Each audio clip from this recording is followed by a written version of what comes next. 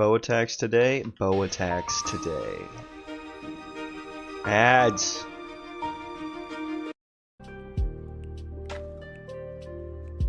Are we feeling rainy today? Are we feeling a little rainy? I like rain. I like rain when I'm inside. I don't like it when I'm outside.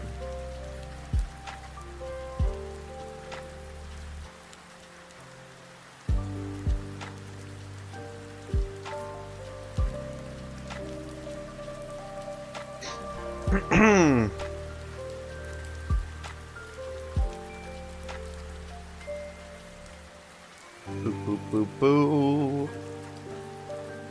Boo boo boo boo. Okay, how's we looking? There we go. Okay. Twitch is up, YouTube's up. I'm up. Let's continue where we left off sort of yesterday. I was already doing a little bit of work this morning, getting the animation queue calculators set up properly for my bow attacks. So I do have it now sending data to the bow animation blueprint here via my handy dandy trigger event node. The problem I think now is, because nothing's happening still, I think now it is not able to go from relaxed to ready. So either I need to push it along, or I need to... I'll probably just do this. Do I have to like click into it? Is a yes. Not.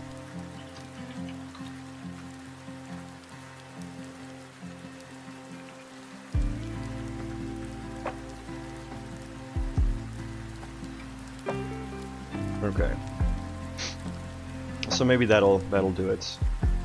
Let's keep that open and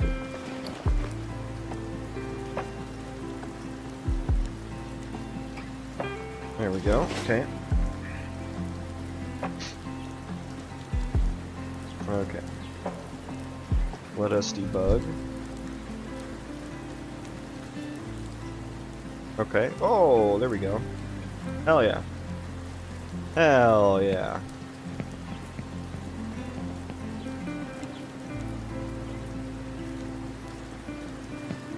Okay, now we're just kind of stuck in this position now. And it did wait for quite some time.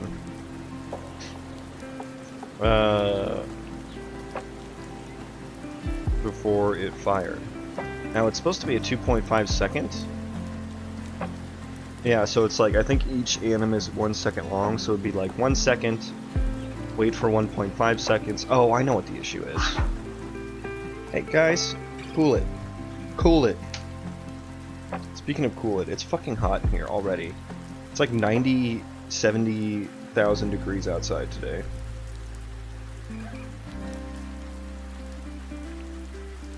It is 97,000 degrees outside, Moxie. Actually, hang on, I'm gonna move my fan. No, we're not going outside, Moxie. There we go. Let's put that there.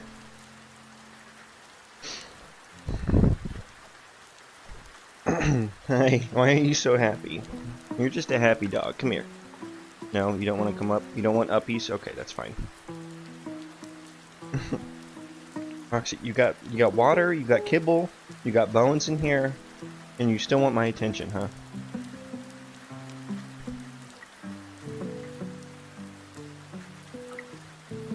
Okay, so I know what the hell the problem was. I need to subtract the first animation time as well. Where do I need to do that at? There we go. Yeah, okay, so calculating the wait time here. Just inline that. The wait time, weapon speed minus the fire anim time times play rate but I also need to subtract the first anim time as well.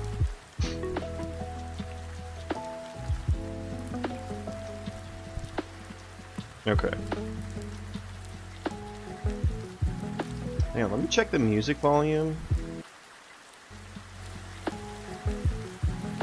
Hang on, let me check the music volume. Okay, that's not bad. Okay. It could be a bit quieter, but I think this is fine. I'm gonna do it a tad quieter. Okay. Yeah, I need the first ability anim time. Load anim time.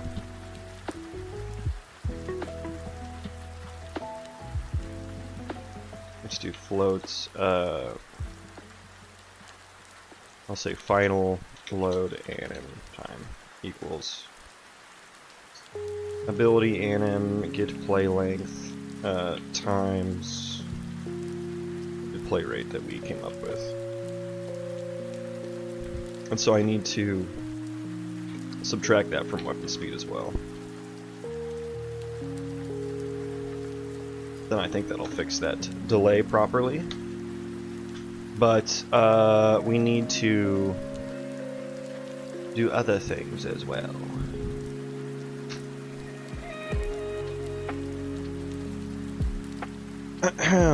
Ahem. So we got stuck at firing. Yeah, because it never got set to false there. Yeah. Yeah, I think that would be why. Now where is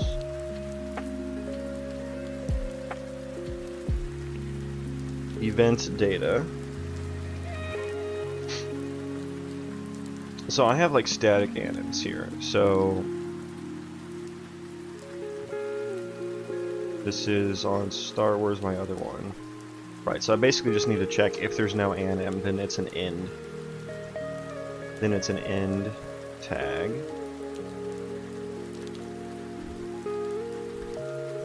It's a break, yes.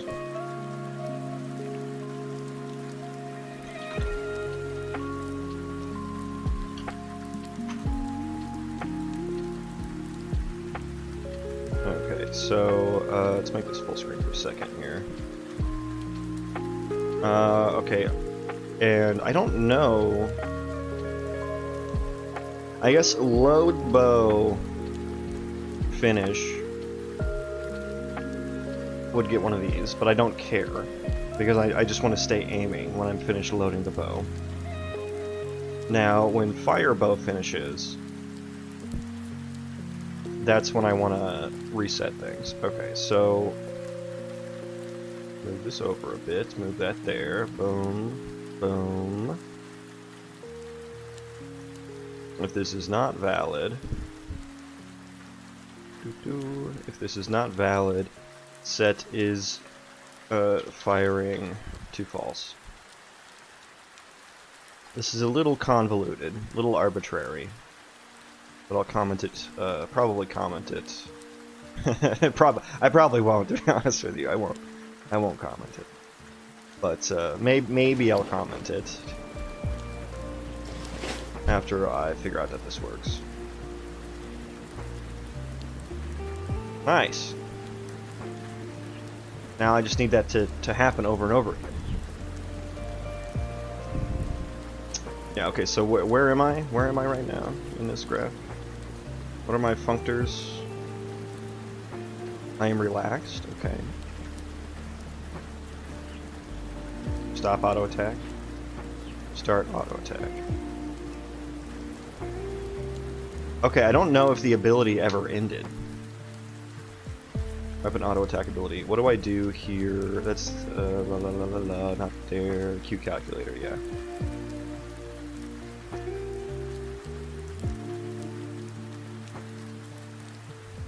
Okay, I need to, yeah, I need to override that. Okay. Okay. Oh, I need to do the damage timer handle as well. Well, no, because it's going to be projectile based, I think. Hi, Moxie.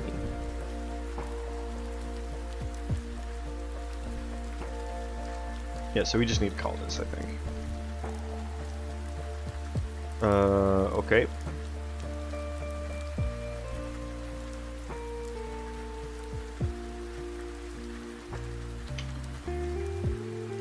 Does this return a boolean?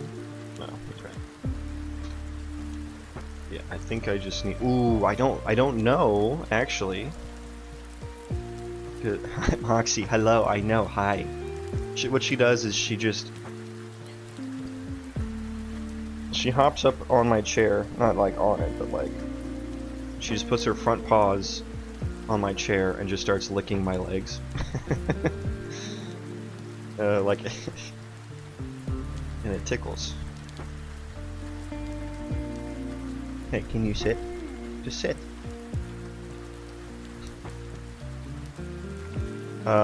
Yeah, so I don't, because I'm putting 2 into the calculator.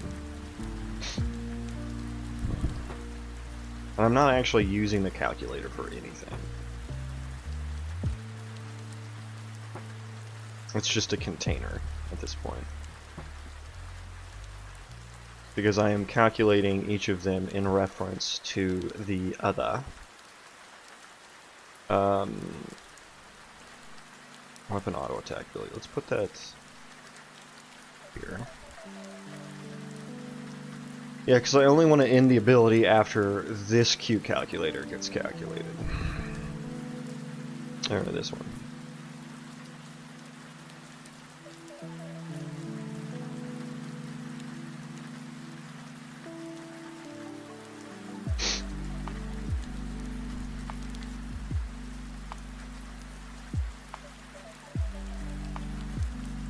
Coffee.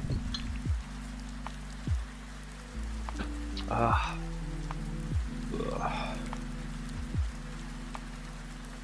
That was kind of a bad shot. Kind of poured a bad shot today. That sucks.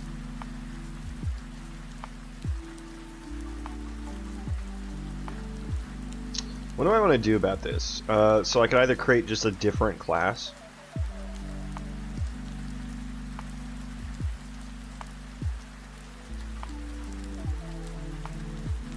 Or maybe let's just like put a boolean on here. Should end ability.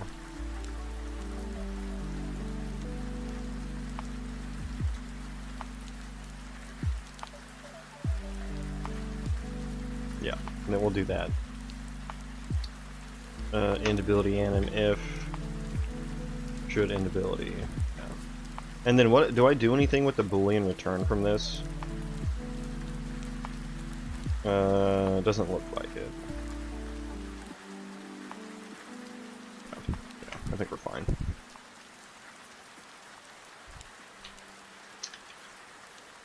I'll just return should end ability there. And I touched a header file, so I've committed the cardinal sin of Unreal Engine and must rebuild the editor. This is going to be good, though. Confident about this bow sequence now. Yeah, because now that it ends the ability, it should be able to start a new one.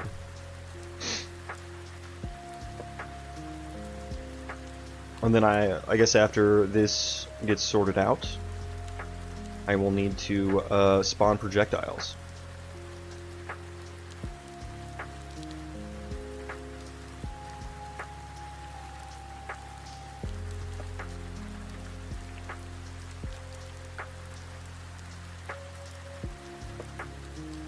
Recent levels, yes, yes.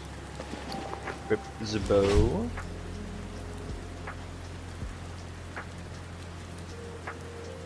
Nice. Okay, and I can stop and restart it, but it's not It's not continuously going on its own. Why is that? Why is that? It should be continuously going.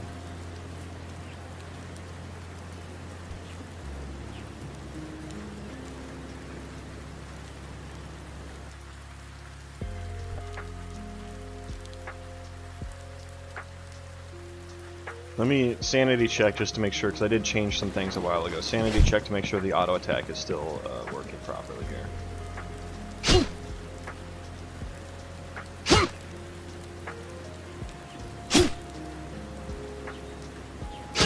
Okay, yeah, that's still working. So why is bow not working?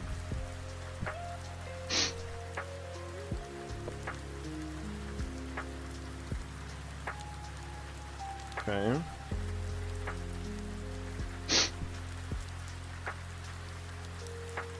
Is main hand attack allowed to start? Yeah, I believe we're getting stuck here somewhere.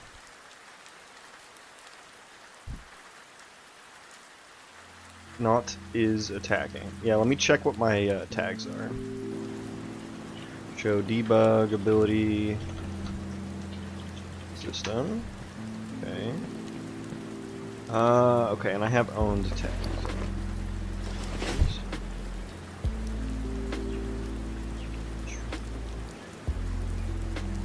Okay, it never gets re-added.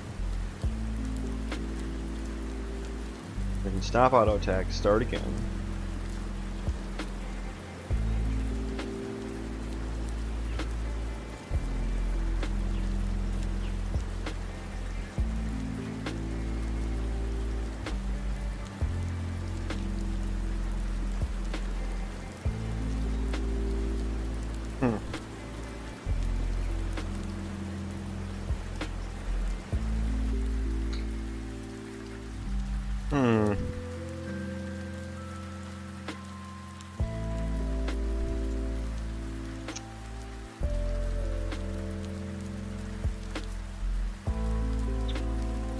Yeah, so stop, start, auto attack, start main hand attack. Yeah, it gets stuck somewhere in here. Where are we getting stuck at? Probably here.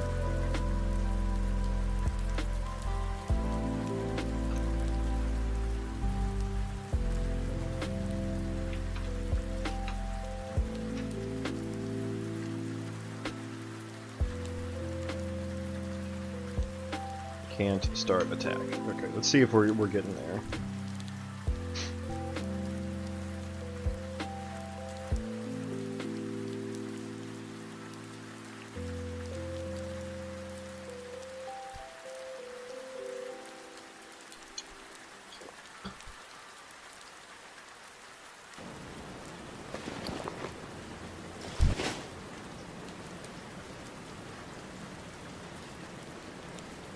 Okay, we're not even getting there. Okay.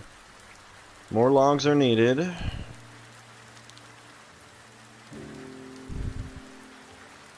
Okay, yeah, that would, where's this called from? Start main hand attack.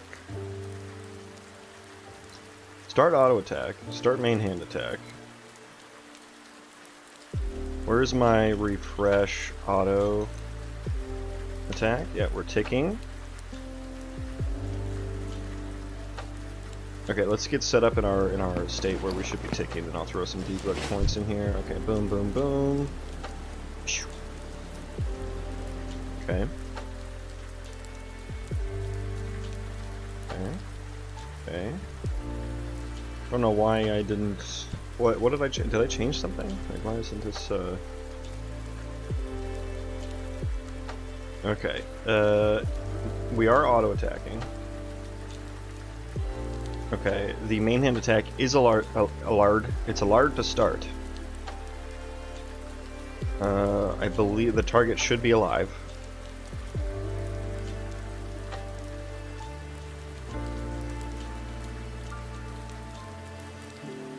Now, is auto attack allowed to start? Is target in range? Ooh, that's probably why. The range. That is absolutely why. I forgot that was a check. That is absolutely why.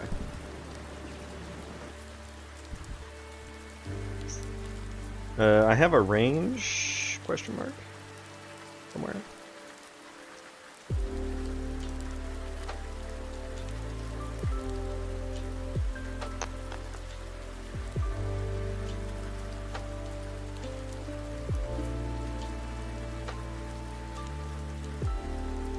Let me look at that. Is target in range?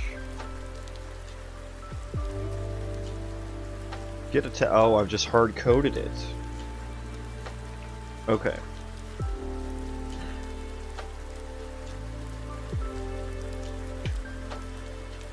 I probably have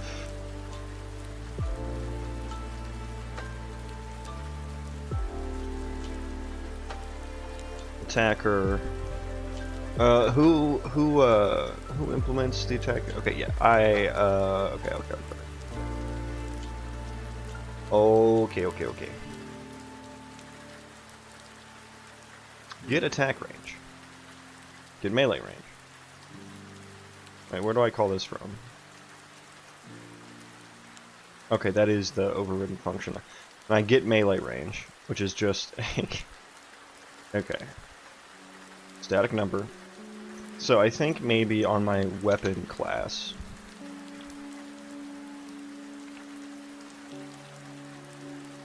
Weapon data needs a range, I think.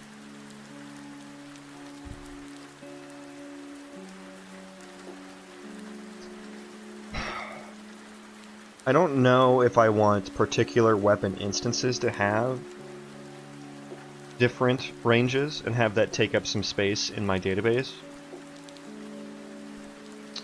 Or if I just want weapon types to have particular ranges, right? Like, I pretty much want every melee weapon to have the same range. You know, maybe spears have a little bit longer range. And then maybe bows all have a particular range.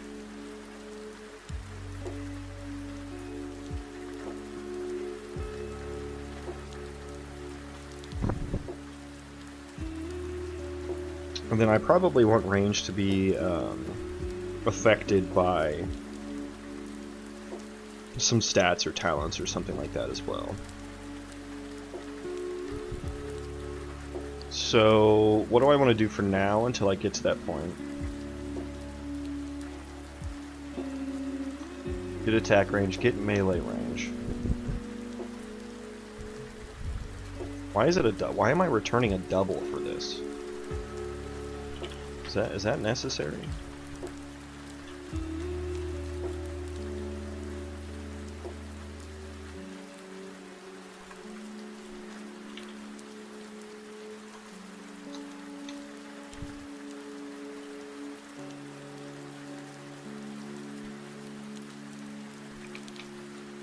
I think this is the same range as what I have my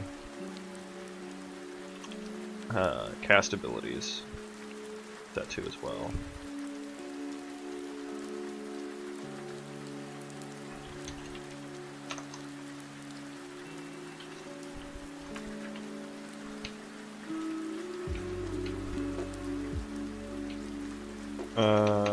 Equipment data dot equipment slots. Or I need dot type, something type, equipment type, bow.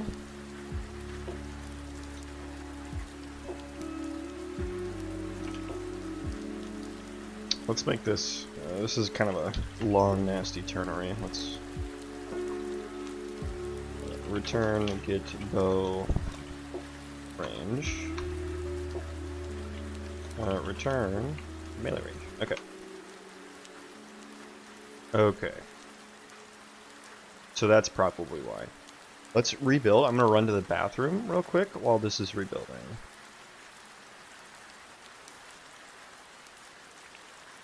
Okay.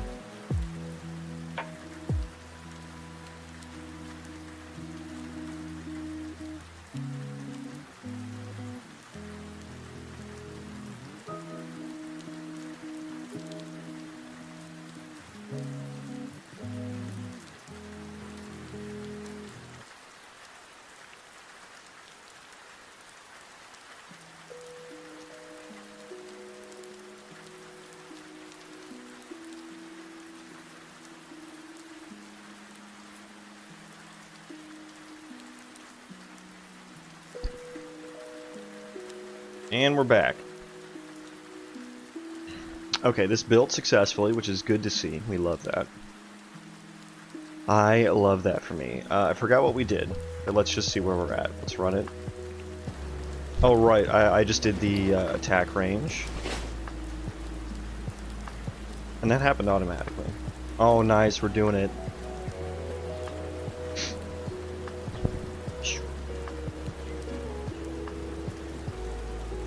Just need to get some sounds in here now, too.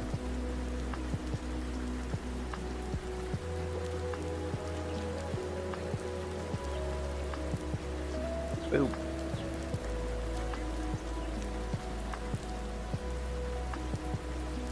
I kind of feel like, should he just hold the... Well, he does put it down. After he shoots. I was going to say, should he hold it in front of him after he shoots and just keep it there like this?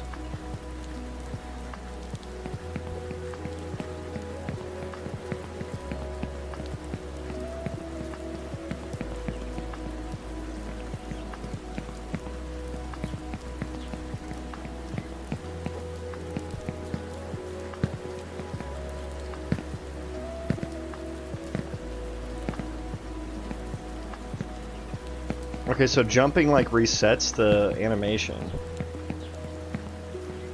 Why does that happen? Oh my god. Oh, I need to turn off, I hate that this is always on by default. Can character step up on? No, no. Because my character just tried to mantle on top of the weapon he was holding.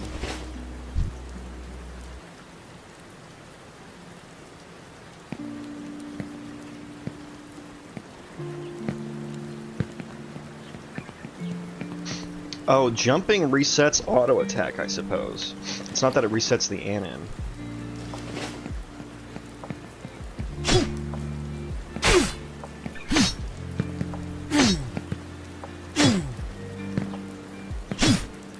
Maybe I should take that out. Jumping.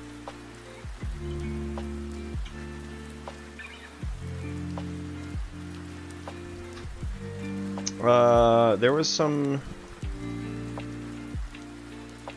locomotion, getting up, rolling, mantling. Yeah, why does jumping seems to reset the auto attack for some reason.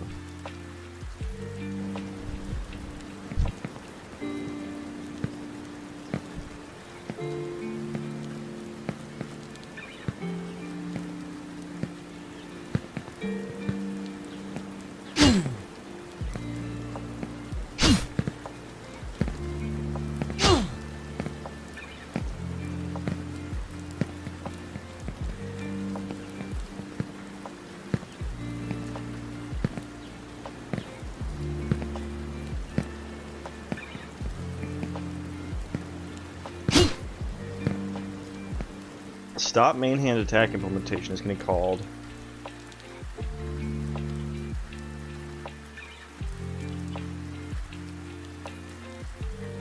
It's getting called from somewhere. It's getting called from here. There. Okay, try stop main. I bet I call this when I like jump or something. Oh, I was right there in front of my face earlier. I didn't even fucking look at it. So when I jump, do I need to stop the main hand attack? I don't think so. If attack is active... Oh, and this isn't even working anymore. Because now it's like weapon... Main hand weapon swinging is what it is now. So I was blocking attacks on... So this isn't even working anymore. At least not properly. And so, in theory, it should be stopping when it's sprinting as well.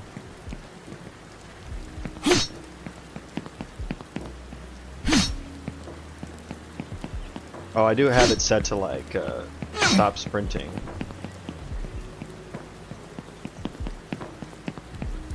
Yeah, you're, like, stuck in, like, the jog gate when you're attacking.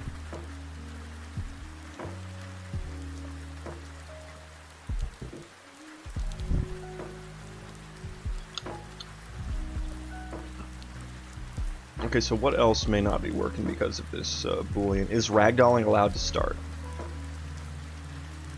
Ragdolling is allowed to start if you're not attacking. Yeah, I don't want that.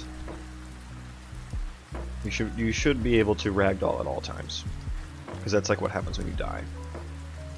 Is rolling allowed to start? So you can't roll if you're in the middle of an attack. That's what I was saying. So I want all that to be, because right now attack active. Ooh, so attack active should actually be like a special ability active, not necessarily a.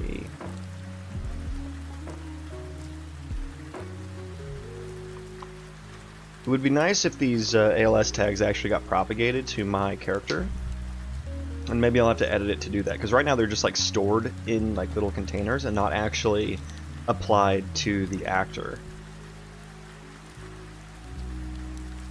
And so what I would do is, like, for each of my abilities I would just have it be blocked by rolling or something.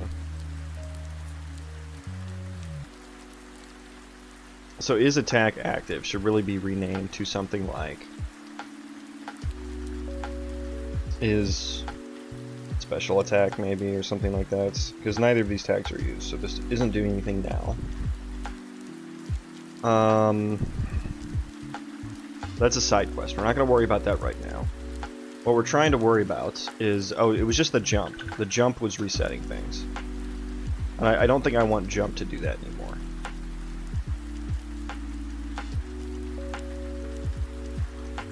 It was resetting my swing timer, essentially.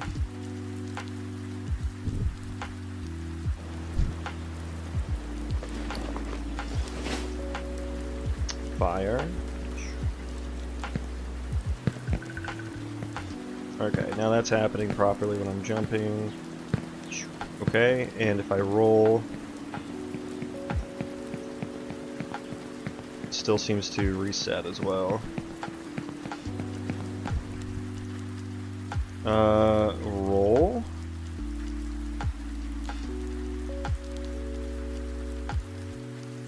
Start rolling, try stop main hand attack. Okay.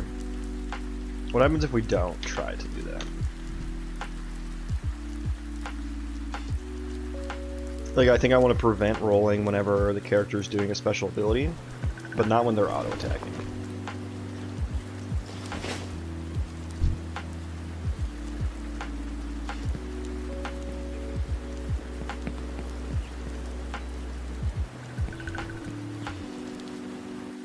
Let's see what happened here.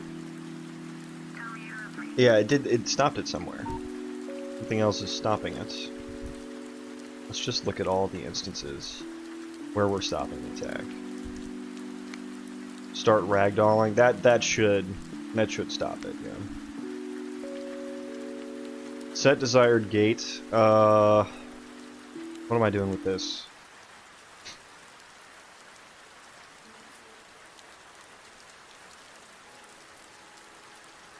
Okay, if desired gate is equal to sprinting, if we're trying to sprint, an attack is not active. We're going to try to stop the main hand attack? What? Refresh gate. So nothing's wrong with the gate, it's the...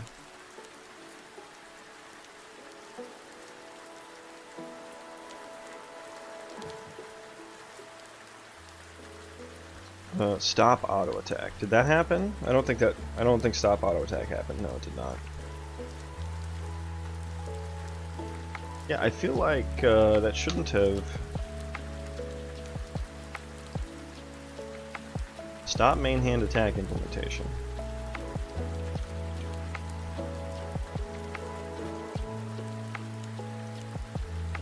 Okay, let's a breakpoint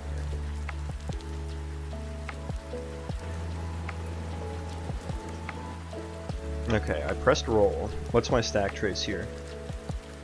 Oh, it was input sprint, because roll is the same button as sprint. Input sprint. Then we got to set desired gate, which stopped the attack. Okay. Oh, shit. Oh, that's annoying. So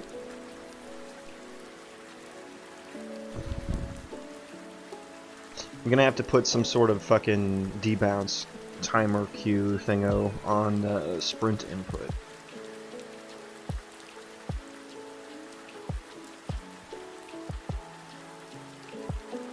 Input sprint. Okay. That's what's happening. Okay, so let me look at that. I may just be able to... Where is input? Where is input? There it is. So I may just be able to put like some sort of modifier on the action. Is sprint in here?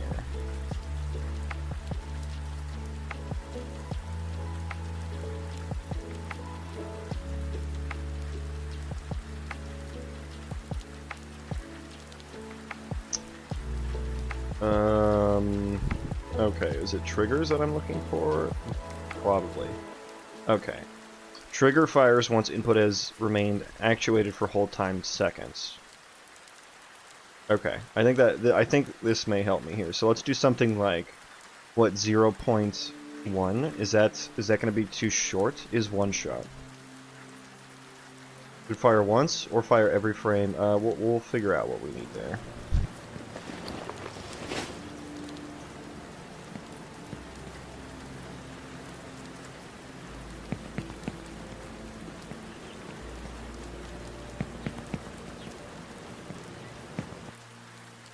Let me also make sure that that's the right sprint.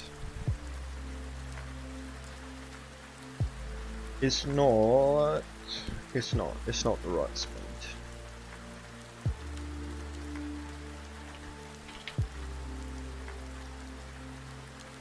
Game input action, yeah, okay. Save that now. And let me pull up the other sprint as well. Ooh, triggers. So hold and released. Okay, so they actually do have the hold on there as well. Let's copy that. We're gonna paste it into ours. Let's turn it up then, if that's happening.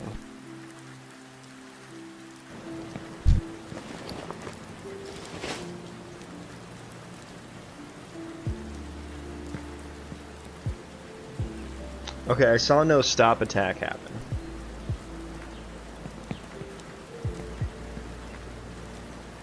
I think it's just restarting the animation now. Okay. So I just needed a little bit more time there.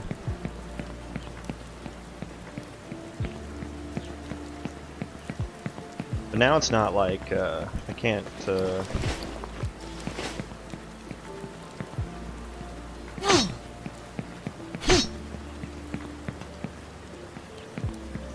Now I like can't even sprint when I'm attacking.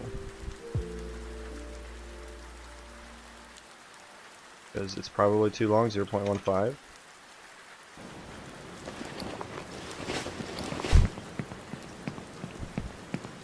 can't even sprint at all now.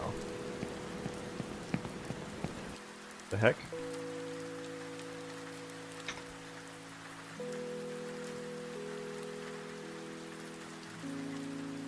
Was it the consume? Is that what was doing it?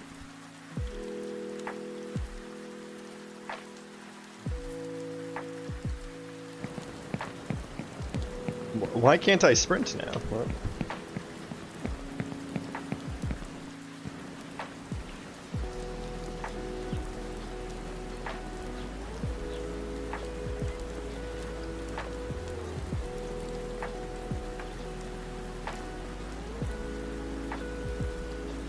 Change it back.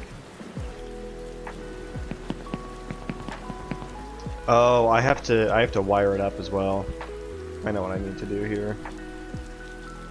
Let me go to my character blueprint.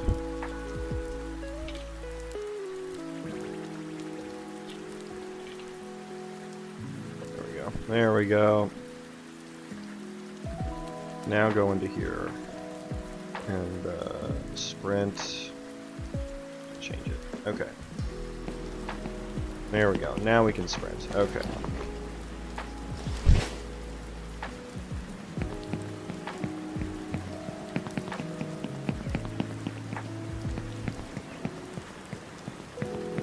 and it interrupts. Okay.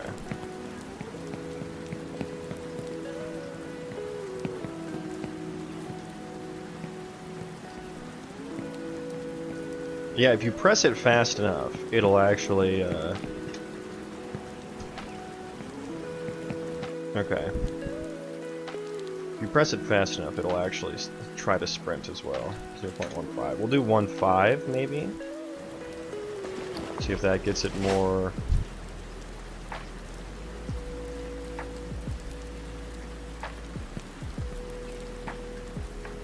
Now, it's still triggered there.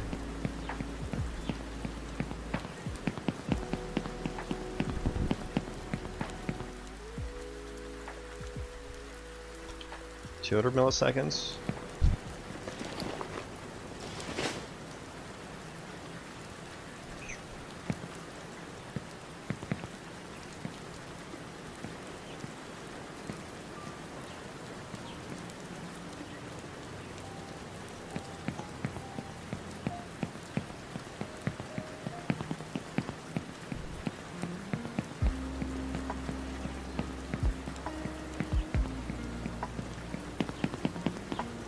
Okay, but now I can't seem to sprint out of it.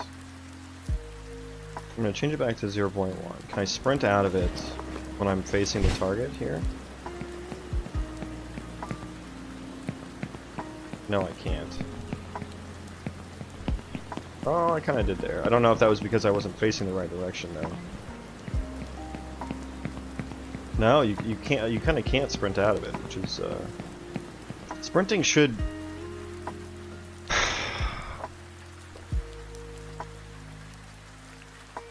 That may be a fixing the sprint along with auto attack. That might be a side quest.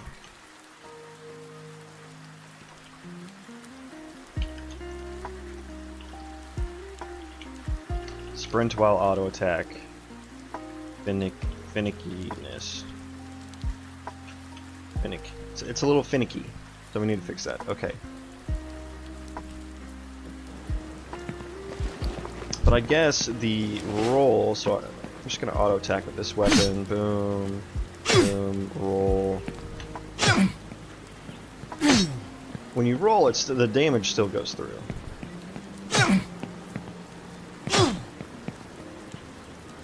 Oh no, my W key stopped working again. Dude, it works for so long. And then it'll just stop working.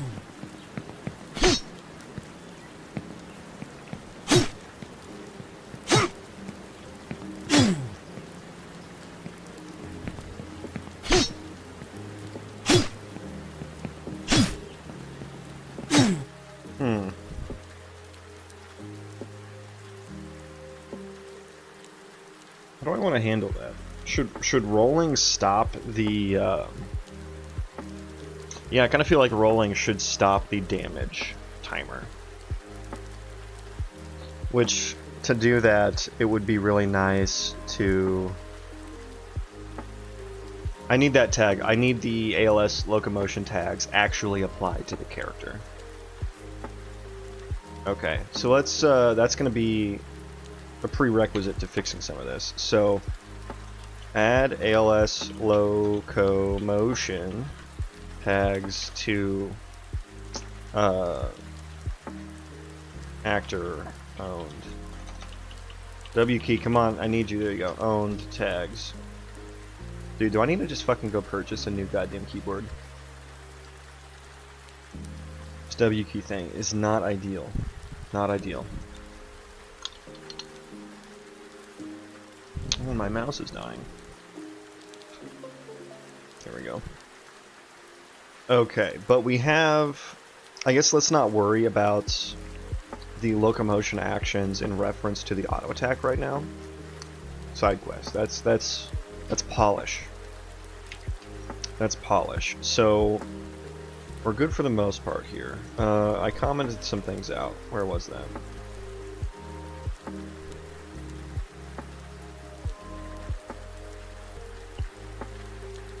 Where was that?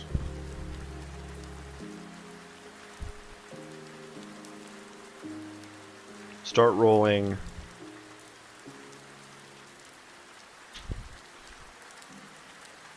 Yeah, should stop attack.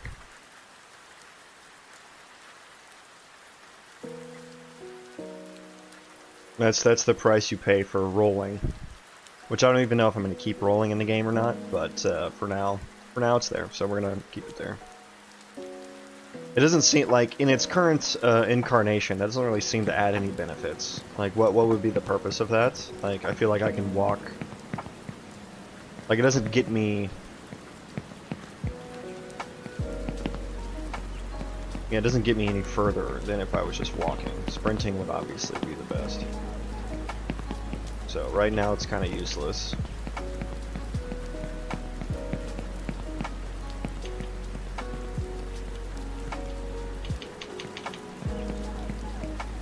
Okay, now the W key's working. Okay. Let's get rid of the input stuff. So now I think we are probably ready to spawn the projectile. Now I need the anim. Probably the attack bow. Yes, yes, yes. So I need to put a notify in here. We'll just reuse the deal damage one.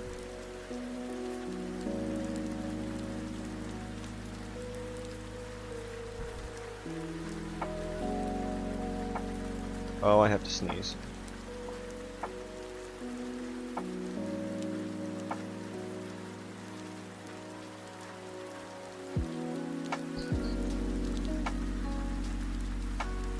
Okay.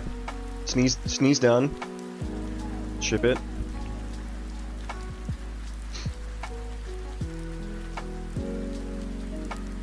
We'll go right there for now.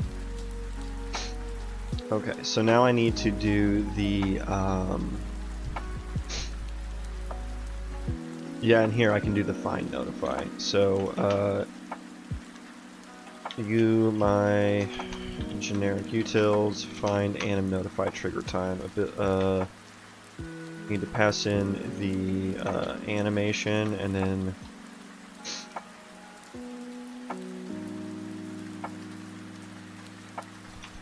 ability anim, yeah, and then the name of the notified deal damage.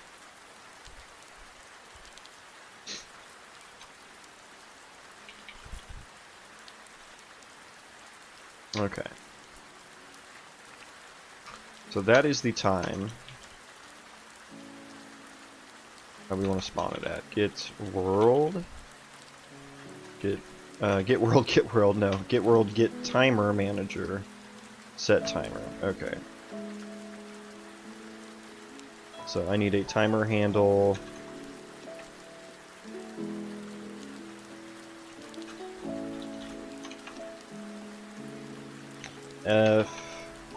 Timer handle.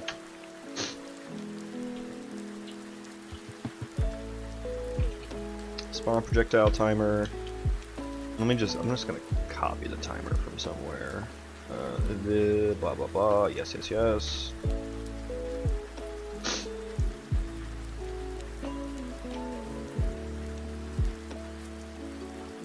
On spawn projectile notify. Create it.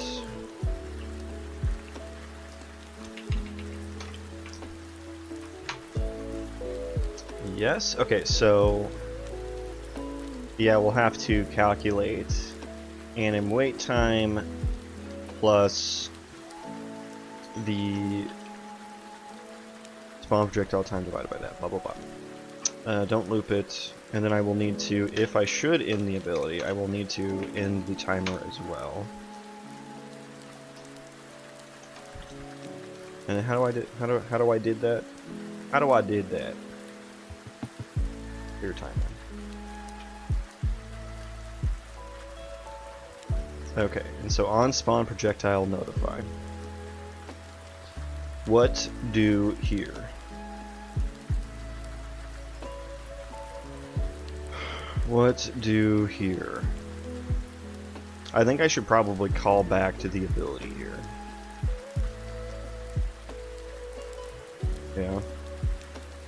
On deal damage notify.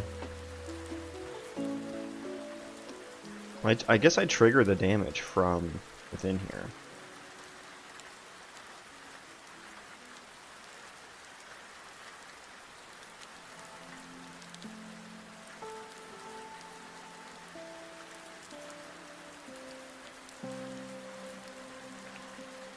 And I do that directly on the weapon. So, I'm just trying to think about how I would make this reusable and modular. So I guess, like, am I gonna have like different arrow types? Probably, or like maybe you know, some fire arrows or some shit like that. So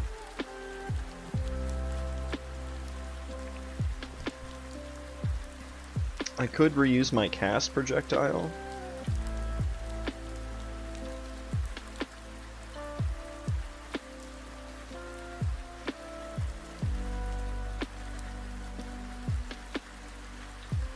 Cast projectile, what's in here? Spawn, I have cast spell, I have shoot.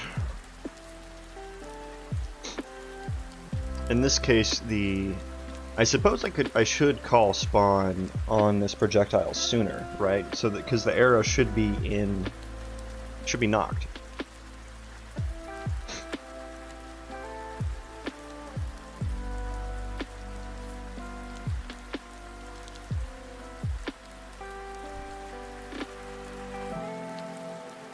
And then I can just fire it at the character or whatever. Oh, the projectile is gonna be weird. Because it's not gonna look realistic at all. Especially if I use the same projectile movement as this. But I suppose that's why I would subclass this. To override the projectile movement.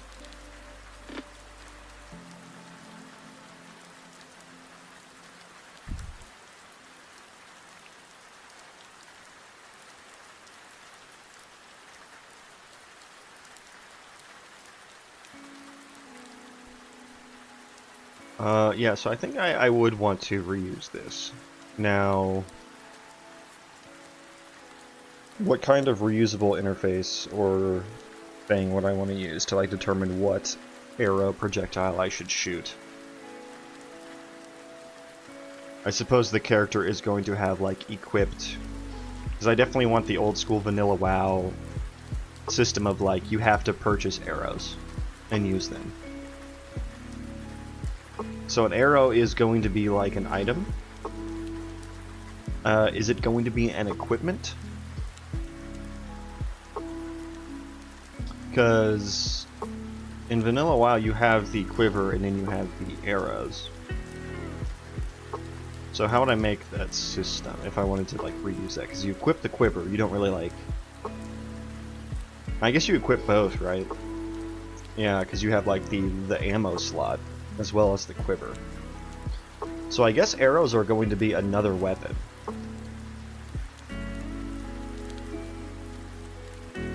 So I guess I have to call back to the equipment component to get the arrows.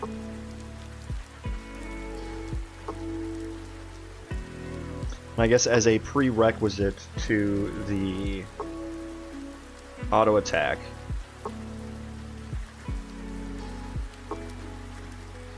let's override the can.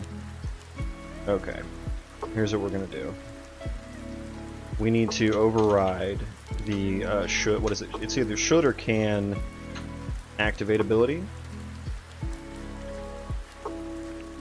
And let's add a requirement for having arrows equipped if we have a bow. God, I cannot type. What the hell was that? Should activate ability? Show me can activate ability. What is the difference?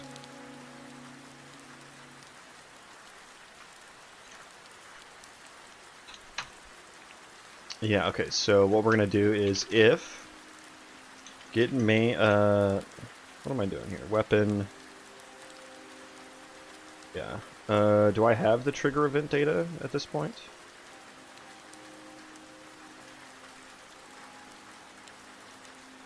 Trigger event data. Huh, okay, so... I guess I don't. I don't.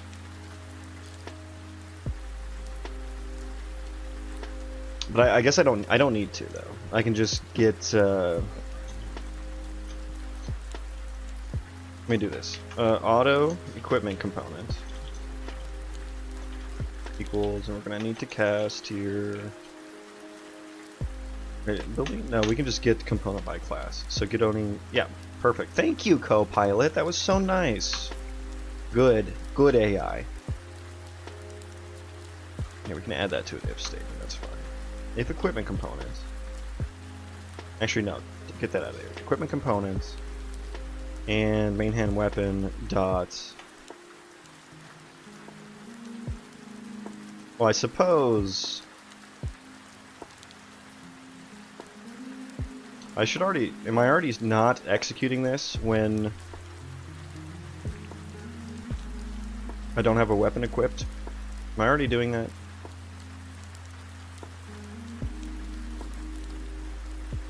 Yeah, I'm already not doing it. Okay. We'll do a little extra precaution though. If we have an equipment component, let's do an OR here. So if we don't have an equipment component or that, we can return false here. We cannot execute the ability. Cannot activate. Now if equipment components get main hand weapon dot weapon equipment data dot slot no type, if it equals bow,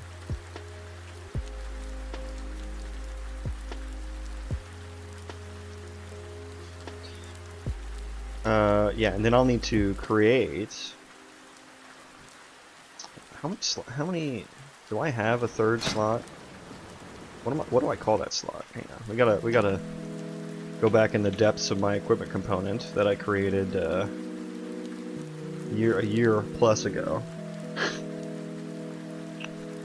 Where equipment slot ranged. Oh, I forgot. Oh, I forgot I had the fucking ranged. Okay, so I need to change some things here.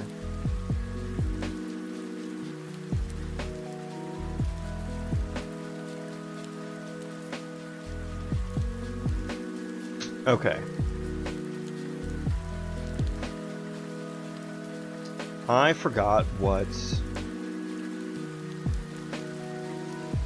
Okay, yeah, I'm gonna need to change some things. Hang on, let me look at the vanilla WoW. Okay, vanilla WoW Hunter character sheet.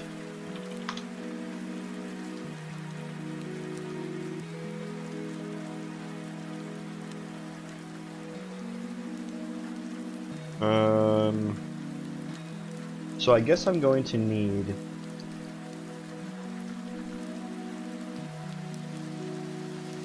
Okay, yeah, and then they have the ammo slot.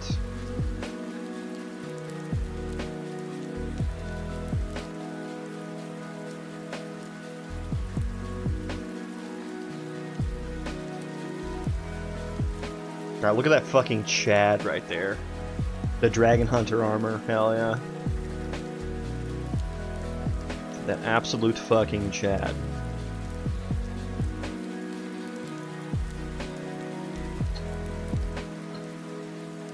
Raider of Mak'gora, that was the name. Hell yeah, dude. That's fucking awesome. Got the Frostwolf insignia, epic. Man, he grinded his AV, didn't he? He grinded his AV. Okay, I'm gonna need to change some things. For some reason, I was thinking that a bow would get equipped in the main hand, which doesn't make sense. So, where is the slot held in? I need to go into back into my data tables, right? Equipment, starter bow. It is not a two-hand, it is a ranged. Okay, so now this is going to be interesting, because my auto attack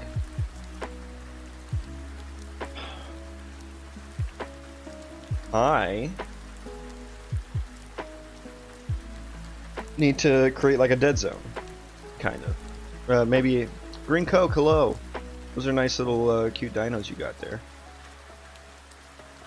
Welcome in. Working on getting bow attacks working. Making some WoW systems, I see. Very nice. Yeah, I take heavy inspiration from vanilla WoW, specifically vanilla WoW. No retail. But yeah, I have like all the animations I have. I actually was able to rip from the vanilla WoW client.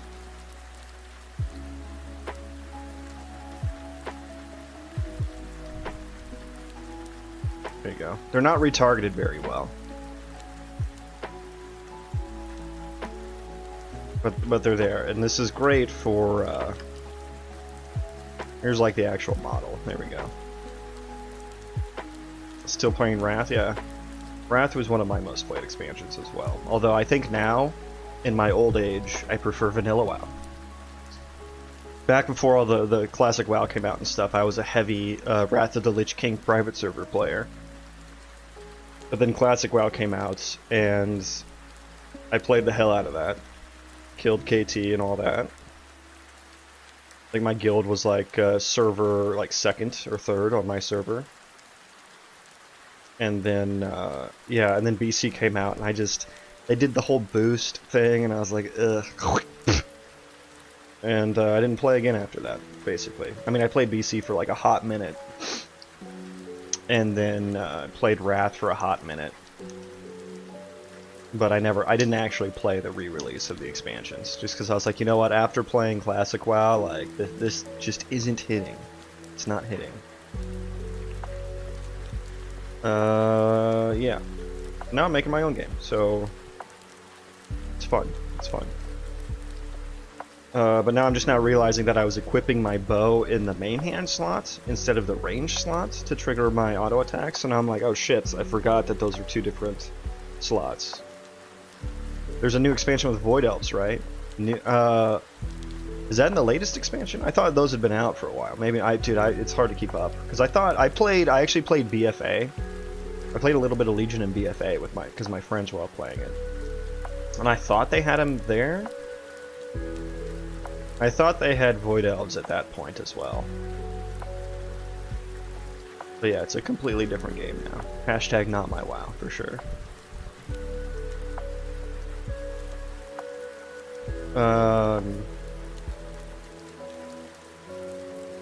Dalaran got blown up. Yeah, Dalaran's just moving all over the place. Okay, so I need to do one of these for sure. Get ranged.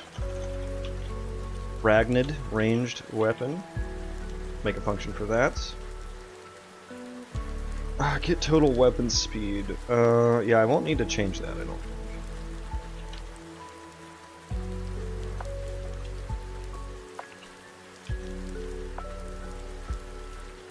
Then I'll need to like make a get arrows function as well. Let me actually move this under that.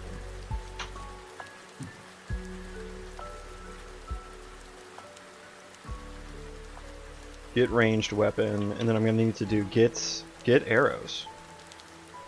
Or get ammo. Let's say ammo. Get ranged ammo is what we'll call it. Get ranged ammo. And then I'm gonna need to create a slot for that.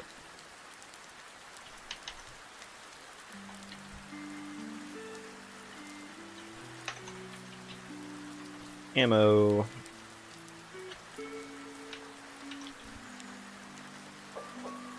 It got eaten by a black orb void. If that says nothing to you, it's new expansion. Yeah.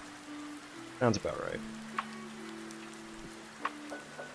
Sounds about right. Yeah, they got Metzen back or whatever, which was exciting to see, but ultimately still not interested in the new shit. The game design of Retail WoW just does not match what I want from an MMO.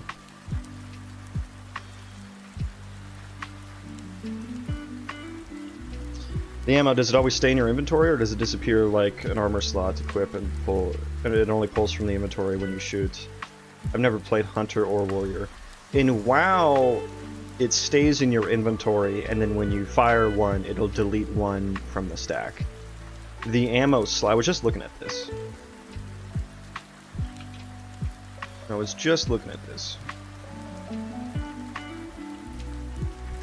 Yeah, I was looking at this absolute Giga Chat here.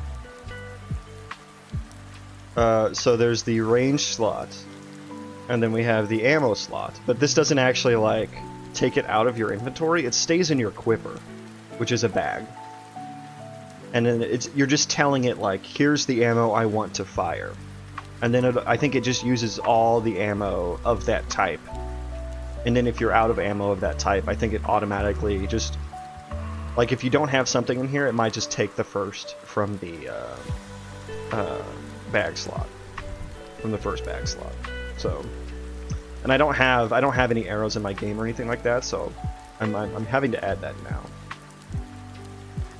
It doesn't switch when it... I think it does. I think it'll automatically roll over if you run out of that particular type of arrow.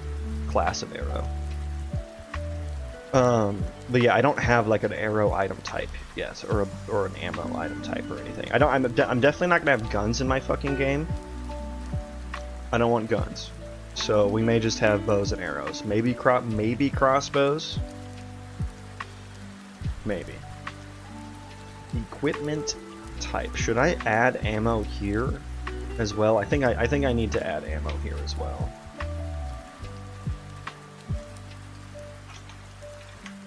That is a type of equipment, right? Alright, and then I need to,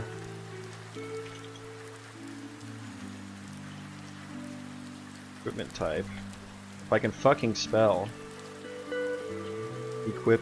Oh, I do need, 2 T's there. Equipment type ammo. You know what?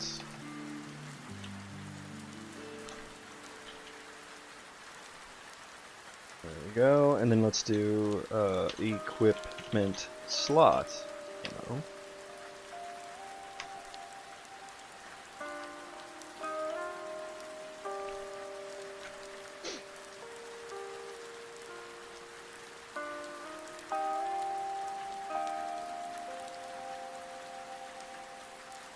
It would mean that you can accidentally use expensive arrows on crappy monsters, but yeah, what do I know? I mean, I think that's kind of the game that the hunters have to play, right? Like, they just, they have to order their arrows in their quiver the way they want to shoot them, you know? But it's like, the alternative to that is that they have to manually put arrows into their slot whenever they run out, which, in the middle of the raid, is not ideal, right?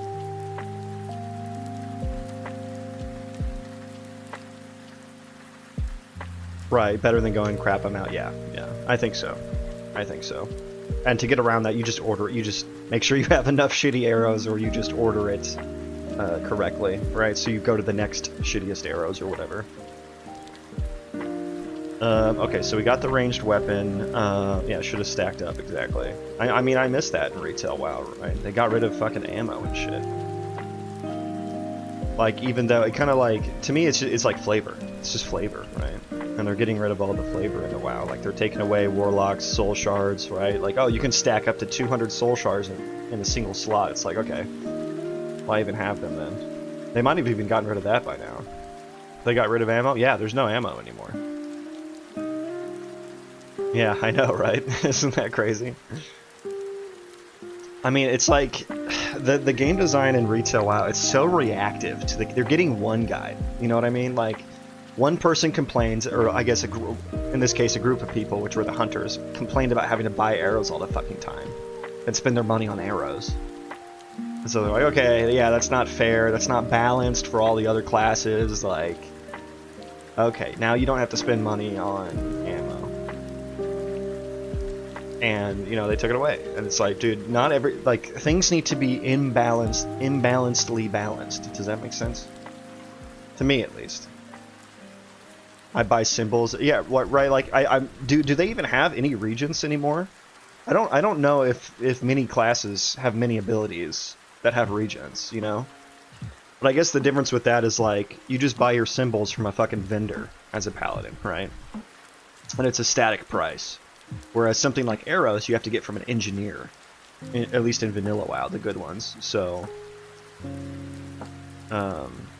they do end up being more expensive. But I think that's a good idea, though. I just came up with an idea from that combo.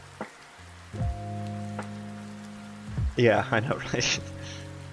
They're just nerfing everything, making it too easy. But, like, wouldn't it be cool if, instead of just purchasing regents from a vendor, if you had to get them made by, like, you know, like your symbols of kings, maybe you have to get those from, like, an enchanter or, like, a blacksmith or some shit like that, you know? Kind of fueling the economy a little bit more. That would be kind of cool. And then maybe you can also just find them out in the world as well. And people can sell them on the auction houses, like, as they find them and stuff, or they can just make them. That would be kind of cool. But I'm going to write that down in my idea stock.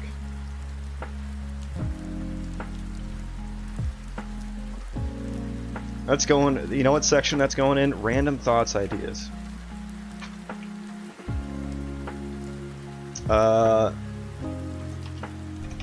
Abilities that require regents can be made by trade skills, and also some found out in the world. In Wrath, they cost engineering mats and mining. Yeah, yeah. The Seronite arrows and slugs and whatnot.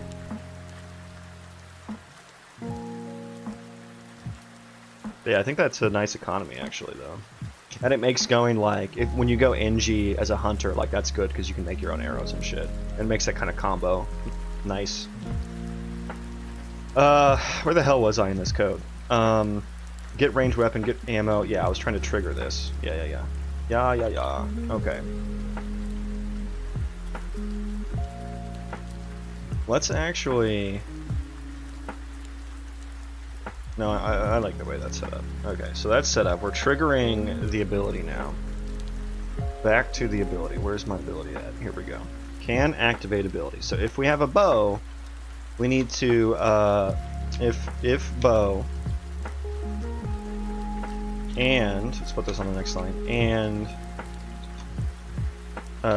get ranged ammo. If that is a null pointer, we need to return false.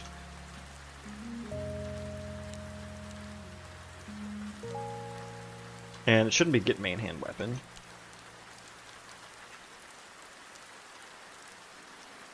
Okay, so here's another thing. I either need a ranged weapon or a... So I have to figure out, actually. This should definitely be a ranged weapon.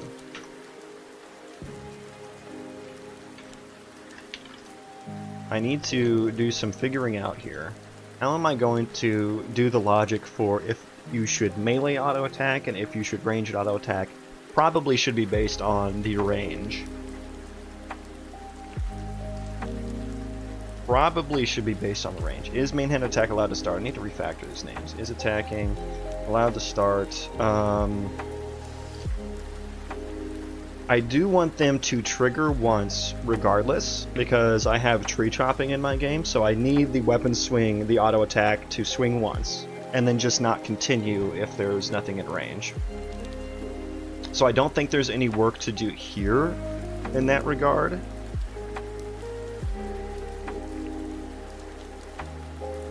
Do I need a target to shoot a ranged weapon? Or maybe if I have a ranged weapon equipped, does that just take precedent over everything?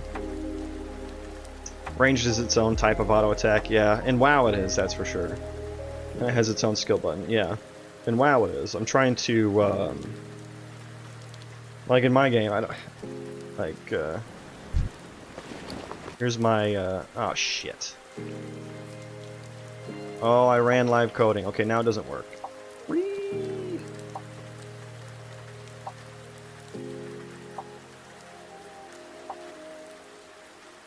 So my game doesn't, it's doing like, what do you call like the type of camera that WoW has? Because I'm not using the same type of camera setup. I'm using like it's third person, but the mouse is in control of the camera at all times. It's not like hold right click and control the camera. Like there's no cursor on the screen unless you open up UI. That's the kind of game that it is. So I'm trying to make the auto attack just be right click, like it's always right click, which it is in WoW as well. But in WoW you also have the ability slot thing.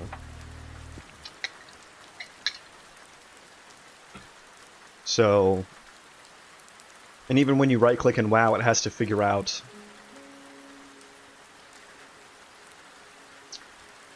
WoW is a mix of RPG and RTS. Yeah, for the camera, that's probably a good way to put it for the camera. Okay. Yeah, let's not equip the bow, because things be fucky. Starter bow, ranged bow. Okay, yeah. So, wait, what happened here? Equipment slot.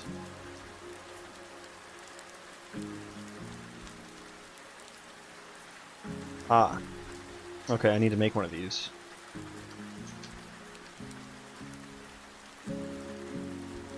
Ranged.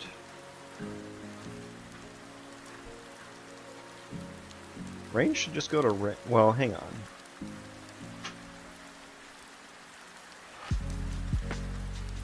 Socket name should be like if this dot contains, else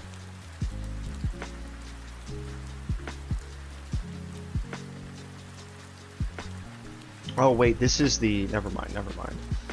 Yeah, this does need a an entry. Does need an entry. Okay, rebuild again. If you're going FPS, you got some design choices to make. It not FPS, still third person, but it's like I don't know if you ever played BDO, Black Desert Online, but that is closer to the camera style that I'm doing. So a little bit more action combat-y, but still's got the chill vibes of a tab target type thing. But I am having to make some design choices. I just made one earlier, or in the past few weeks, as I'm working more on the ability system. Like auto attacking, I had to figure out what am I going to do with the auto attack animations, and like the weapon skill animations. Like how am I going to weave those together? Because like in WoW, your auto attacking just goes off on a timer always. Pretty much, and then it just tries to sync up animations as best as possible to that. And so the white damage can just pop out of nowhere.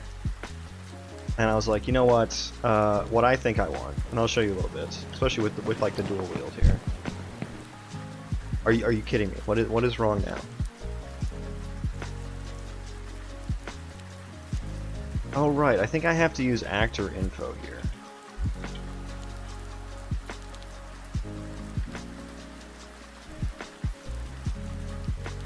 I think I have to use that in this function.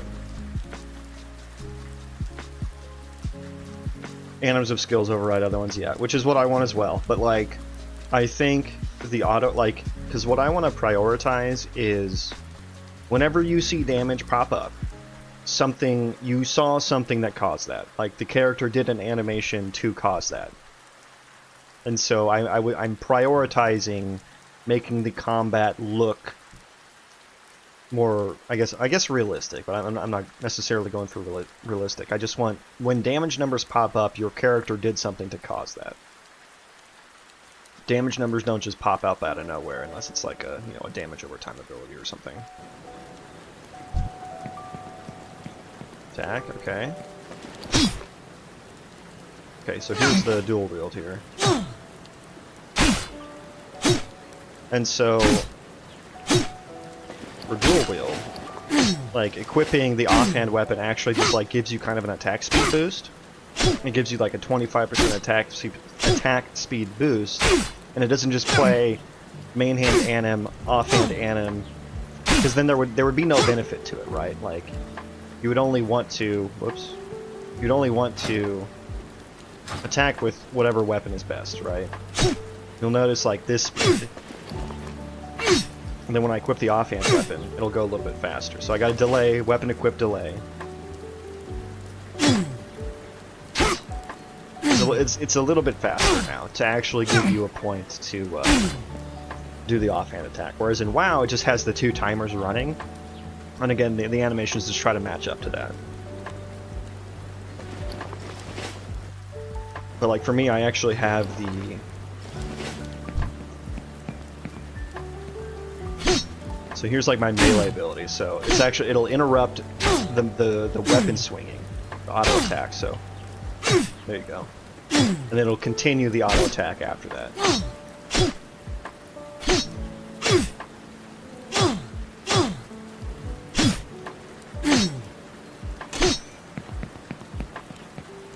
So that was a design choice I made, just to make the combat look a little bit more responsive to what the player is doing, while still having an auto attack. So that was a design choice I made. But now what do? Equip. Okay. Okay, it didn't. That's a crazy looking bow you got there, mate. Why didn't it unequip? The way they did it in WoW was for damage output, yeah, because like what I'm gonna have to do is make sure that my abilities, like they do enough damage to warrant clicking them, right, and not missing out on.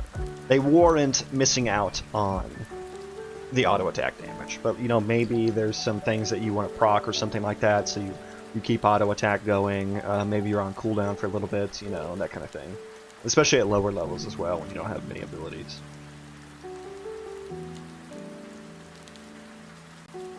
Right, yeah. In WoW, yeah, if the auto stops during skills, if they don't change anything else, then yeah.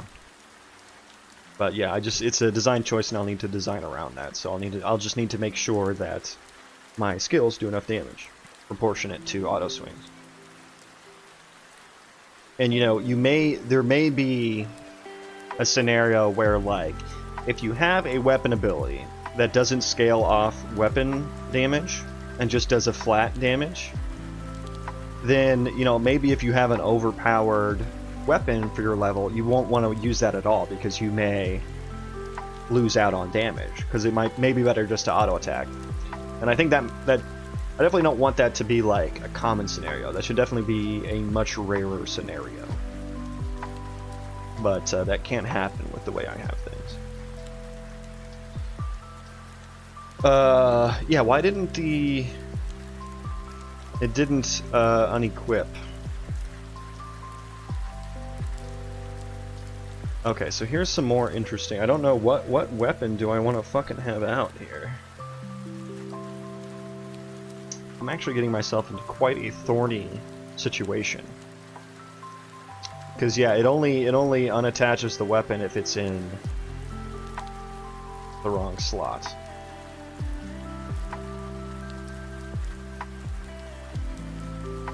Yeah, I'm gonna have to come up with some logic for the ranged weapon attachment here as well.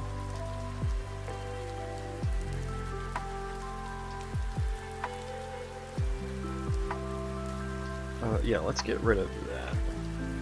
I'm not using those at all anymore. Get rid of that.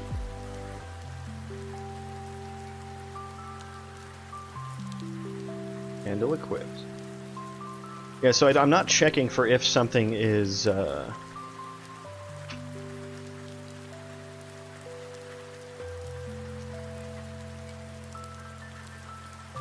source ability.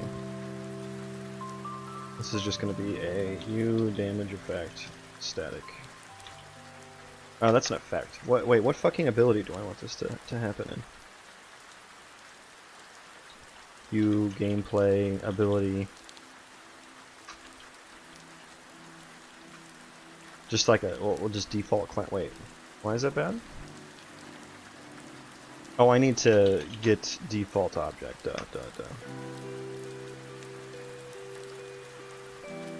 Okay, now that's good. Just a throwaway ability there.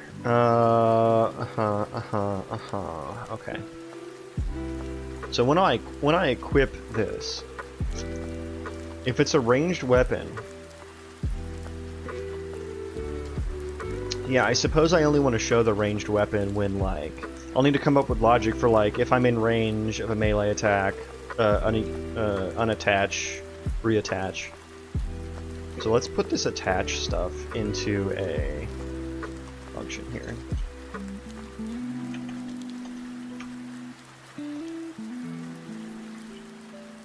Attach weapon.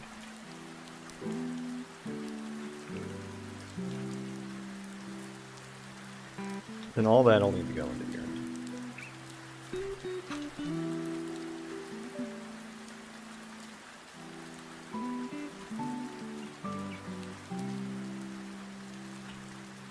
Let's throw that log in there as well.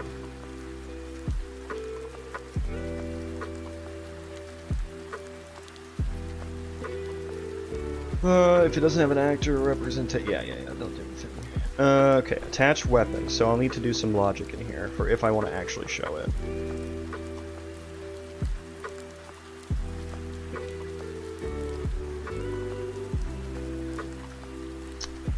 So when you equip a weapon,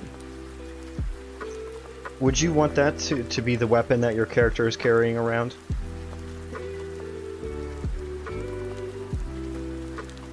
Or would you want the main, like if you equip a bow, that should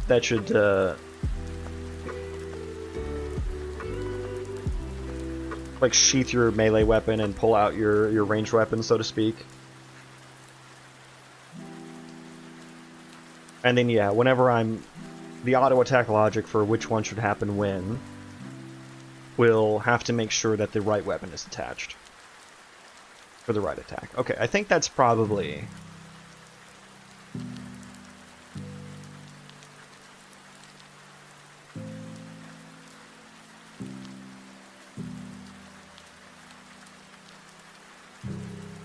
The weapon shield is always visible from the main hand, so they go on your back when you use right. Yeah, I get that. I get that. I guess what I'm asking for is, like, what happens, like, let's say your character is holding your weapons, whether that's a sword and shield or whatever.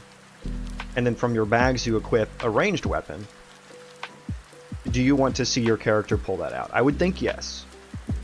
I would think yes, you want to see that. It doesn't really, gameplay-wise, it doesn't really matter. So I'll make sure the right one is shown at the right time. But like, what happens when you equip, and if you're holding a ranged weapon and you equip a main hand weapon, would you want to see your... They pull... Yeah. I get what they do in WoW. I get what they do in WoW. But yeah, I think I would want to unattach the...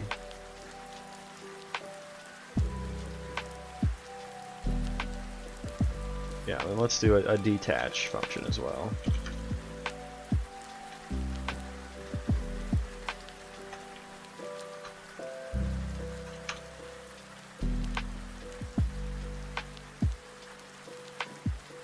The slot held in.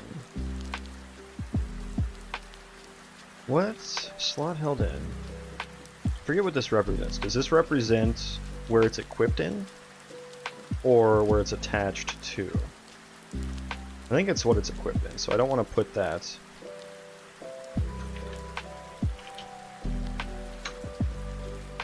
Uh-oh, what's happening?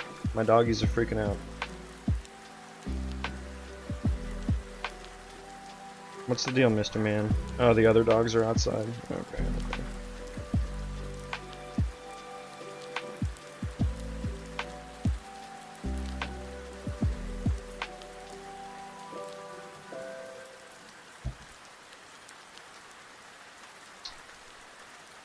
You want to see it? Yeah, I think so. You don't really see the re-equip of main to bow, but that would be neat. Yeah, I think so. I think it would just be like kind of like little immersive detail there. Okay, so we have these reusable functions now. And so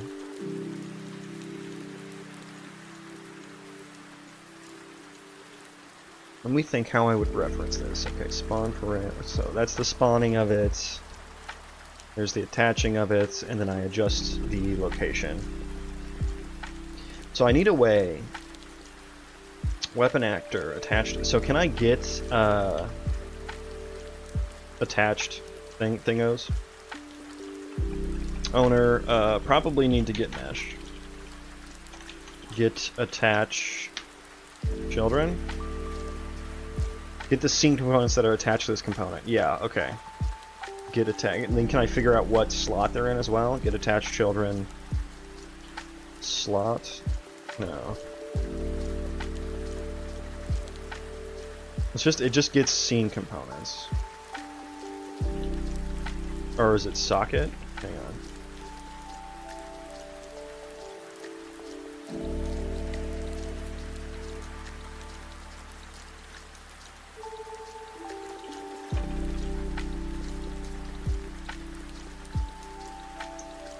Get that.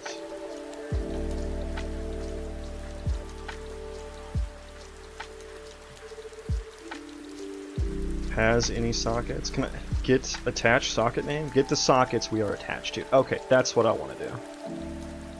Okay, my dog is freaking out. Hang on. I will be right back.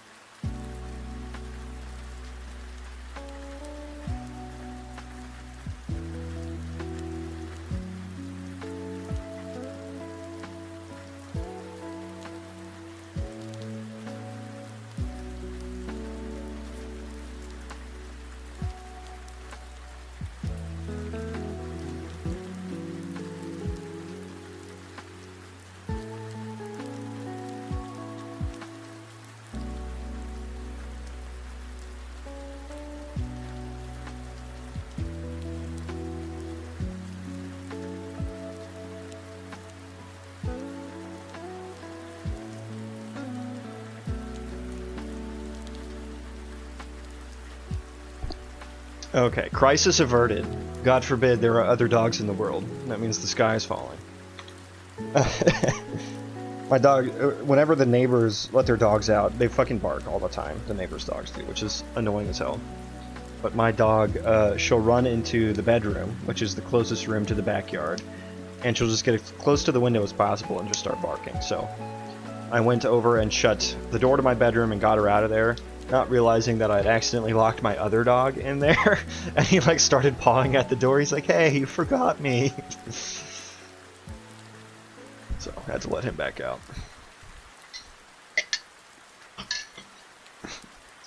Okay, so we're gonna need to... I suppose it would be nice if I just maintained an array, a map of this, so I wouldn't have to iterate over it. But then that would I would need to create like a stronger reference here. I mean, I guess I'm already referencing my project character. I mean, let's just iterate over it. For each in here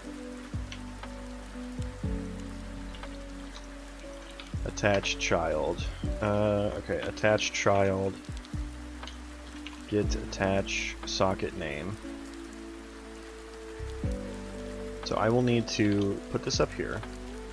I'll say if this equals the socket name that I am attempting to connect to. I need to detach that. Detach.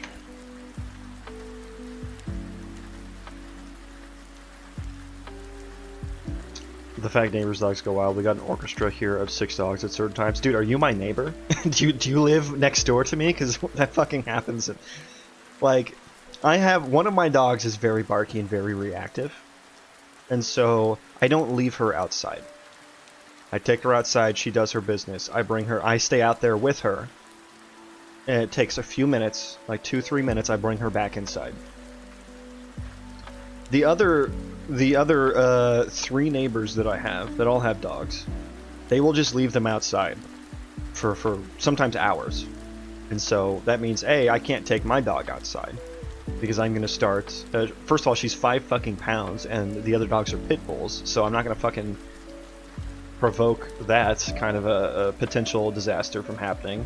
We're only allowed to have 4-foot fences as well. So, yeah, pit bull could easily... Or any large dog could easily vault that if they really wanted to. So, already annoying that I can't take my 5-pound dog outside. Because they like to leave theirs out.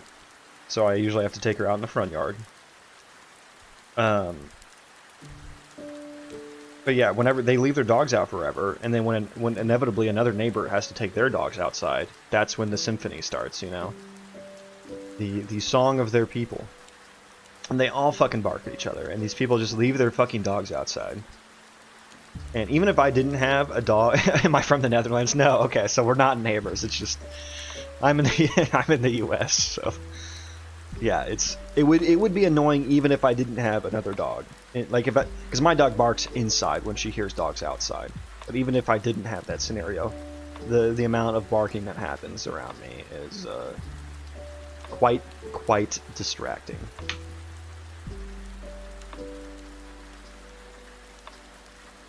So I need to cast this to a weapon.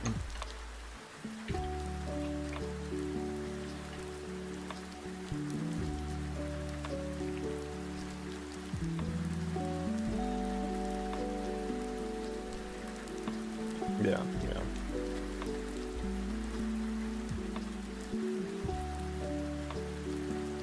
Oh, you don't have any dogs yourself. Okay, so it's not quite as bad for you, but yeah, barky dogs are still annoying. Everyone has a dog outside all day, yeah. They all bark all day, all night, yeah. I don't know if they have, like, noise laws where you're at, but I've gotten pretty close to filing a noise complaint a few times. I think actually, so one of my neighbors, this is kind of funny, one of my neighbors was pregnant until about a week ago. And she was very, very pregnant. She was like 11 months pregnant, you know what I'm saying? Like, about to bust. And she has 2 dogs. And like this one night, her dog was just in the backyard, facing the house, and just barking nonstop. And it was weird because usually the dog faces outwards from the house, barking at other things. And then the back door was open as well. The screen door was open. And the dog wouldn't go inside. And it was just standing there, barking one after another. And I'm like, what the fuck is going on out there? Is there a robbery happening? Like, do I need to call someone? So I'm looking out the window here at like what's happening. And I think her water broke. The lady who was pregnant, I think she was like going into labor, and the dog was like, "Mom!" like freaking out, didn't want to go in the house. Like, what happened to Mom? So that was kind of funny. But yeah, now the lady's not pregnant anymore, so that's how I figure that out. So that was kind of a funny situation. I was like, do I need to go over there and check like what's going on, or or what? You know.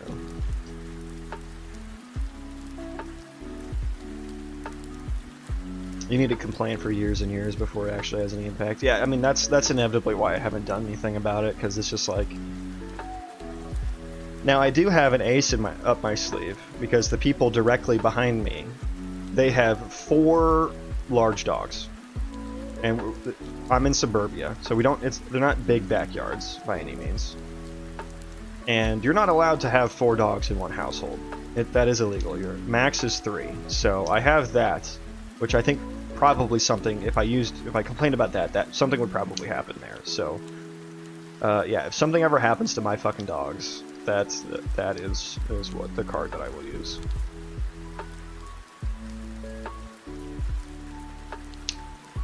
Yeah, and you don't want to make enemies with your neighbors, right?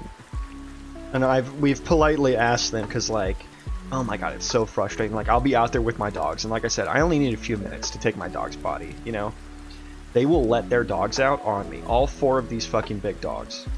And they will rush the fence and start jumping at the fence. And then, of course, my dogs are freaking the fuck out. And my dogs are about... They're like 6 pounds, so they're fucking tiny. And it scares the ever-living fucking shit out of me. I'm so terrified for my dog's life when that happens. Like I said, they're these 4-foot fences, and they're not like the wood paneled fences. They're the I think they call them montage fences. It's like the black fences that are just bars that a tiny dog could easily fit through. So I've had to put like chicken wire up on mine to prevent my dogs from getting through. But yeah, it gives me a goddamn heart attack when that happens. And so I have politely asked my neighbors to not let their dogs out on me. But it still happens. And it gives me a fucking heart attack every time. And they don't do anything about it. Like, they just let their dogs out and then fuck off inside. I'm just like, I'm sitting here, like, sprinting around the yard trying to catch my dogs before their dogs potentially jump over. Thank God they haven't. They throw out meat filled with poison to fight certain pests. Or give... What? That's crazy. That's one way to fight it. That is one way to fight that. I have a picture, though. Of, should be... It's like a screenshot, right? Should be a screenshot somewhere.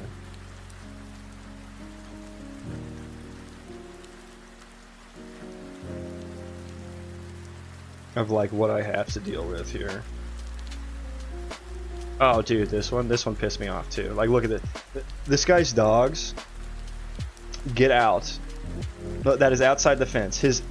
And they just like run around other people's yards, and like their dogs, like that is actually, you probably couldn't tell in that, but one of their dogs is shitting in someone else's yard. So I was like, bro.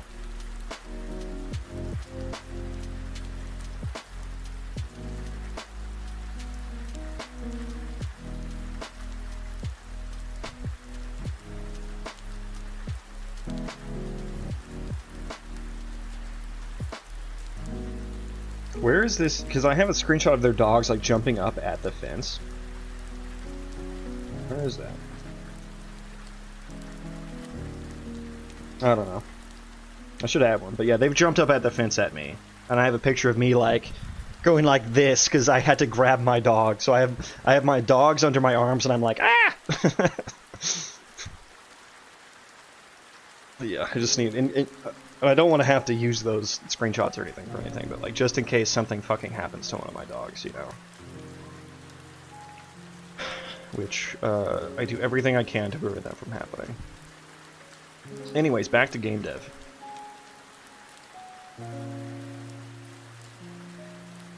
Back to game dev. Yeah. Okay. So if we have something equipped in the same slot, in the same socket name, we detach it first.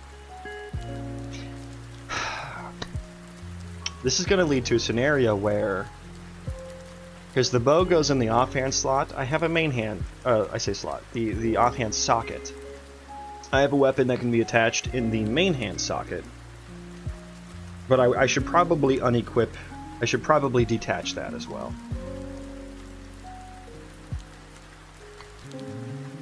So I think probably what would be better here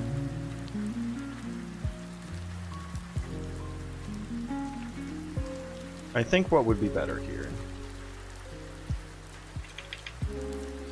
should probably just get like, I should probably just have some custom logic here rather than doing something like that. So yeah, attach weapon, and let's do a switch on the, now we'll do if,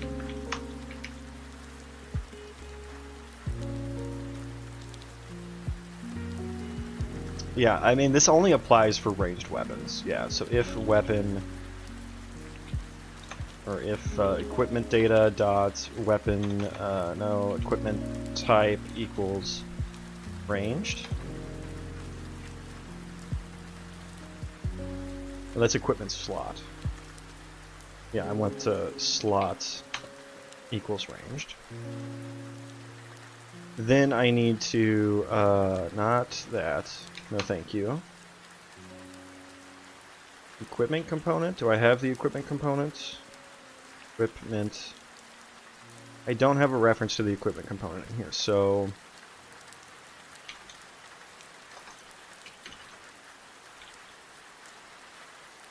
Oh, okay, but I can just do that. Yeah, equipment component. Get main hand weapon. If, well, it's... Main hand. The same for a potential offhand.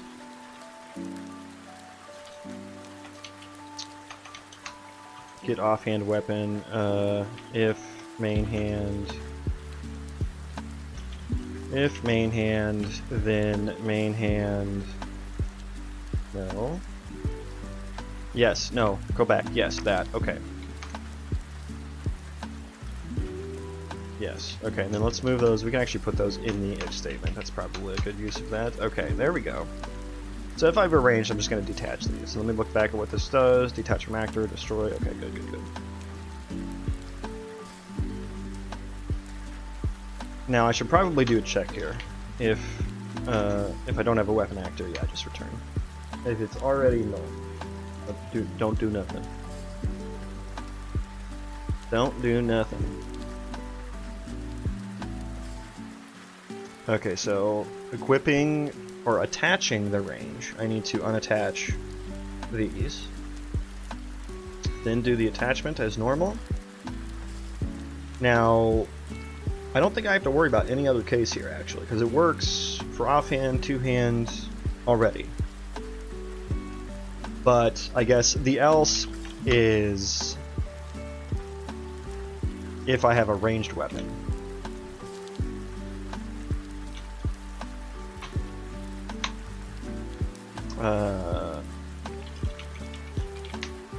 Ranged weapon, potentially detach. Else if. Else if. I think I want brackets on that one.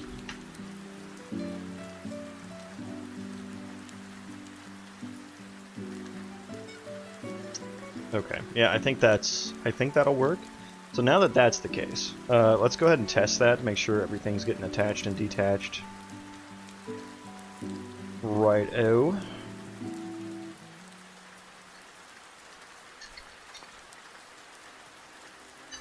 God, the ass end of an iced coffee always tastes disgusting.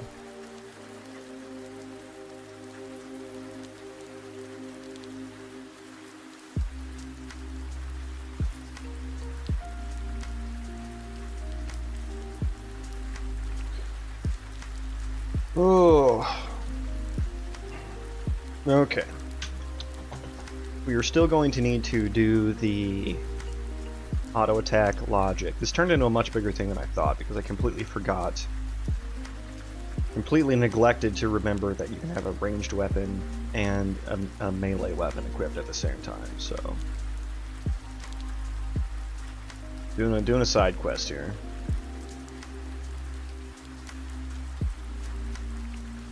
Okay. Equip. There we go.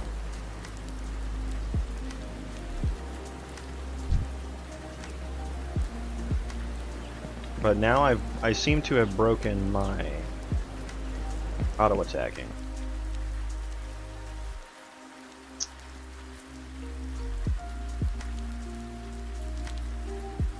I assume it would be from that. Oh, because I don't have ammo. I don't have ammo. Duh. Okay. Do I need to create some ammo now? So I don't really have an ammo slot. I mean, I have the data slot, but I don't have a character sheet slot for it yet. I guess I need to make like some ammo items.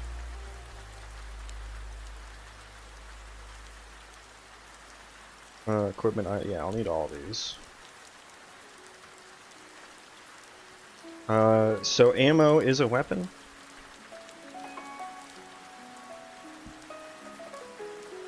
Yeah, because I think, ammo, rather weapon has min-max damage weapon speed, so I think ammo would be a, would be the weapon here.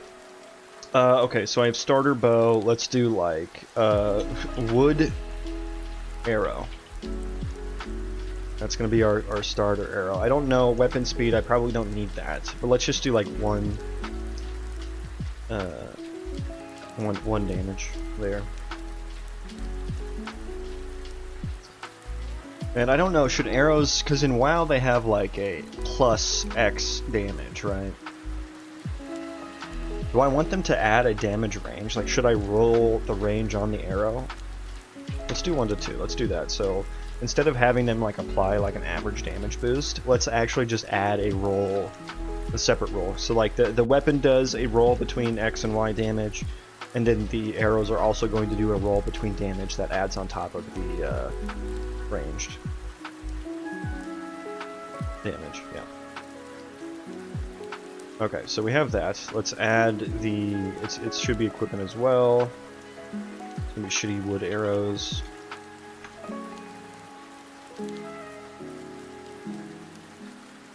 I think I like the additional randomness of having 2 rolls. But I mean, yeah, you could just add to the 2 numbers before. 2 rolls is in like, it's not just adding. Yeah, I mean, I already had like the damage calculations and everything done, so. I just don't want, what I mean by like doing a separate roll, I don't actually mean like running the RNG twice. What I mean is like, I'm gonna add the min and the max rather than just adding an average. Let's slot, not ranged, ammo, put in type, ammo, and way up in wood arrow, go to the item table, and wood arrow.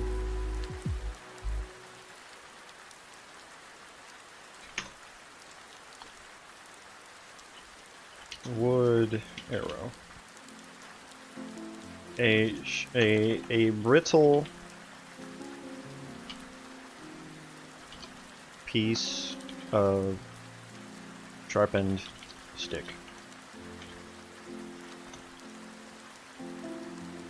Oh boy, do I have a texture for arrows? I think I might actually.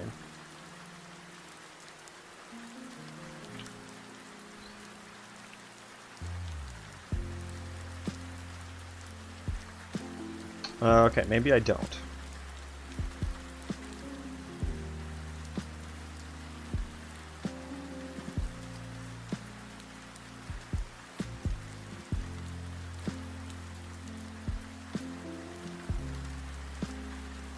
Do I have a stick? Do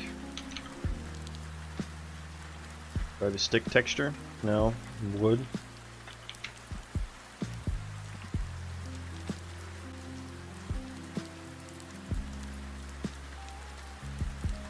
Ah, these look like arrows. Yeah, that looks like shitty arrows. Okay. Plop that in there.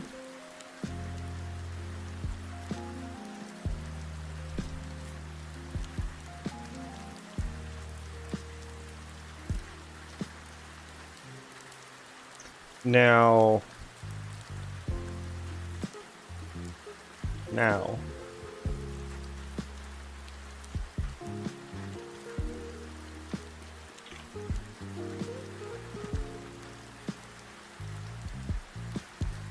Okay, equipment.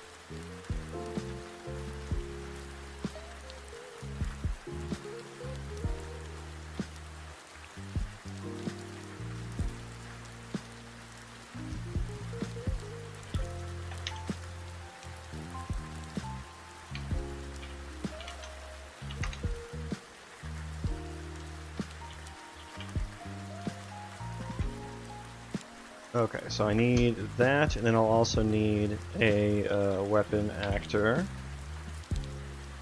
VP wood arrow actor. As far as I know, bullets don't single. Yeah, arrows only have a single flat value. Yeah, wow.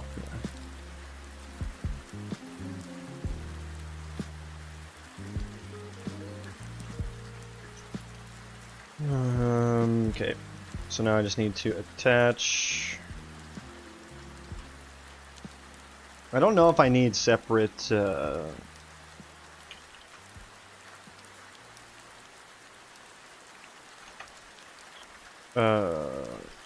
blueprints for each of these, but I'm just going to keep going with the trend that I have.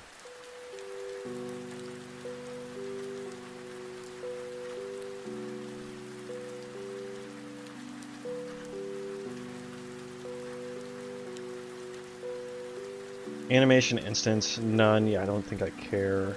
Animations, yeah, I don't know.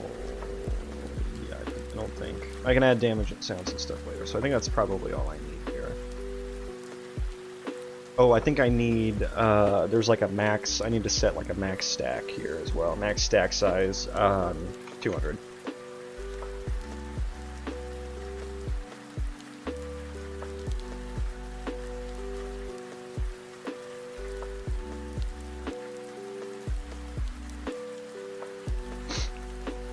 Okay, so now that I have that, I suppose, how do I get that equipped now?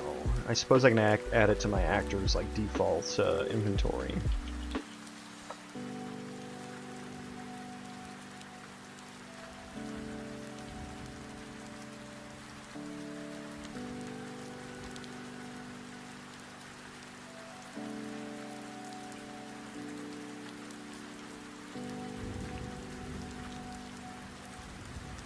Can I add a quantity here?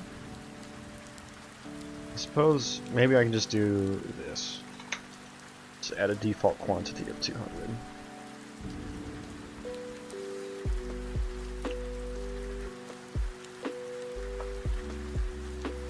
Although I think in WoW the max stack size is like 1,000 or 2,000.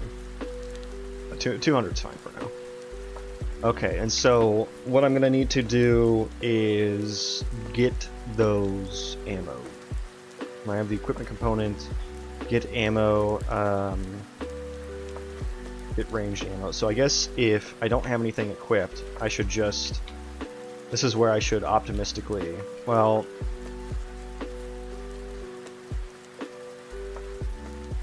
this should be like get or equip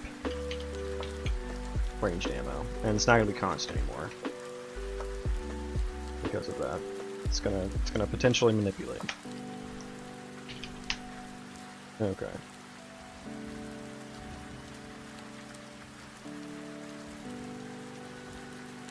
If I don't have any,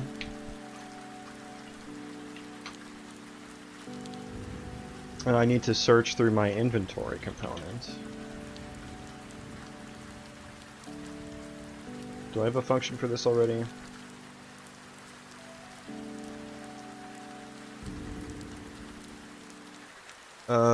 Contains items.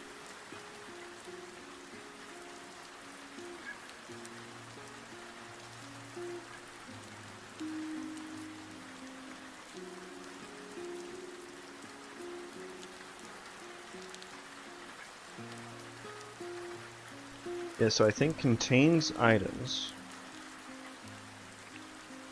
I need like a contains item of type. That's what I need.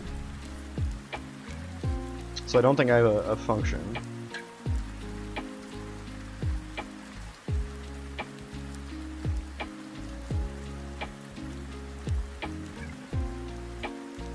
Get contained item counts. But it's doing a subclass of an item. I need like a weapon type or something. Equipment type. Unless I'll have a base class for an arrow. Am I gonna have a base class for an arrow? Or is it just gonna be an arrow or an ammo slot equipment? Oh boy, let me look back at my equipment here. Rather than, let's name this just arrow. So I think I'll probably just have, I don't think I'll need multiple subclasses for each. I need to actually set the arrow here.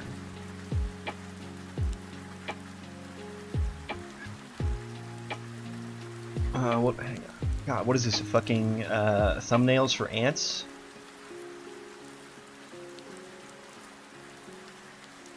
Okay, I need the shittiest. Need the shittiest arrow possible.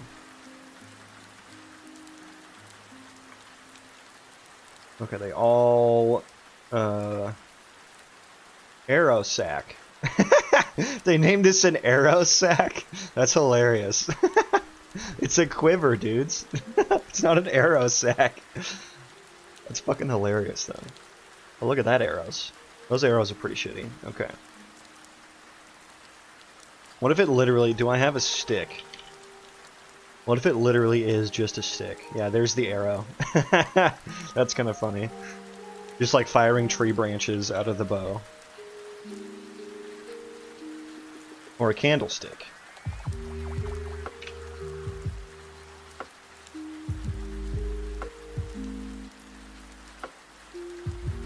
Alright, we'll stick with the arrow for now.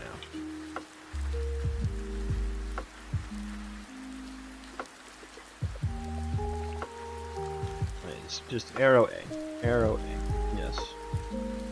I think I'll need to... I'm just going to take a guess at which way I need that arrow facing. Okay, so I think maybe we can just do a class of arrow. I can find by item class. Or should I find by equipment type?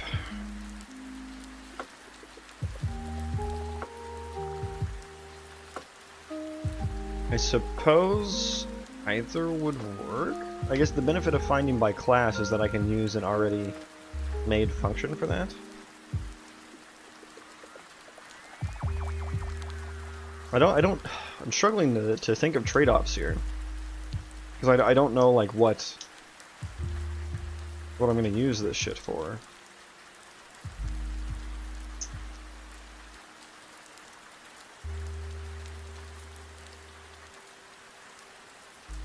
I guess let's just, like... Contained item count. Let's just create a new function here.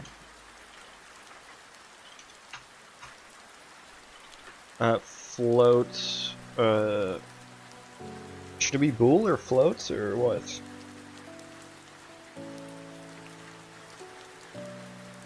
I guess I need to get the instance. So this needs to return like a UMyItem. Get item, get fist first item of type, of equip type.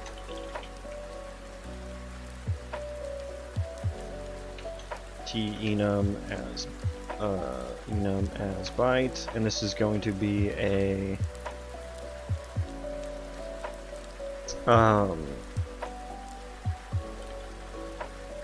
the equipment type. That is what I want, right?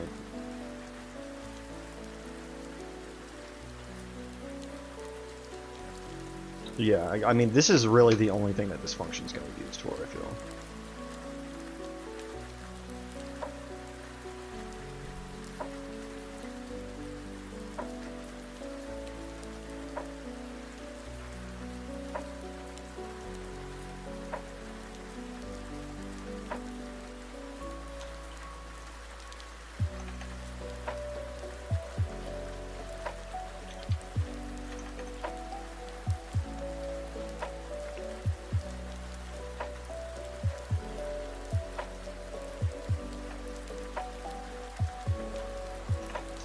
Get contents array. Okay.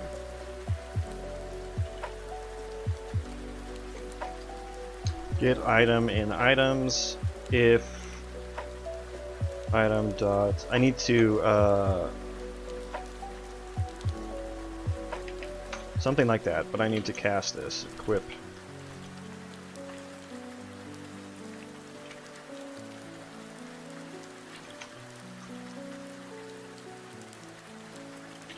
Equip and equip dot equipment data dot equipment type equals return item. Yep. Yes. And then we also, well, it's returning, so we don't need a break or anything. And then return null pointer here at the end. Okay, get first item of type.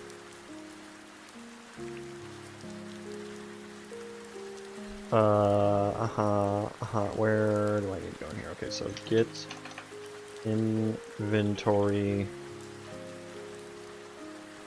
I don't have the inventory component in here already.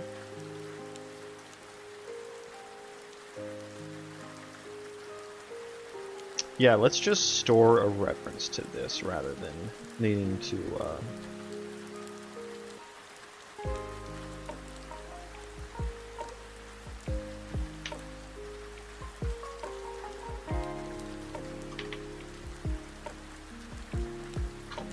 create that.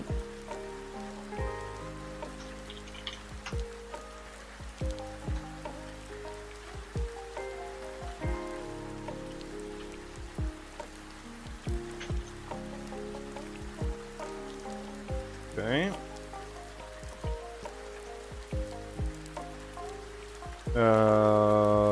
Get first item of equip type.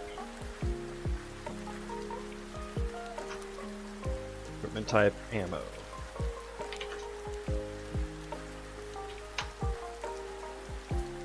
So I need to equip this.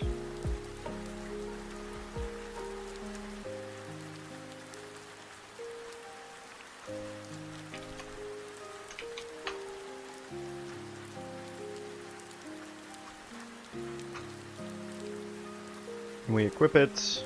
Equipping.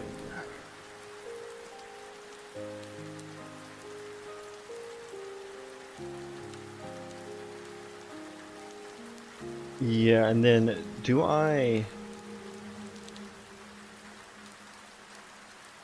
When does it get removed from my inventory?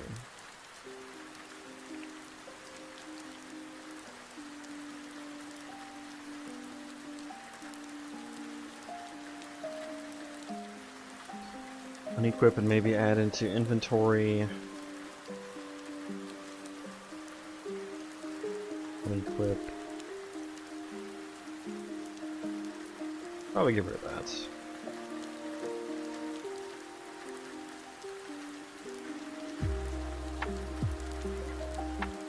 Well, let's do that. Just to make sure it doesn't, we don't crash here. Return null pointer. Or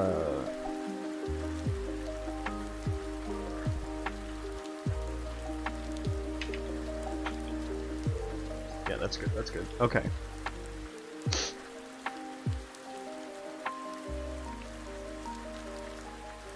And then I equip the gear. And I suppose, yeah, I suppose I need, if I'm equipping it. Yeah, the ammo stays in the inventory. Because usually, equip, load equipment, my equipment, what is this? Use, right, okay, so this is what you use it, you right click it from the inventory, and then that's when it moves it. I suppose, yeah, if I were to right click the ammo in my inventory, it would equip it and it would remove it from the inventory. Wouldn't it?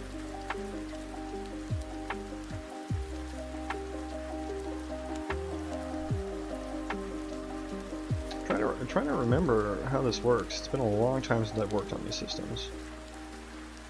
Use item.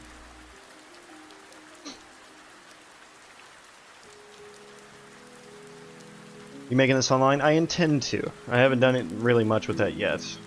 So yeah, I intend for it to be multiplayer.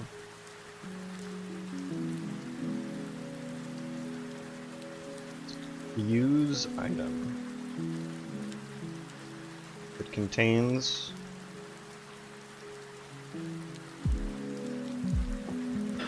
Yeah, I would need to override that. I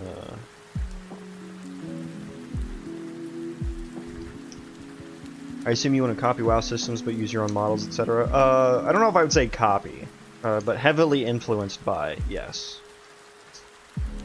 But yeah, definitely don't want to just rip their sounds and anims and stuff. Just using those as placeholders because I can't animate for shit. No, you're good. But yeah, so my idea for this game is I want it to be an RPG, something like WoW. I want deep talent trees. I want a lot of abilities to choose from. I want classes. And I want it to be a colony sim as well. So think something like, for me, RimWorld is one of my favorite colony sim games of all time. Maybe a little bit of Civilization in there as well. So there's going to be like some kind of like survival-esque elements, survival light, you could say. Like you can build, there's base building in the game already. I can build a town, I can recruit colonists. Those colonists can work for me. They can go chop trees, you know, they can still have a lot to do there. And then I also want it to be a roguelite. Think something like Hades. And I want every playthrough, like, you kind of randomly choose abilities as you're playing.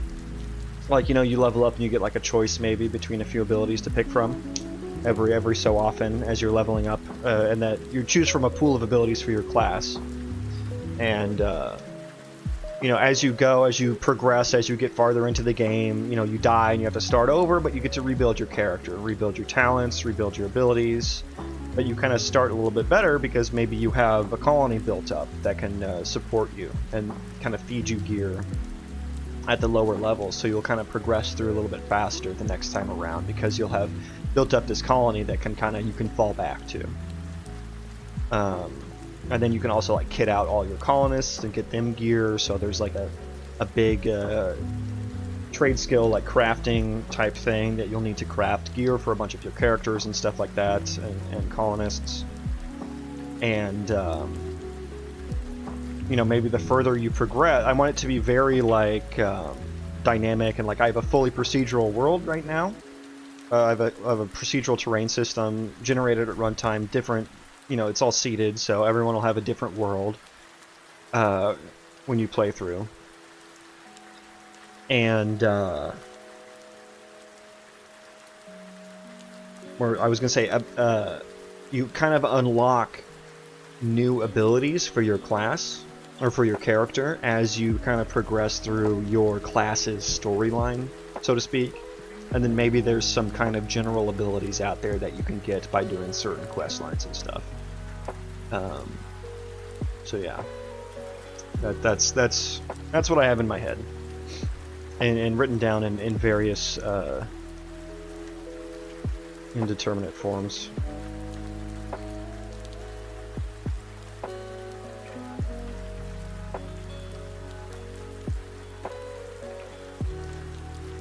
And yeah, the dream is to make an MMO, but I'm not going to kid myself and act like I can get there. So, just gonna do multiplayer for now. Yeah, you should see, if you're a WoW player, you should see some of my raid encounter ideas. I think I got some pretty cool ones. But, story for another time, perhaps. A dream for another day, yeah, for sure. Okay, yeah, so I need to figure out what I'm gonna do with ammo when I, like, equip it. So the flow... Okay, here's the item. I use the item. Let me do my equipment. When I use it... When does it get removed from the fucking inventory?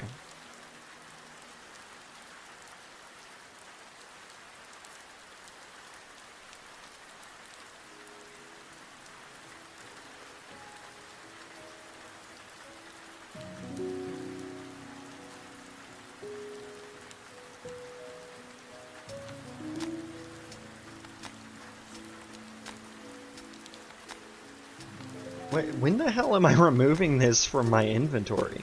Unequip and maybe add to inventory. Slots to unequip.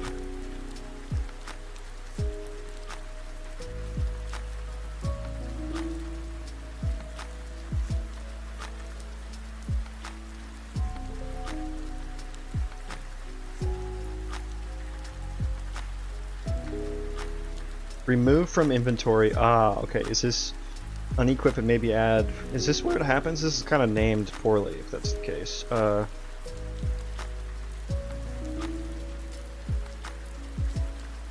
Unequip and maybe add to inventory. What am I? Equip.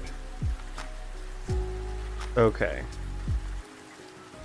This is also doing the equipping, so I've named this function poorly, and that's why I couldn't find it.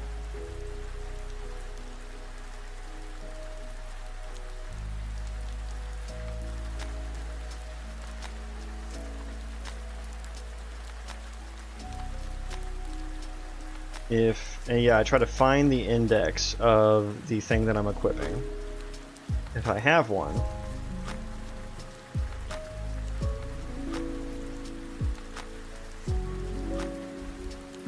And I have enough space to unequip,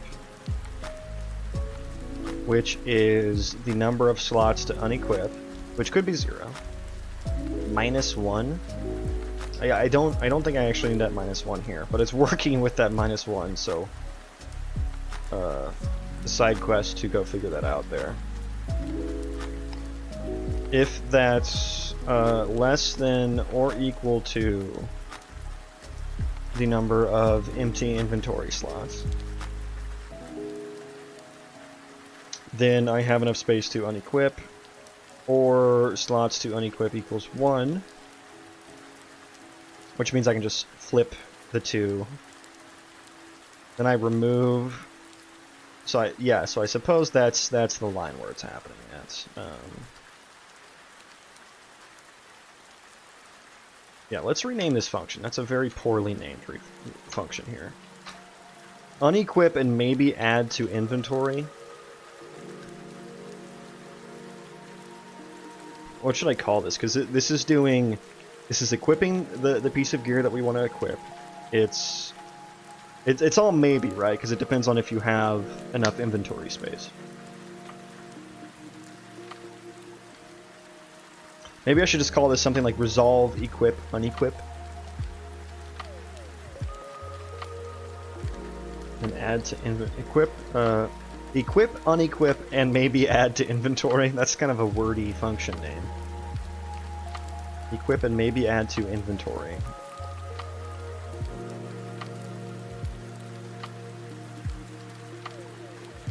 The fuck do I call this?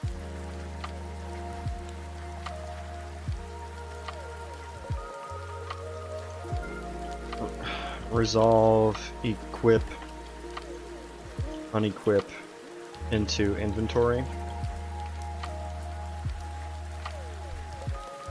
Better than what I had. Better than what I had. So that's where it gets... Okay, so it would be removing it from the inventory as it is right now. And I guess if I don't want to do that, I would just do these two things.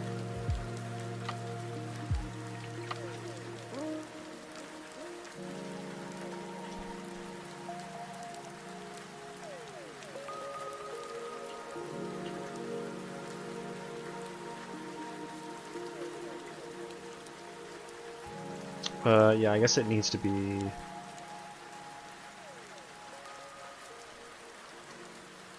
guess it needs to be an equipment type as well.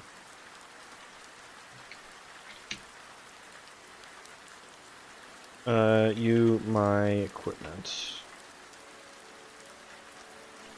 If ammo.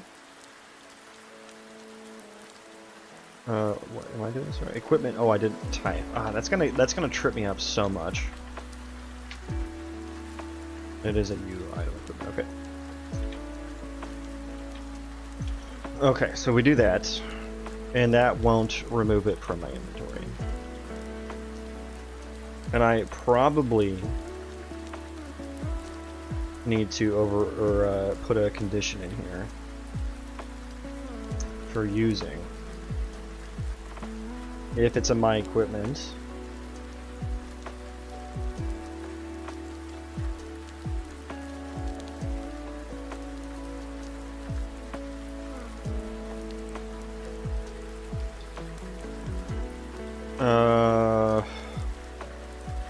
put this into a function. Oh god. Fine, fine, fine. Call this add to equipment. Yeah.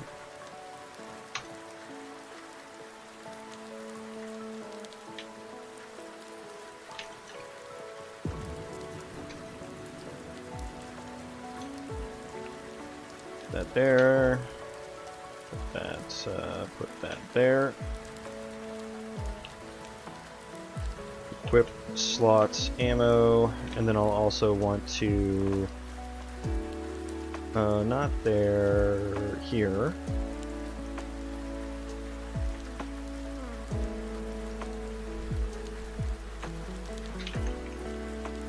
If now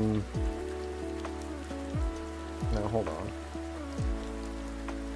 So I iterate through the equipment. Oh, I check if it's currently, if I've right-clicked on something that's currently equipped or not. So I'll need to add something here to like remove it from. Although I don't think anything different is going to happen. Well, I should just not do anything. You can't like unequip arrows, right? Because it's just going to like auto-equip the next one in there. So I feel like you should probably just you should go to your inventory and equip a different arrow. Otherwise, it's just going to auto-equip again.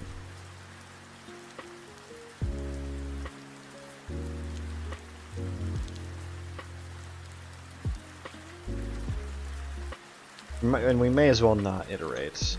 So if equipment dot slots not equal to ammo, then we do this. Nest it even further.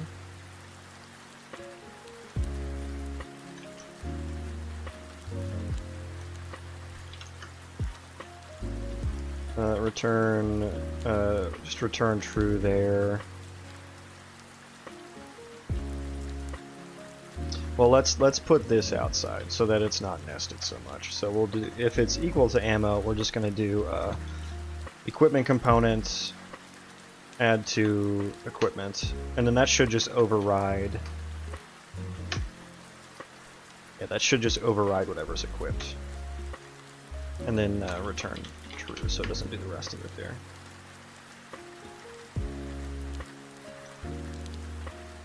Okay, that should be it for our ammo now.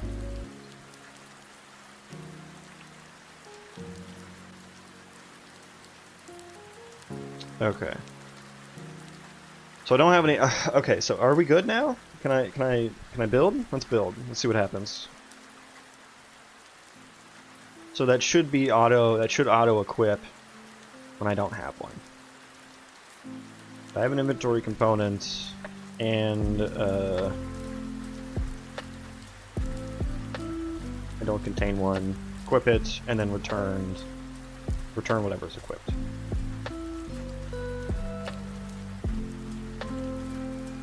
Uh-oh, okay. Alright, get or equip. I need to change that function.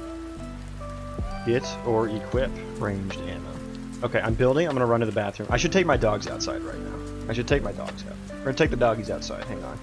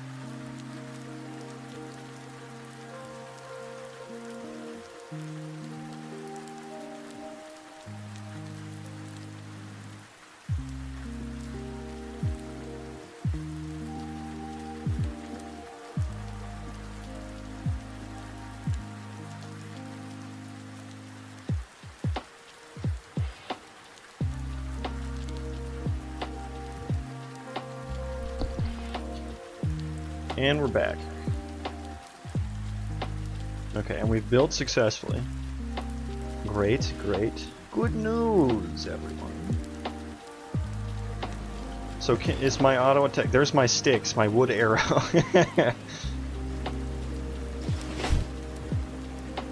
I'm still not shooting.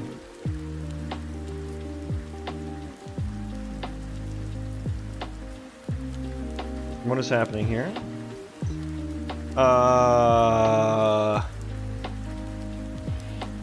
Okay, it's trying to attach the weapon because ammo is a weapon, so it did, so it's trying to equip it, yeah. So I guess I need to equip if weapon data dot equip slots dot slot, wait, no, equipment data dot equip slot not equal to ammo.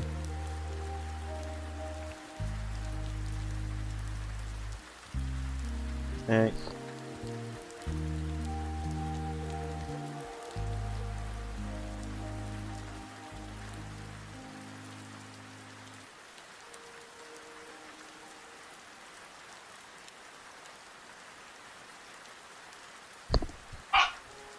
It's so rude. Stop it.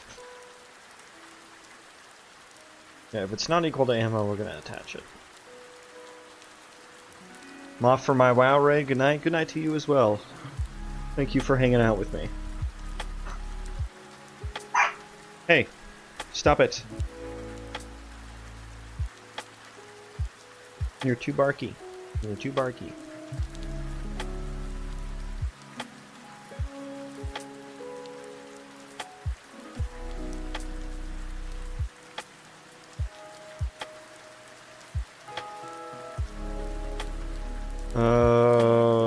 Yeah, I mean, is that all we want to do when we equip ammo? I mean, I really don't need to do any of this.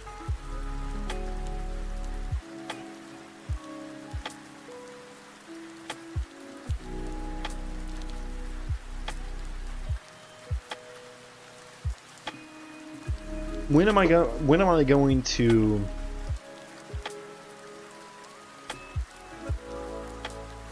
I suppose I should attach an instance of... Because I spawn here. Yeah, I spawn here. Okay, so detach. Yeah, so that's a no-op. Okay, I think we're good.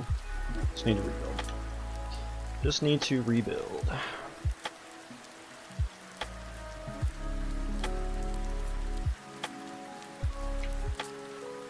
Build succeeded. Sick. Okay,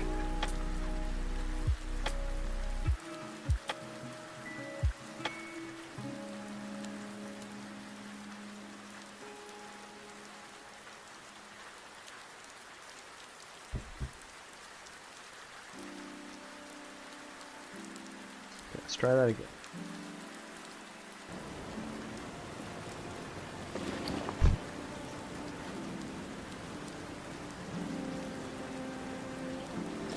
What happened here? Okay, ignore that. What arrow refreshed with quantity? Where am I logging that from? Okay, from the eye, that's in the blueprint log. Equip starter bow. Okay. Hang on. Item tooltip is dividing by 0 somewhere.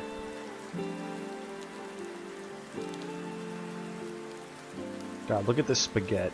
Look at this.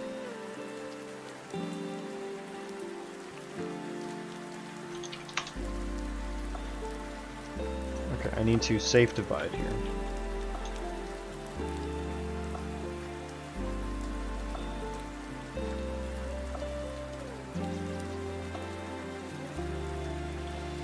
Oh, the weapon speed is trying to be shown. That's why.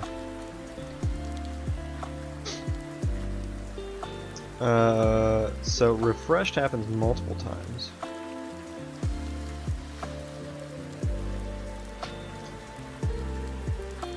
Refresh with quantity 200. So that should be happening in here.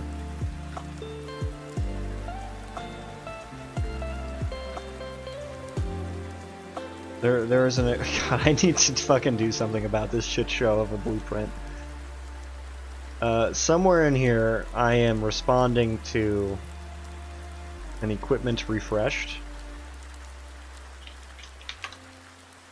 Okay, never mind. Guess not.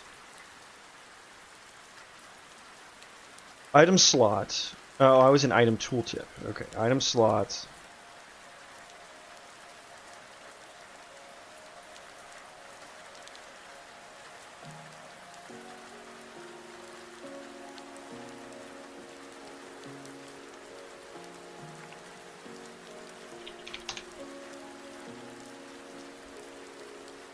Okay, what is happening here? Oh, I'm pretty sure this whole function just gets called. Init item slot. Okay, that's fine. Process next in queue.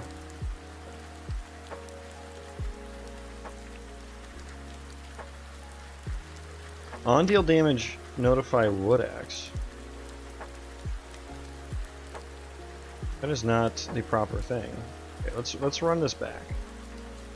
We'll look a little closer at our logs here.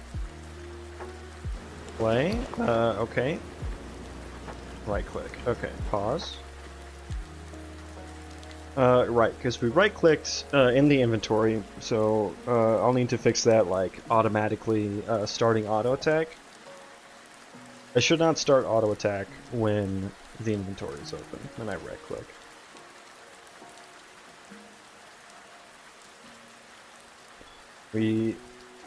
Interesting. So I right clicked and it activated ability on wood axe.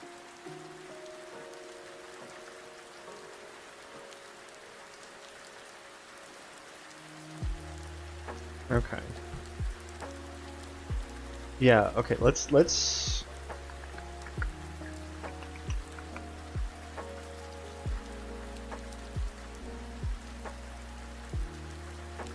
I'm trying to figure out what I need to do about this.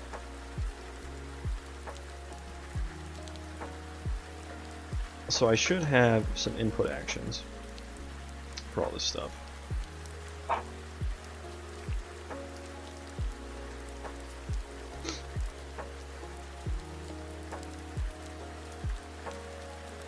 Auto attack, okay. Where are you used at, auto attack?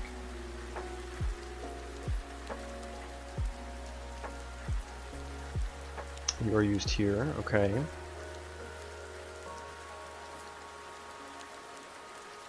Find references. Okay, so you are in the character blueprint.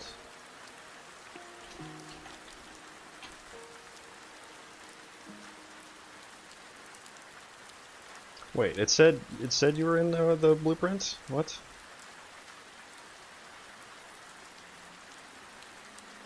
Oh, I'm probably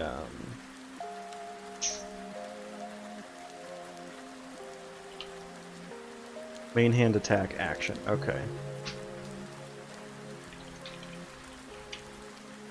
Wait, where is main hand attack action?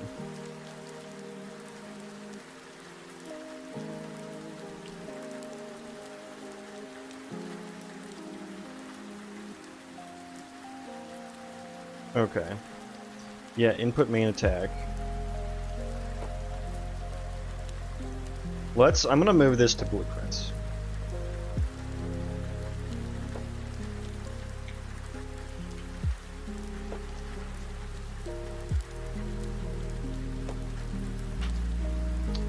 Get rid of main hand attack action, and then we're gonna bind that in blueprints so that I can handle when the UI is open. I'll not do that because I don't have access to whether the UI is open in C++.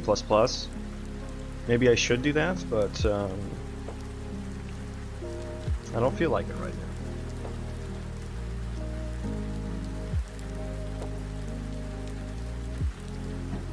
Hi, Mox. Hello.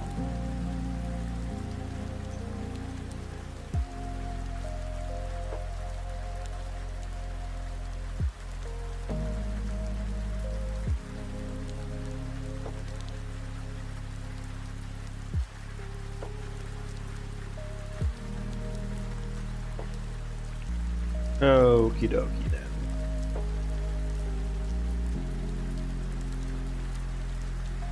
Goodbye, goodbye, goodbye, goodbye. Okay, here, so UI controls. Maybe, I have been making a concerted effort to move more of my input stuff into the controller. I think this is a good instance of that as well. Good instance for that. Auto attack.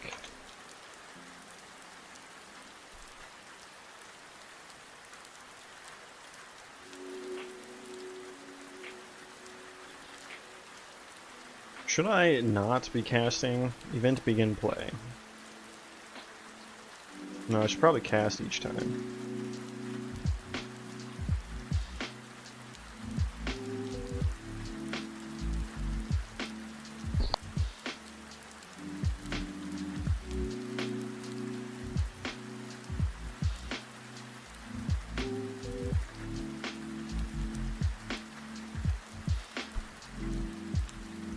Dog's just out there barking at nothing. Let's actually create a function for this.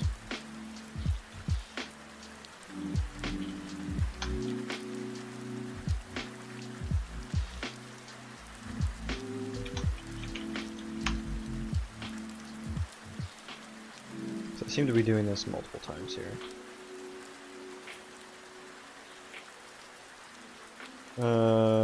We can do this.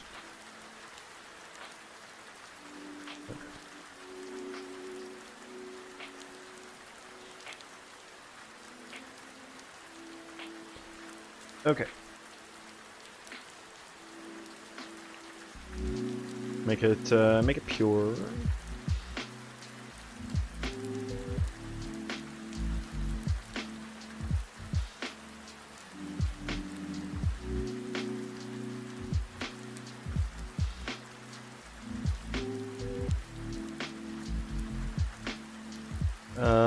Trigger, no, we want completed. Branch on if any UI is displayed. If that is false, then we can start auto text, stop auto. Actually, this kind of feels like it maybe should go in the player. This kind of feels like it should go in the player blueprint. Because it's going to have player-specific logic to it. Okay, move it, move it. We're going to put it somewhere over here.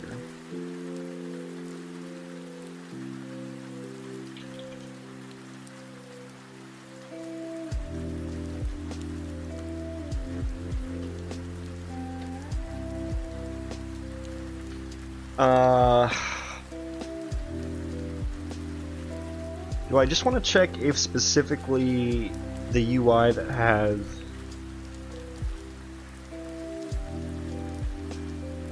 no, we'll do any UI. If any UI isn't displayed, let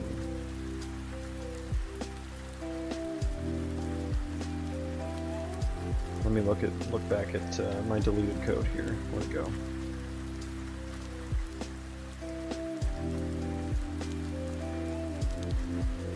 This? Yeah, okay, so if... Okay.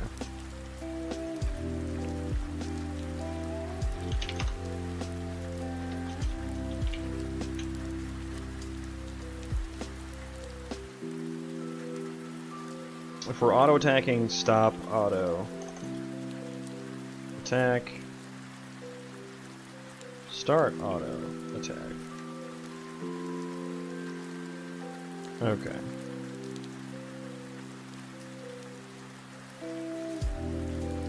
That way we're not trying to trigger the auto attack when our inventory is open, and we're trying to equip from the inventory.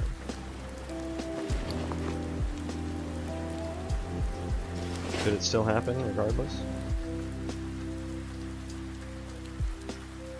It did. It still tried to fucking do it. What the hell?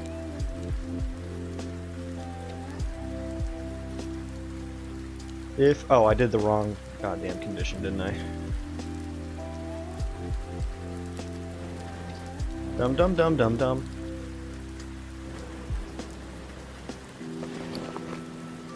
Okay. No auto attack happened there. Okay. I did try... Okay, so I did right click, start auto attack. Start main hand attack. Start main hand attack implementation.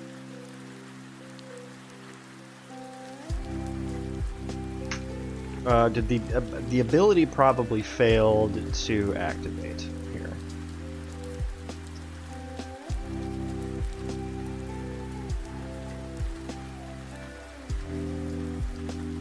So I am trying to trigger all of these.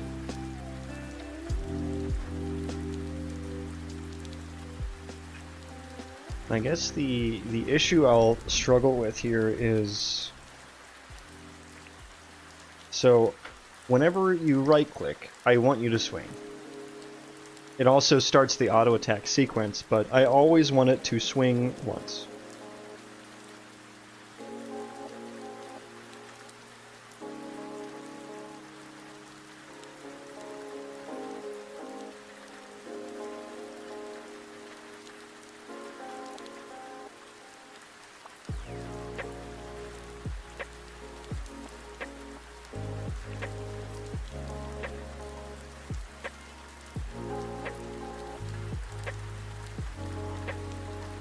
And so I'm sitting here thinking, which like, because you have a main hand weapon equipped and a ranged weapon equipped, which one do you auto attack with? And so I think what I'll have to do, so let me go back over here and make sure that my aim functionality still, oh, I'm paused, hang on, there we go. Okay, so Alt right click, okay, he's not aiming. He's supposed to be aiming.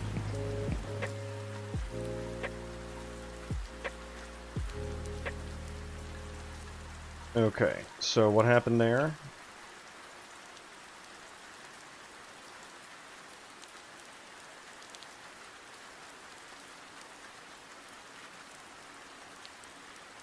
I should have done the animation instance. Why is that not, I probably broke the, let me pull this out. Probably broke my bow states.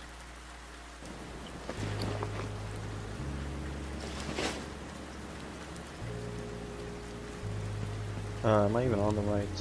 No, I'm not. Oh, this isn't even linked. Why did you not get linked?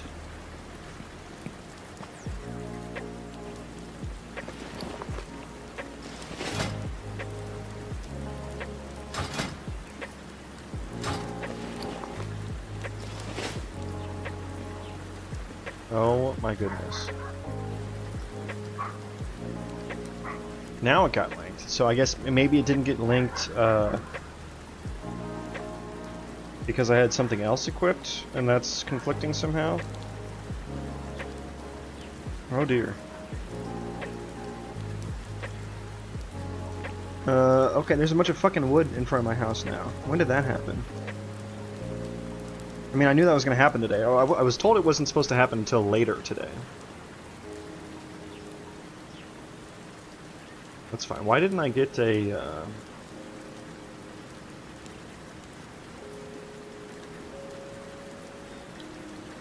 What the heck? My doorbell camera did not catch that wood getting dropped off. What the hell, camera? What do I even have you for?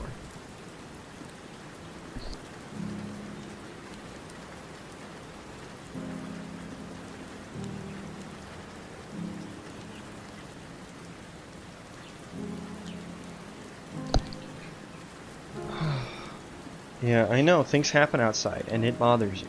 I know. I know. Okay. Back to this. Yeah, okay, so I never go to ready and aiming.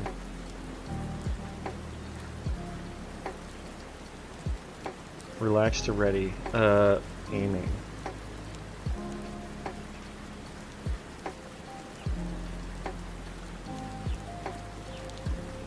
Why doesn't the... Why isn't that happening anymore? That should be happening.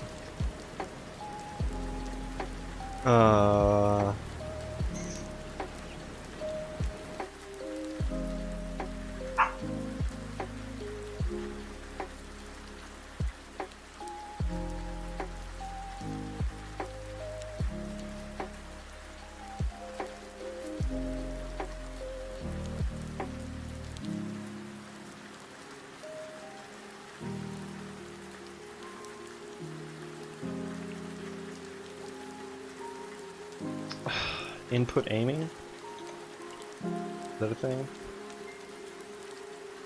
Oh my gosh, you little puppy dogs. Okay, this way, come on. No, in here. In here, come on.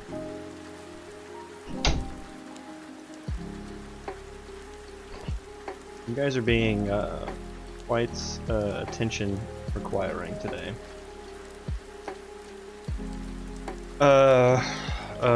Open up the ALS tags. Find this one.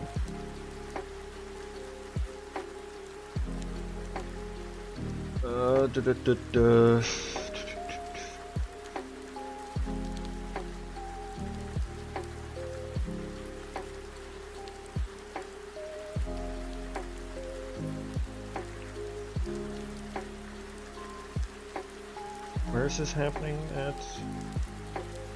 Is it just set rotation mode? It's refresh rotation mode.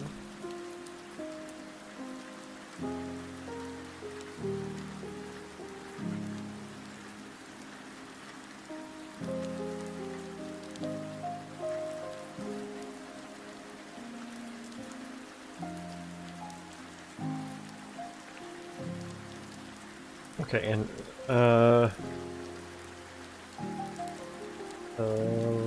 la la la la.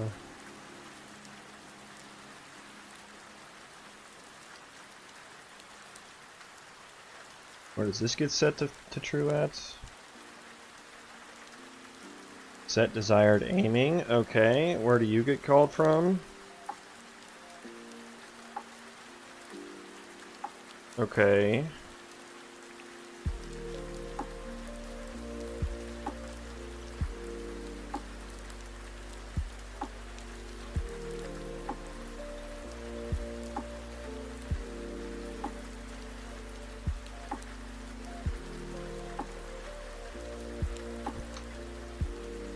You called in like blueprints or something? You are blueprint callable. No blueprint usages though. Input aim. So is this not happening now? What the hell?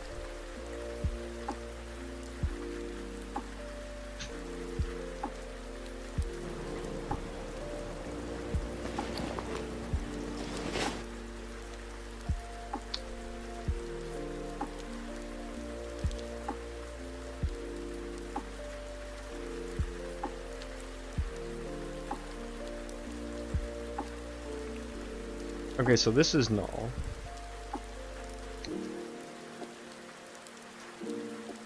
Okay, and the debugger has not... Okay, I mean, I need to update this, yes. Here, just get attack range.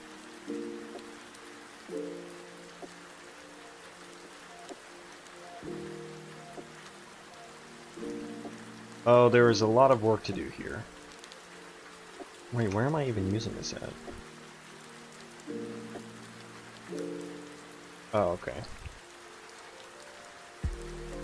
Attacker, get attack range, is target in range. Yeah, what kind of fucking... How am I gonna tell it what I'm attacking with?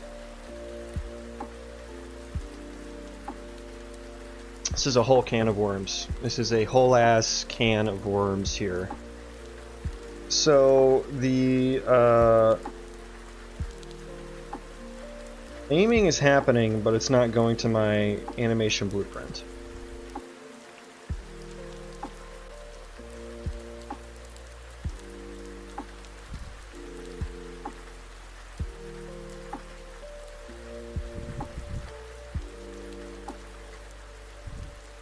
Put a breakpoint there, so that we know if we done reached that.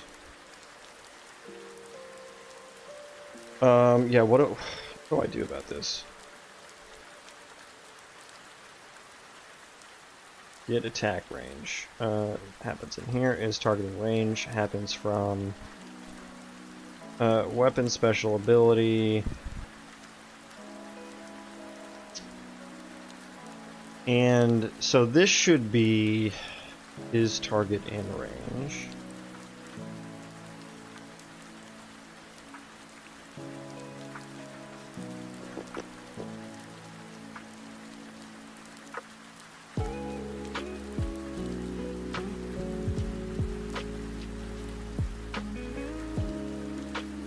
Should this pass a weapon to it?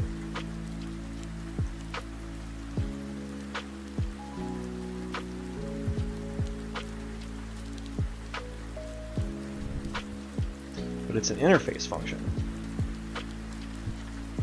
It's an interface function because I'm also using it for my non-human characters, for like my wolf NPC. It doesn't have a weapon, so it just returns a static value. Oh boy, oh boy. Is auto attack allowed to start? Yeah, so I'm coming up against a wall where I have to decide if I want to auto attack with the weapon or the melee weapon or the ranged weapon.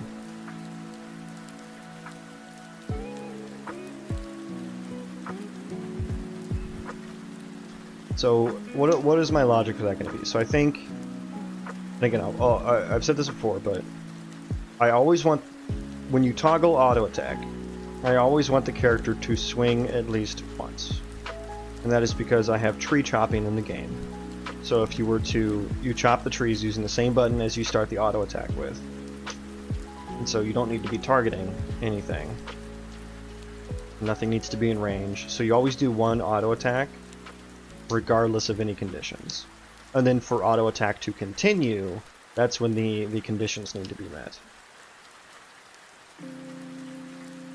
So I think when you start an auto attack, okay, here's the logic. Start main hand attack. Do I need two different okay, so I think I think I need to move these into different abilities.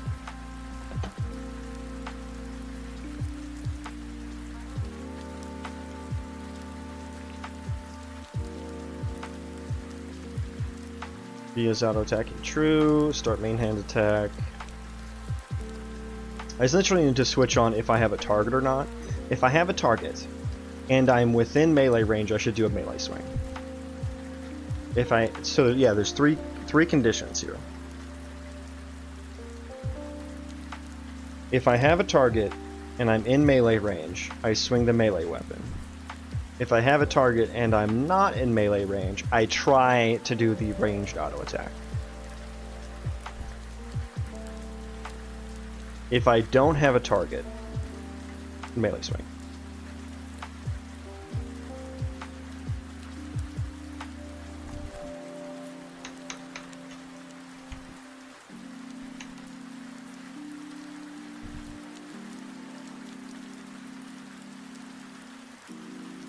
Should my abilities have the range on them? My cast abilities have a range.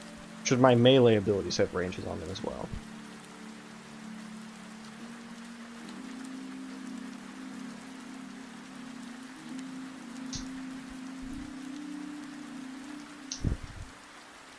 Yeah, I'm just trying to think of the architecture of this. And so I'm using different abilities for main hand and offhand swings. I guess it would make sense to have... Yeah.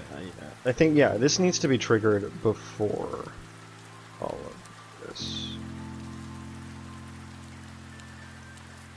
Well, no, okay, so here's where I need to do the logic.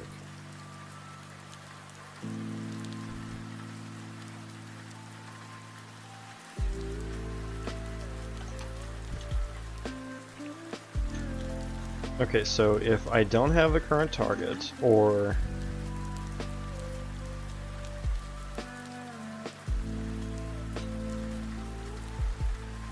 the is target within range.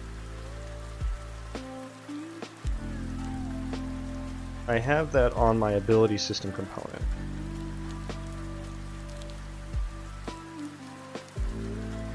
Where it calls get attack range.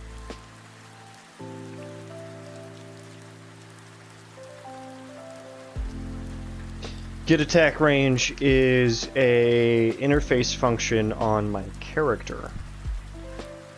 So I kind of think the is target within range needs to be moved from the component to the character. And this potentially just needs to, this part just needs to get forwarded. Rather than get attack range, I should go is within attack range.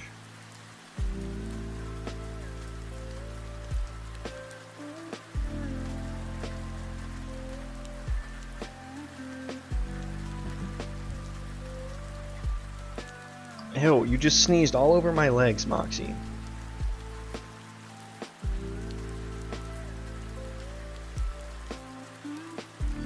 Okay, so yeah, let's do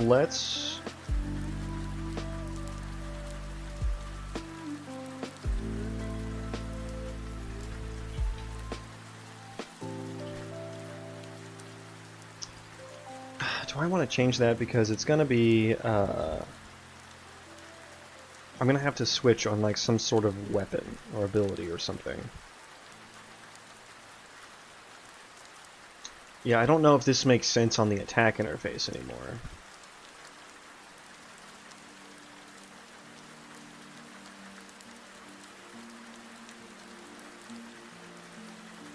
Let's ignore that. Ignore that we even have that.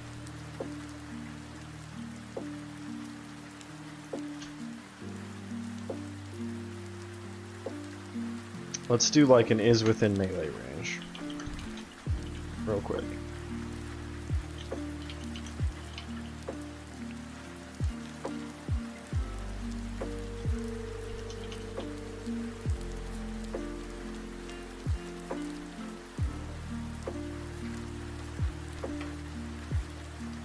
Okay, if I have a current target.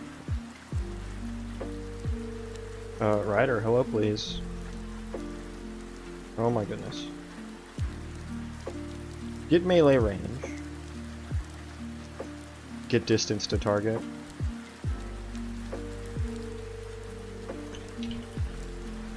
Don't have that function. Dist.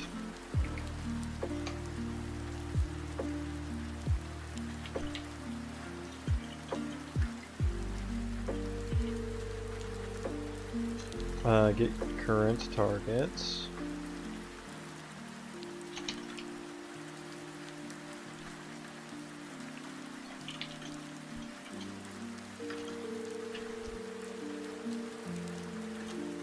This to target. Okay, so ahem.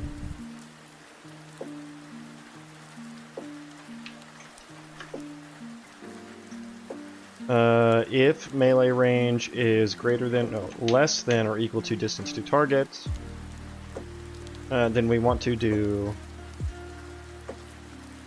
this.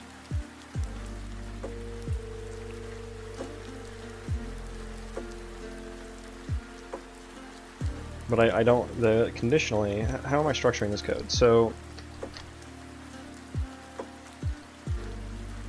if I don't have a current target,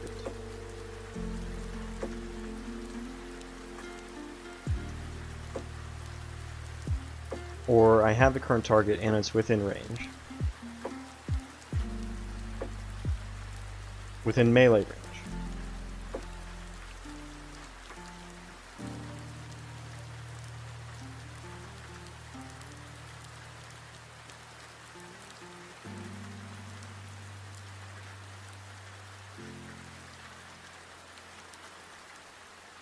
Oh god, family drama. Girlfriend family drama. Oh, there you are, turning cog. How you doing, mate? So is... God, how the fuck do I want to structure this? How the fuck do I want to structure this? Because I don't want to have to copy paste. Or I just do a function, just another function. My project character, melee attack. Melee auto attack.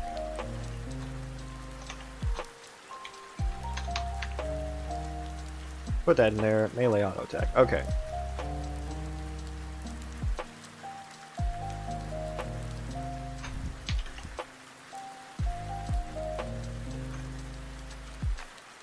Melee auto attack.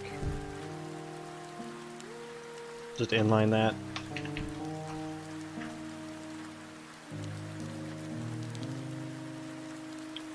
And I have the current target. Else if get bow range is less than or equal distance to target, then I can have another function for that.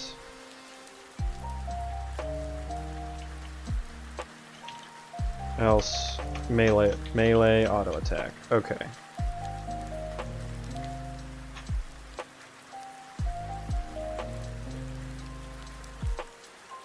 Okay, so we can get rid of that. Void, let's do ranged auto attack. A tackle.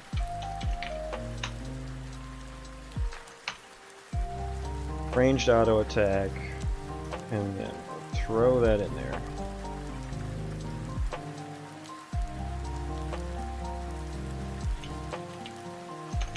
There we go. Okay, so is this it?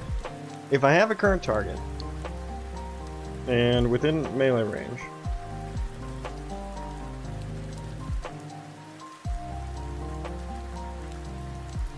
otherwise if I'm in range of an auto attack.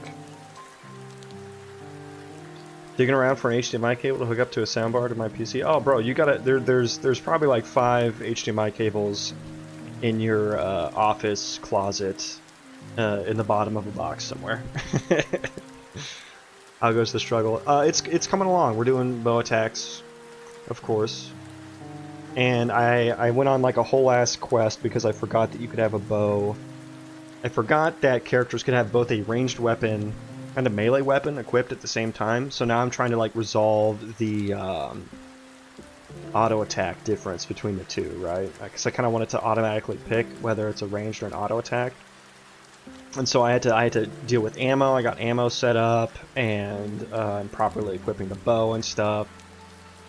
So I'm kind of redoing some stuff right here to get this to work properly. But I think this is the logic for whether I should melee auto attack or ranged auto attack. Essentially, if I have a target and it's within melee range, I'm going to be doing a melee auto attack. That's like the highest priority. Otherwise, if I have a target and it's within bow range, I'll do a ranged attack. Otherwise, if I don't have a target, I will melee attack. And like the non-trivial nature of that comes from me wanting my character to swing at least once every time they toggle auto attack, and that's because I have the tree chopping, and resource gathering in the world is going to work that way. So whether you're mining or tree chopping. What do you consider melee range? 21 feet? 200 is melee range. 200 schmeckles. I don't know, 200 Unreal units, whatever that is. And then bow range is 3,000. I think that's 30 meters. And then 200 is like 2 meters. I'm thinking about like maybe spears have like 3 meters range or something like that in the future. So yeah, okay, that's that logic. Now I need to go back and fix this shit.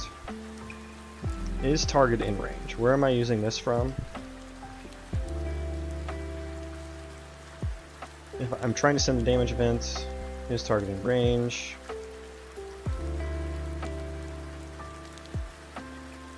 You know about the 21-foot rule in combat. I have not heard of that, so no.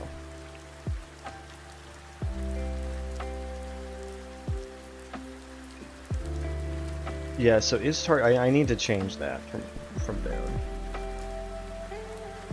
So this should be particular to the weapon. Yeah, I should put the range on the weapon. That's what's making the most sense.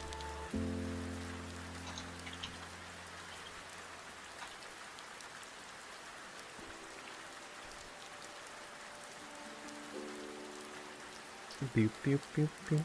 Should I put this in the data table?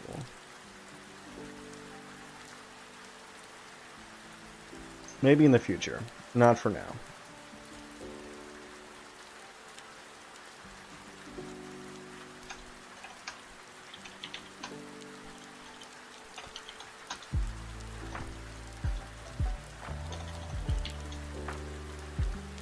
Float weapon range.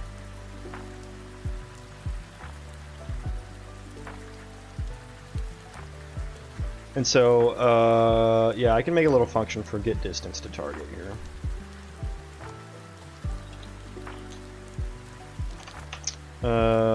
Should that be on the ability system component or on the actor? The target is on the ability system component, so I think it would make sense to move that in here. So float,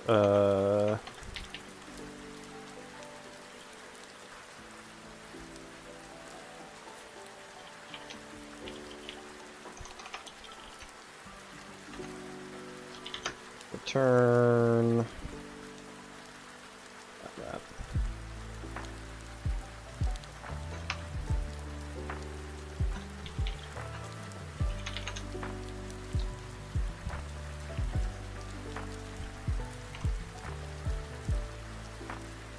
Okay, back to the weapon.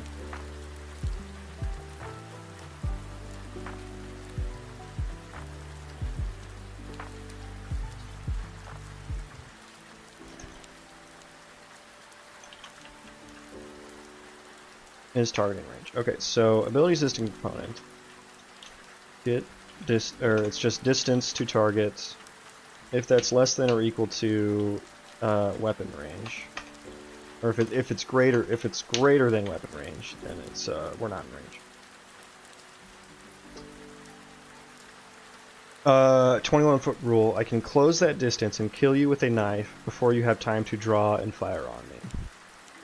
It's more about hostility and preparedness, but I thought it was a neat thing. That's like a real life rule, or that's a video game rule?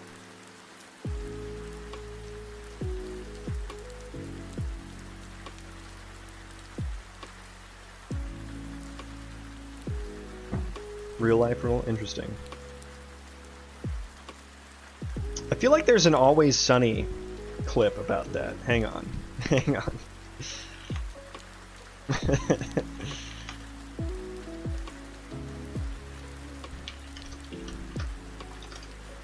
Always Sunny, gun versus sword.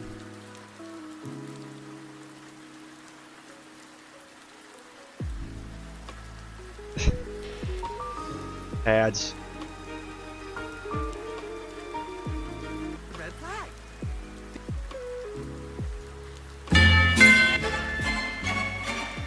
You fine.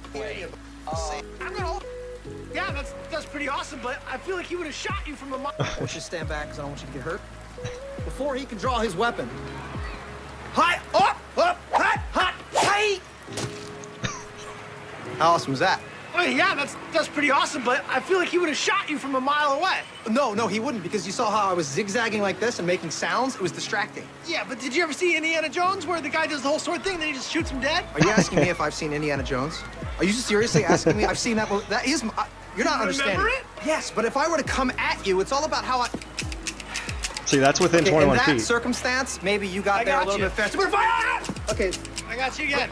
What if I zigzag like this?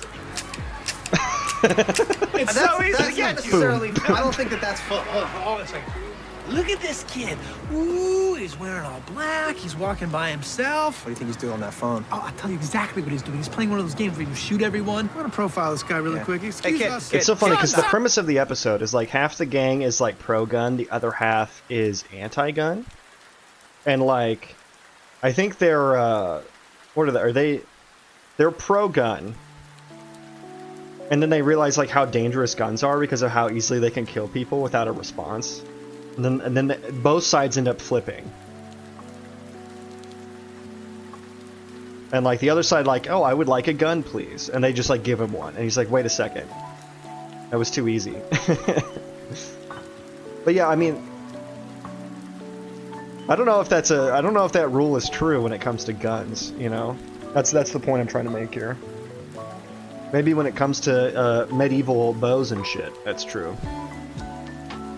But like, yeah, I can definitely draw a gun and shoot you well within 21 feet.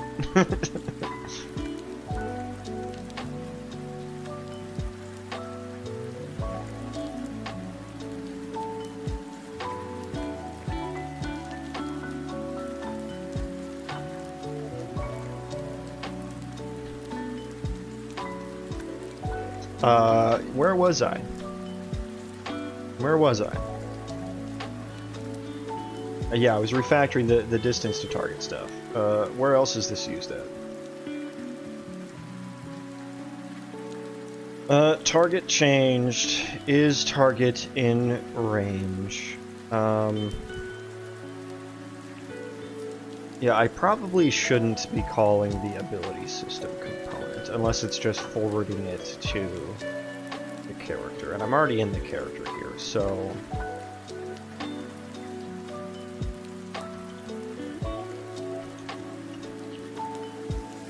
Distance to target.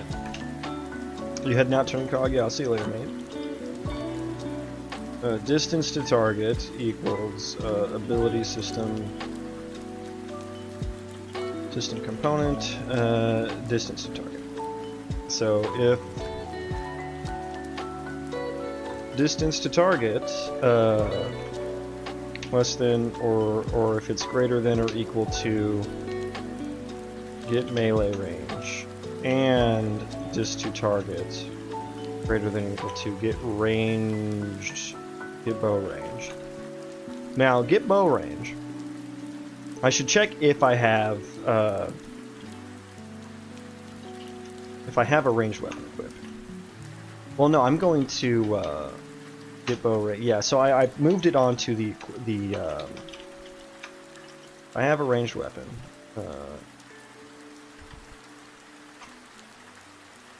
Weapon range.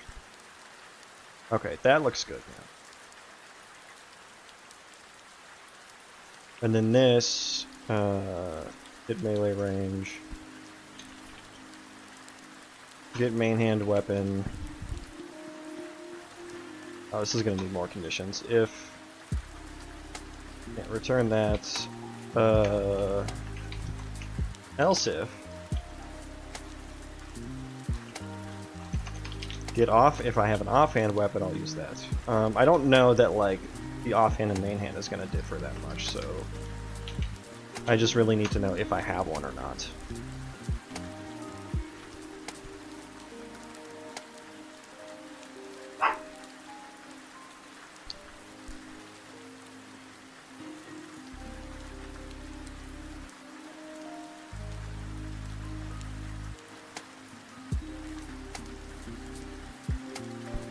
Sorry. Weird construction noises are happening outside. Okay. I know, Moxie. It sounds so weird. What are they sawing over there? It sounds like they're sawing things that aren't meant to be sawed.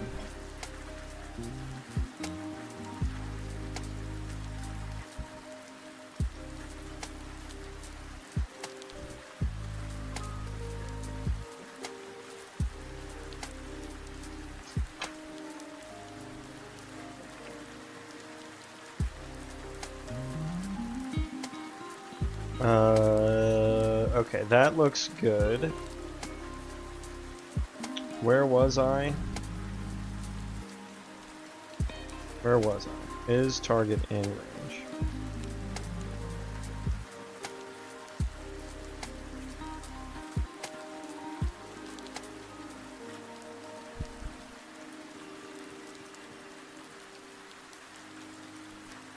Da, da, da, da, da, da.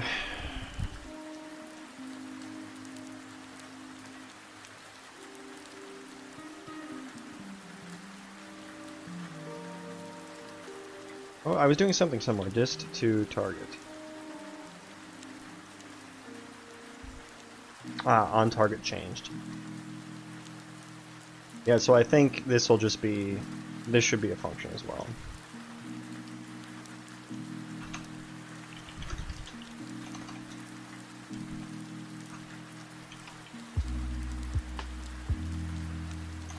Is target within range?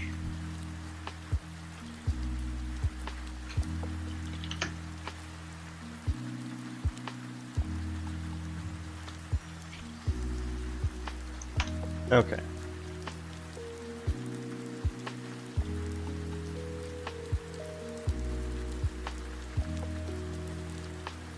And then weapon special ability. I should be checking the weapon.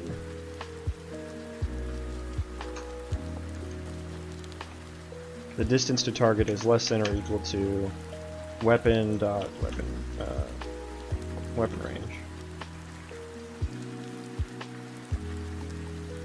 And then this is auto attack allowed to start.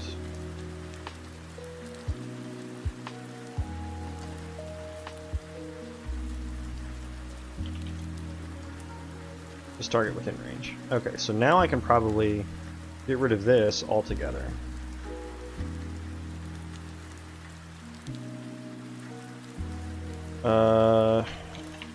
If there is no current, well, yeah, if there is no get current target, the distance to target is 0. Yeah, that sounds good.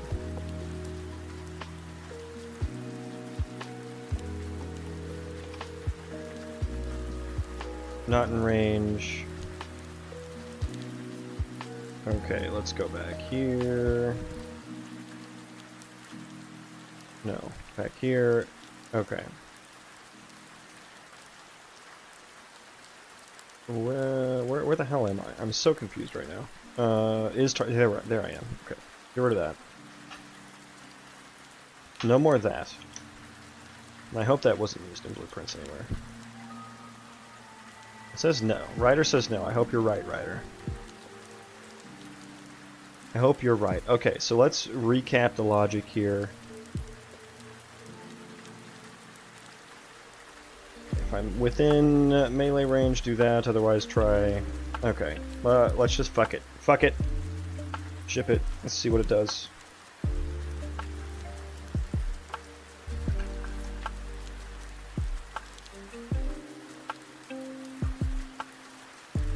Yes, hello, Moxie. I know. I know. Come here. Come here, doggy.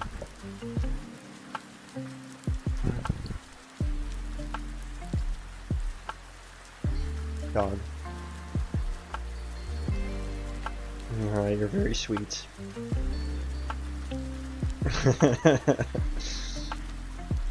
Yeah, I know. You're just all wound up, huh? There's lots of noises happening outside. Whoa, okay. What is this? Oh, well, yeah, none of that. None of that. The distance to target is greater than weapon range. Yeah, return false. Yeah, yeah.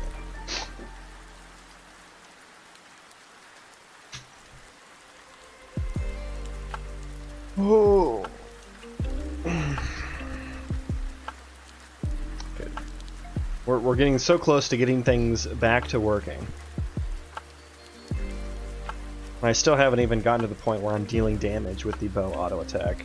This morning I had the actual animations working and flowing properly, but then I had to go on this whole side quest to get the auto attacks properly going between melee and ranged attacks. So hopefully that happens now. I also somehow broke the aiming, the bow aiming, because I want there to be like bow skill shots as well. And I had those animations working. But I guess I seem to have broken those at some point.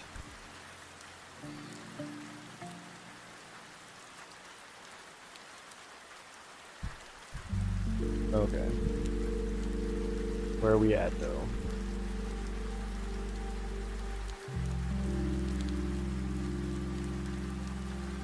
Okay. Alright then. Okay, auto swing, so this shouldn't swing again. Okay, keep swinging. Oh, I don't have, okay. Fuck, I need to rebuild. I didn't set this. I need to default this to like 200 so I don't have to set it on everything. Although, if the range was 0, why was it swinging? It shouldn't have swung at all, actually. I have something flipped somewhere.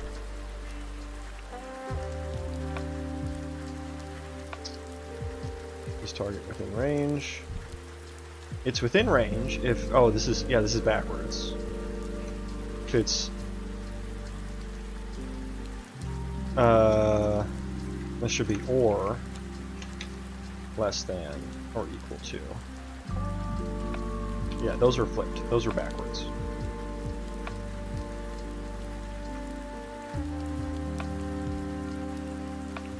Oh my god, dude. This is what happens when I change my, 24 things need to be built now. I need to do what Dr. Elliott was talking about, where he said you don't need, like, this thing. You don't need that on most of your classes. So apparently if you get rid of that, it can speed up your compile times. Because that essentially, like, exports the class as a part of the module, or something like that. So that is something that I need to look into that offline. See what happens when I remove that. Okay, almost to the point where I can swing a goddamn weapon again. And I need to set the bow range once I get in here. Okay, load it. Okay, where's my bow? Here we go. Bow range, change that to 3,000. Every other weapon will have 200. Go to my practice level here.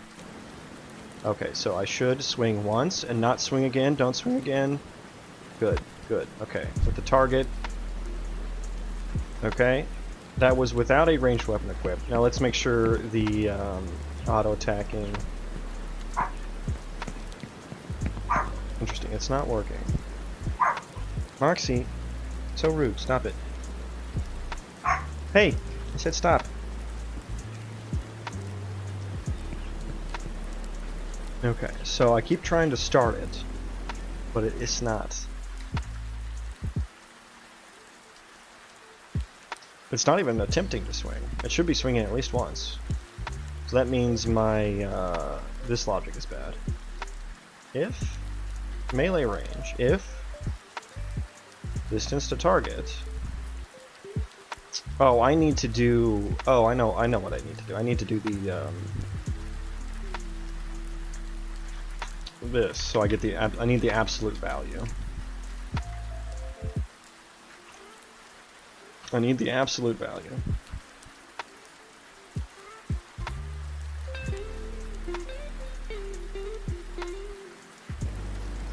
Okay, let's restart here. Clear that, clear that, clear that. Okay. Okay, swing once. Yes. Okay. Still swing once. I'm out of range here, so I shouldn't swing again. Alright, now I move into range. Okay, I'm still not.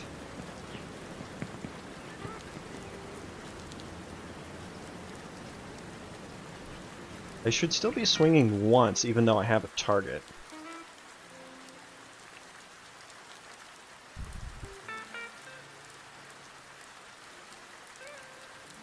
I think I need an else on here as well. For melee auto attack. Even if I'm out of... Well, no, because then I'll keep auto attacking? No, because I check afterwards. Okay, I think I need one more there. But this one should be getting triggered. So, actually, before I do that, let me figure out what the hell's wrong with this one. Distance to target. If melee range... Okay, let me flip these around. Yeah, because that condition's backwards. If distance to target is less than or equal to get melee range. That's why I had these like flipped around in my head. There we go. Silly me. Literally every single condition I wrote for the range stuff was backwards the first time.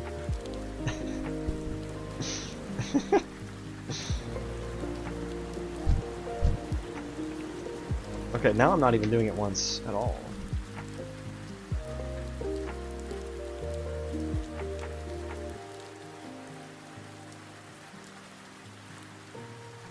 If distance to target is less than or equal to melee range.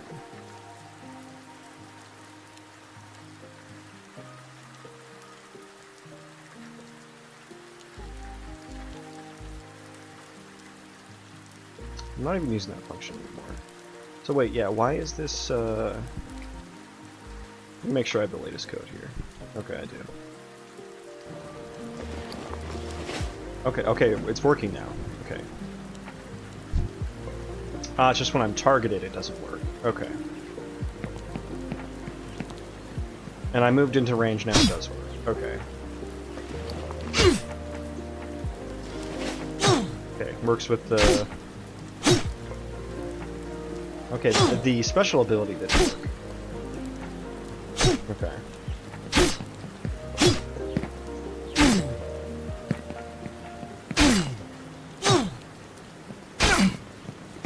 Okay. The special ability range did not work.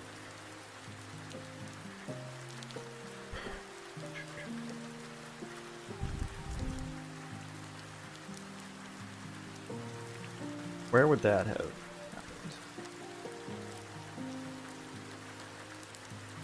happened? If distance to target is less than or equal to melee weapon range. Oh, right, this one is fucking backwards as well. Jesus Christ, dude. Why am I so bad at this? Literally every single condition I wrote down was backwards the first time.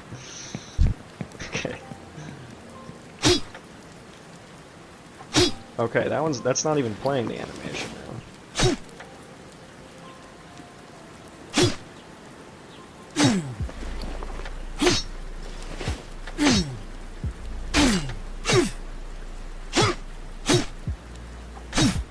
Just halfway there. I mean, yeah.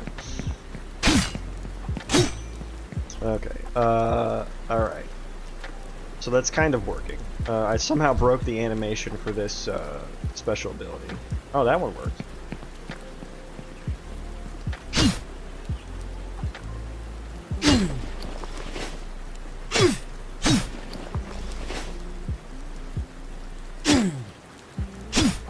Okay, I don't know why that wasn't working before. Okay. So with a bow, equip bow. Uh-oh.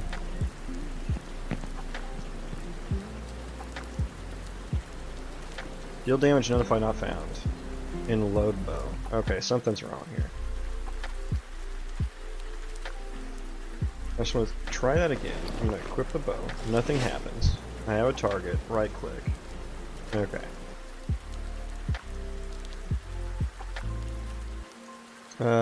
It wasn't firing at all. Kept trying to check if I was facing the target.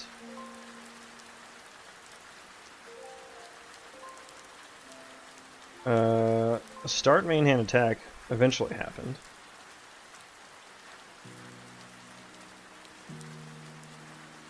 And then there was no notify found. Okay, going back to my melee auto. So I think I need to. Where's my auto attack ability? There it is. I need to redo this one now.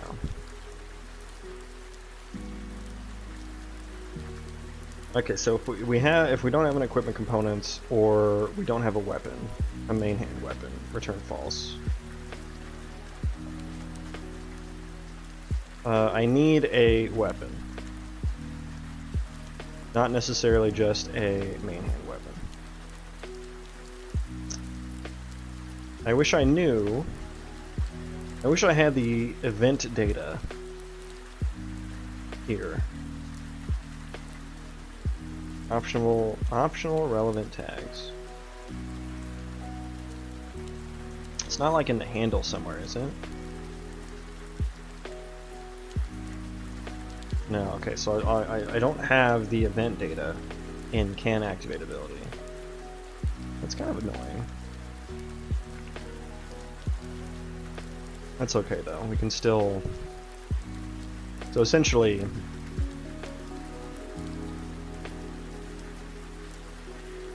This will... I just need a weapon equipped. Okay, let's... If...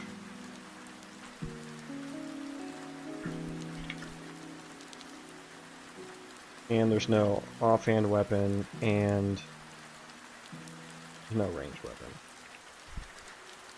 If I don't have any weapons, then I cannot activate this ability.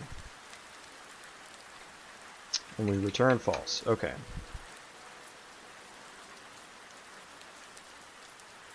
Okay, and then I need to check if I have a ranged weapon, and it's a bow. Wait. Do I need that? I don't know that I need this second check now. Well, yeah, because the ranged slot may be... Yeah, the ranged slot may have something else in it for different classes. So yeah, I do need to check if it's a bow. If those two things are true, and I don't have any ammo, return false. Okay.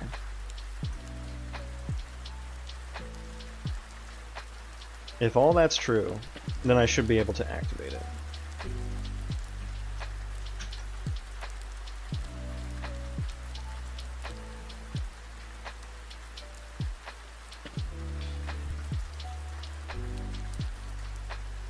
And then, yeah, if I don't have that, yeah. So we also check when we activate it as well.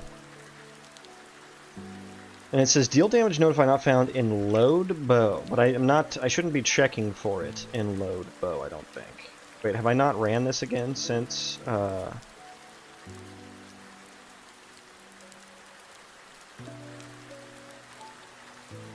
Okay, right, because I'm reusing the same attack calculator. Right. So I think probably I can just check... Yeah, if...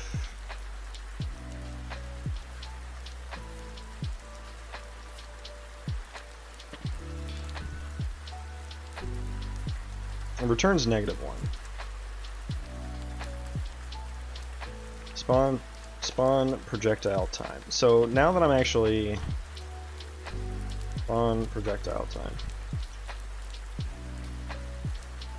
Equals -1. Return.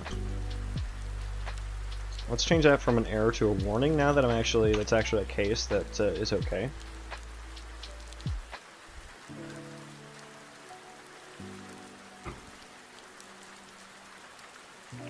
Okay, so now this is only happening on these, because like with the bow, I have two animations that I need to queue up. One is loading the bow, and the other one is firing the bow. And I'm using the same ability animation queue calculator class for each of them. Maybe I shouldn't. Maybe this should just be a throwaway one. Yeah, actually, let's do that, because I'm not doing anything. Well, do I need the weapon for this one? Yeah, this one maybe actually can be a U ability anim Q calculator. Yeah, maybe that's fine. That's just like a throwaway. That's the base class right there.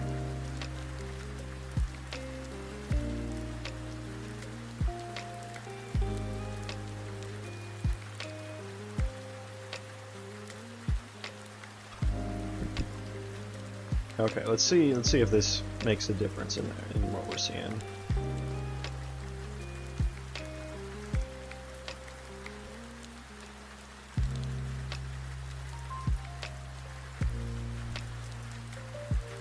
I'll clear the logs. Quick bow. Right click. Okay, T-pose, nice. Sick. Okay, so I start checking if it's facing the right direction.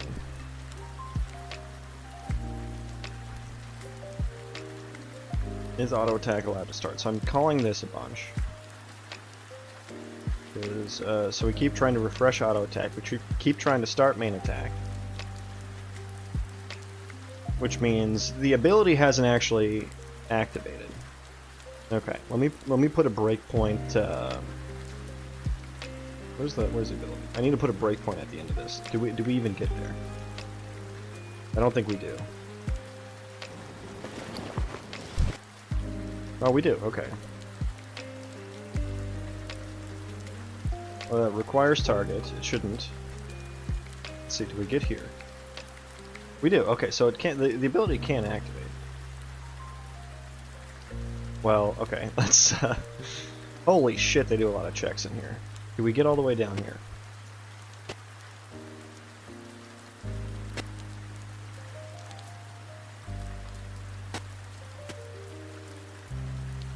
Okay, we do.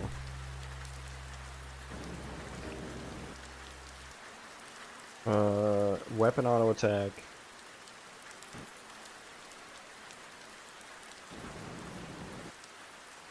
Okay, yeah, okay. So the ability is firing. The animations are broken. And we should check that out.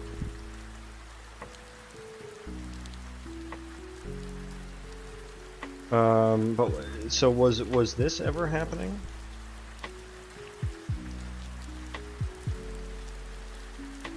Yeah, it seems to have been It didn't though at first.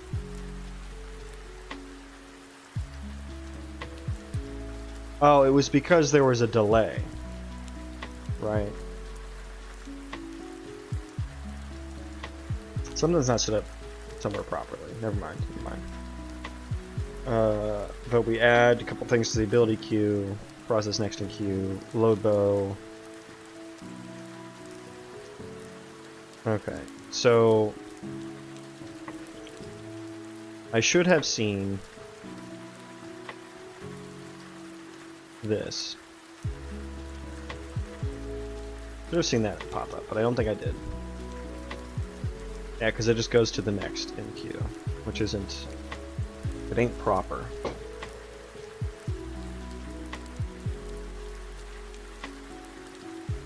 So something's happening. Where's my ability in queue? Do I have it open?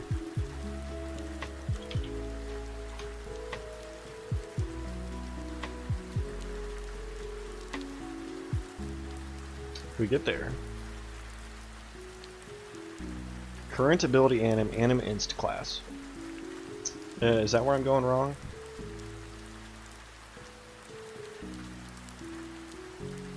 Weapon animation instance. Do I have it on the weapon?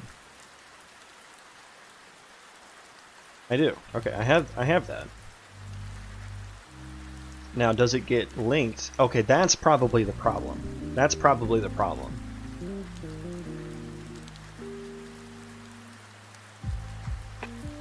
Okay. Okay. So when I equip and unequip my weapons, I have to add their animation instance to the character, and I bet they're conflicting with each other. Is there... How do I handle that? I suppose I could unlink...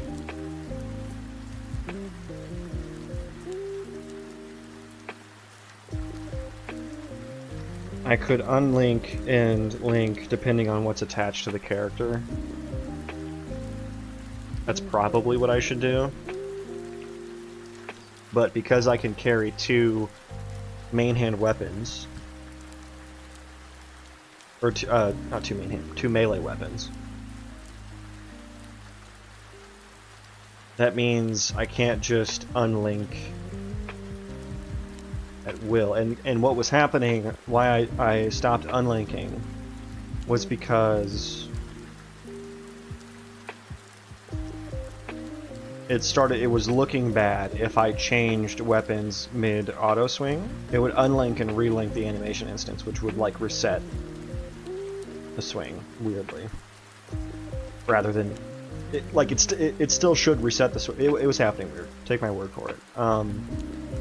And that fixed the issue. So I kind of need almost like a refresh animation instances.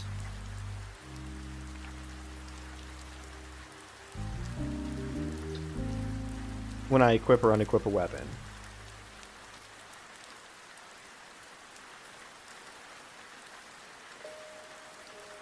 These would be conflict. So, I mean, is there a better way to do that than unlinking and relinking?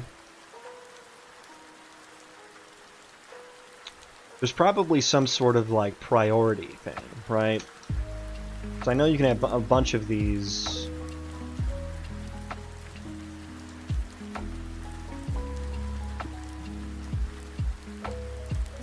You can have a bunch of these attached and stuff. I don't know where that would be.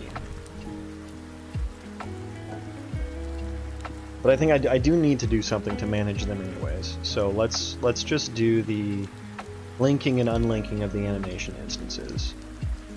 And so it really probably should just be on the character.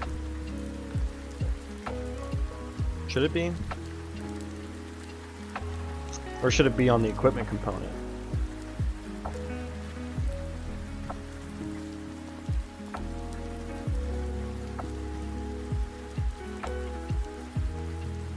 Kind of want to put it on the equipment component because I'm going to have to get all attached weapons.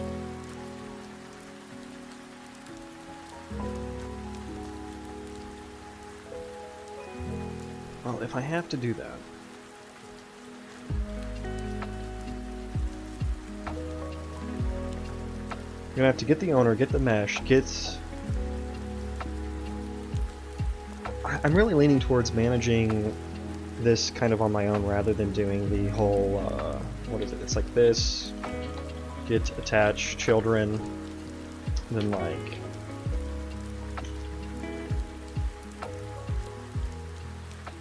I could just get the attached children and see if they're weapons.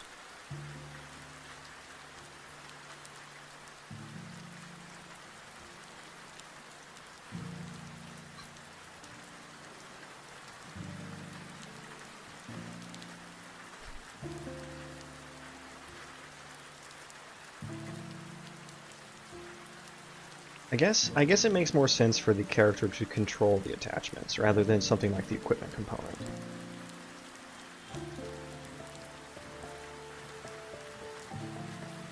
So there should be a function here for refreshing the attachments. I think that's what I'll have to do. And then if I have other classes, Satrak, thank you for the follow, mate. Welcome. Watching me, you're tuning in and watching me struggle to figure out where to handle animation instance linking. I'm thinking about scenarios where this is like, we're looking at like my main project character, player class. That's also my AI, humanoid AI classes and stuff.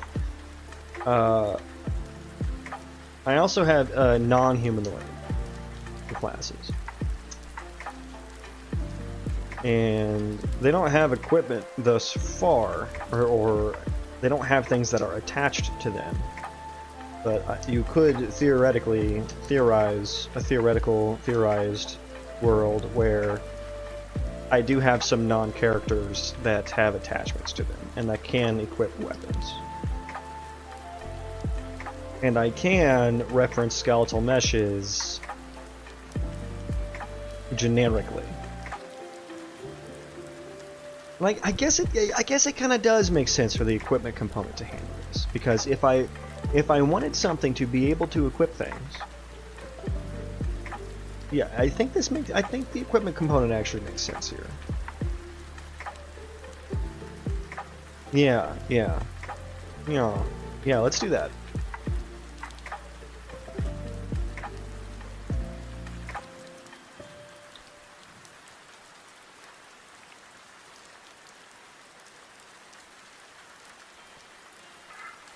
And then, yeah, this will handle the attachment rather than the weapon class.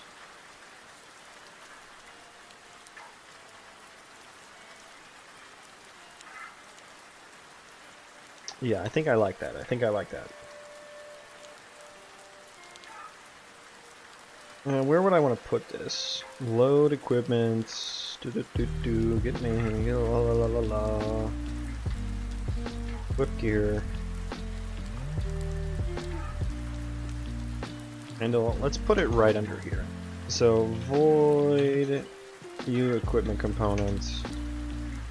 Refresh attachments. And this probably will happen for non-weapon gear when I get there. I don't have any of that yet. And this is just going to be called handle equip side effects. Yeah, so this probably goes here. That's where that gets called from.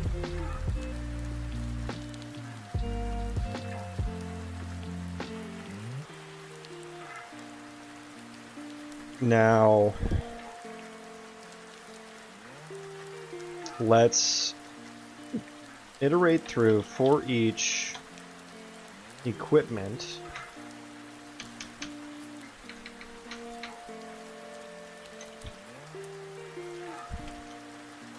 Auto weapon equals cast it to AU, my weapon.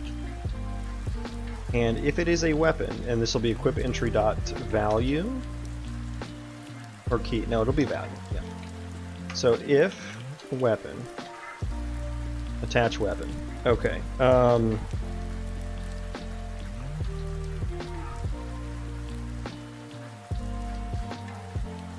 Add to equipment handle equip side effects. Equip. So I do the handle equipped here, which is currently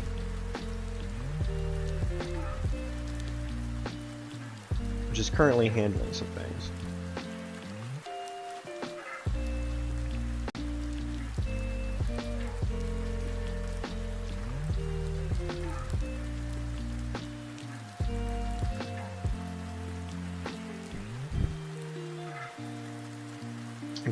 I'm thinking.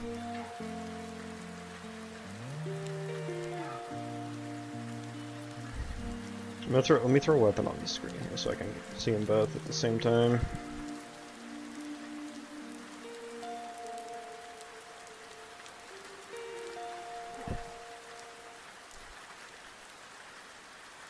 Do I move this entire function into here?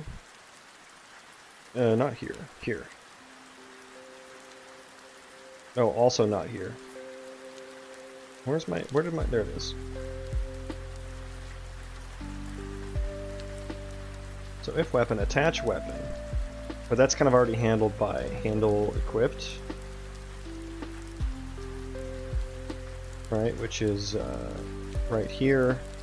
So this is just, rather than refresh attachments, I should maybe call this refresh animal, like linked layers or something.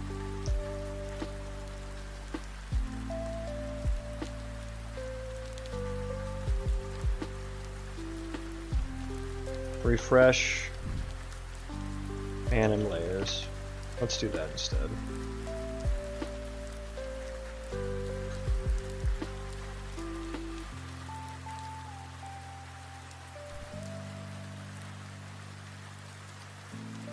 Okay, so essentially what I need to do is I need to come up with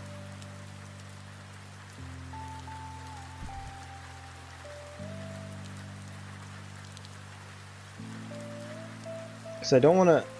Two weapons could need the same animation class, the same instance of the animation class, so I don't just want to blindly, when I unequip a weapon, remove the class.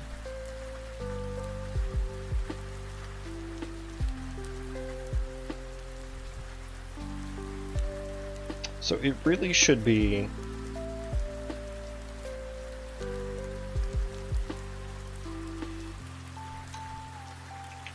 weapon and weapon.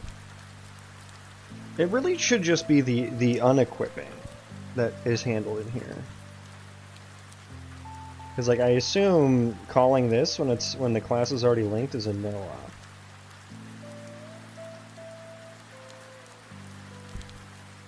So rather than there, where's unequip?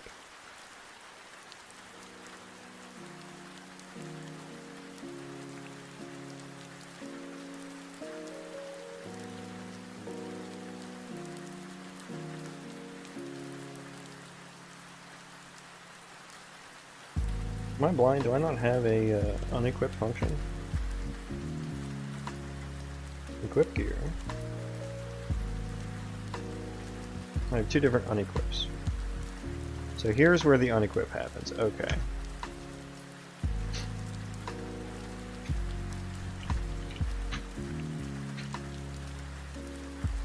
Okay, so let's move that all the way down near where that's happening.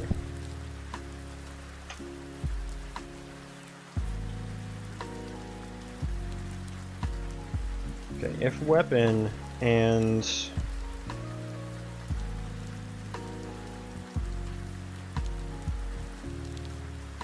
so this is after it's removed. So essentially, let's like get an array of T subclass of U my linked animation instance. This is desired anim layers and weapon animation instance. Okay, we gotta include that. Add. This can be a set. This should be a set. I don't need duplicates in there. Desired anim layers. Add. Add this.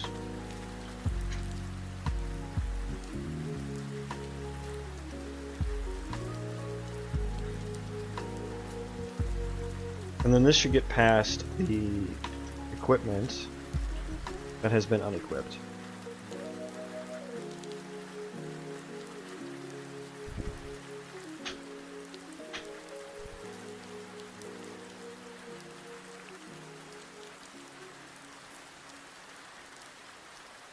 Okay.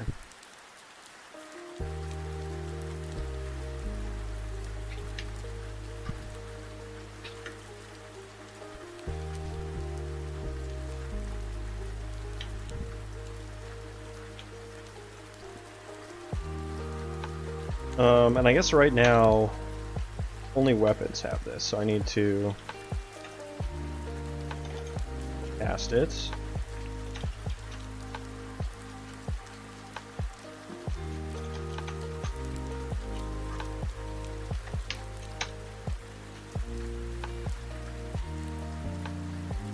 Yeah, or there is no animation instance yet, just return.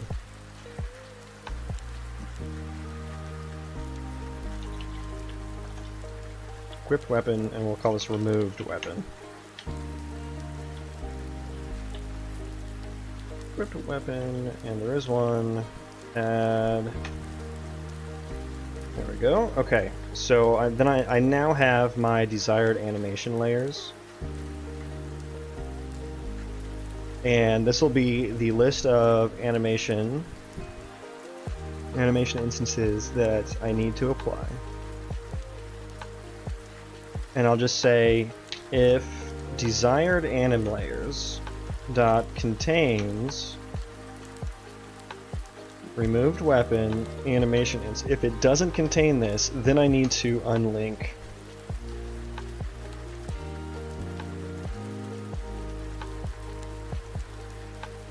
Get owner. I need to cast that to a static mesh.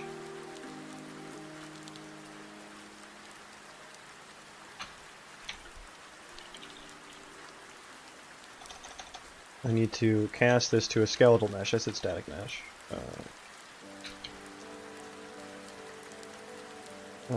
U skeletal mesh components.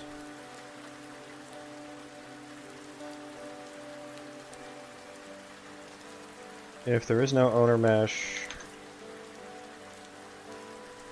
Okay, so now owner mesh, unlink the remove weapon animation instance. Now, I think I probably want to change the linking of the... Let's also change this into the equipment components, and it'll be handle equip side effects, just so that they're happening in the same class.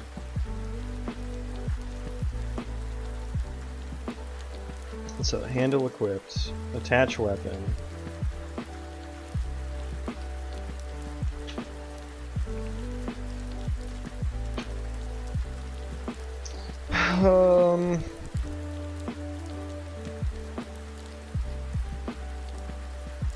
Actually, no, I don't like it in here.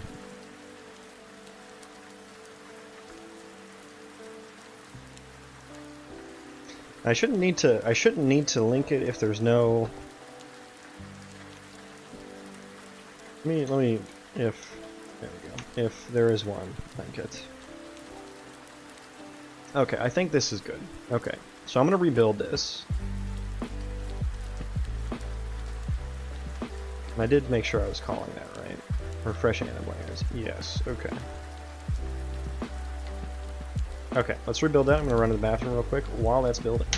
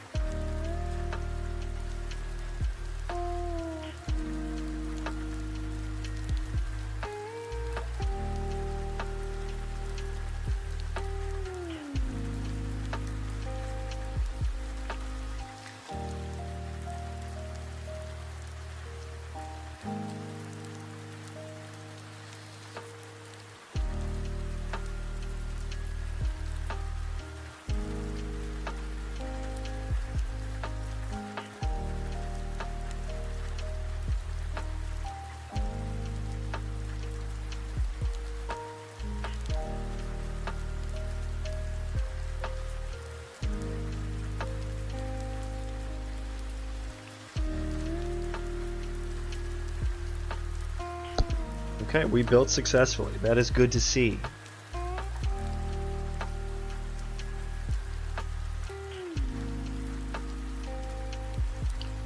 Okay. Now let's see if our auto attacks look any better now. Testing this one. I'm swinging. I should stop swinging. Good. Okay. Should continue swinging. I'm out of range. I'm in range. Okay. Melee swinging is looking good. There's the ability. Stop now. Yes. Okay.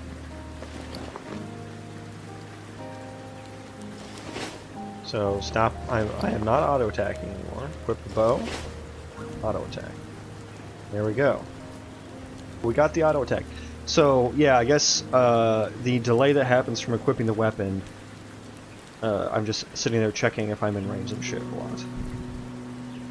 Boom. Okay, so now does this work? No, it doesn't. Okay, so I was testing to see if I could aim to do like a skill shot type thing.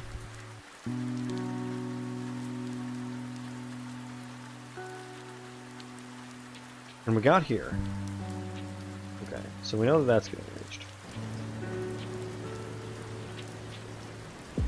Okay, this is working now too. Now I'm like stuck. Oh, okay. Okay, so okay, everything's back to working now. We're finally back. What is our... We've changed so much. 29 files. It's really half that though, because half of them are headers. Now, I guess let's actually spawn. Let's spawn some shit.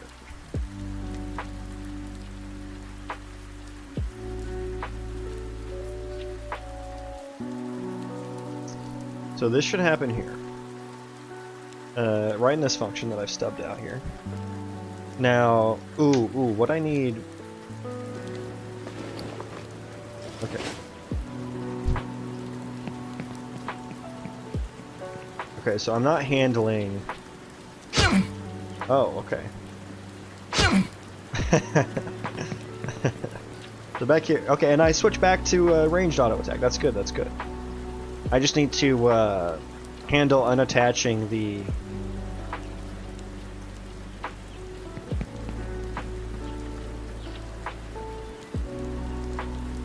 I need to handle unattaching and reattaching. We'll do that later. Because I want to get these projectiles spawn. I want to get the bow actually dealing damage. Okay.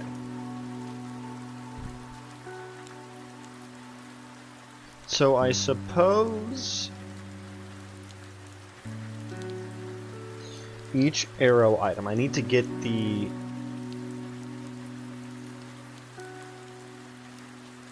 the equipped ammo. That will need to be passed along to the projectile. So I need to spawn the projectile at this moment.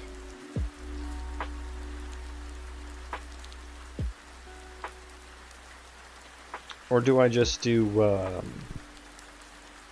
I have the weapon class handle this?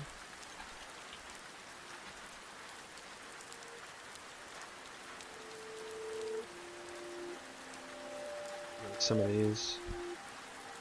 Do I have the... Because I already have the weapon class handling auto attack damage for itself.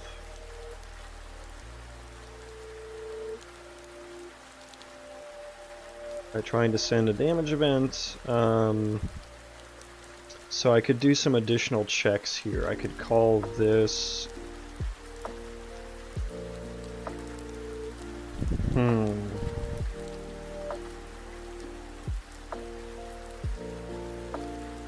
How do I want to spawn this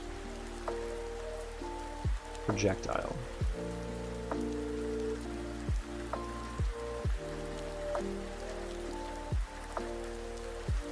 If I call back to the ability, let me look at the weapon special ability here. Okay, so I calculate the deal damage time in the ability, and maybe I should do that as well.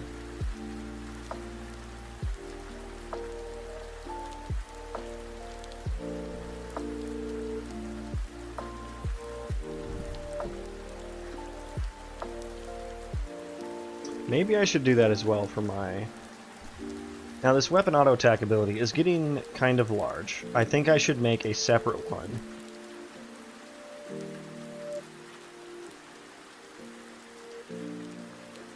For bows, actually. For ranged attacks.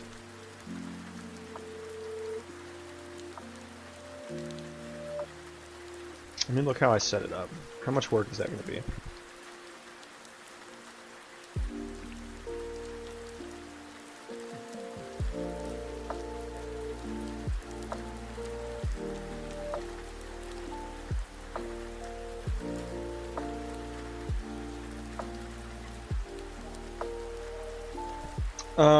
This should be fine.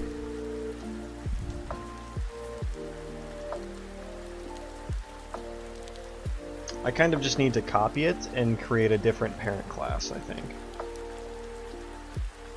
Although it is nice to just have one of these, so I don't have to update two. If I ever want to update this, I don't know. Is it? What reason do I need to? I guess I could make this a little more targeted if I had two different classes. I wouldn't need this branching logic.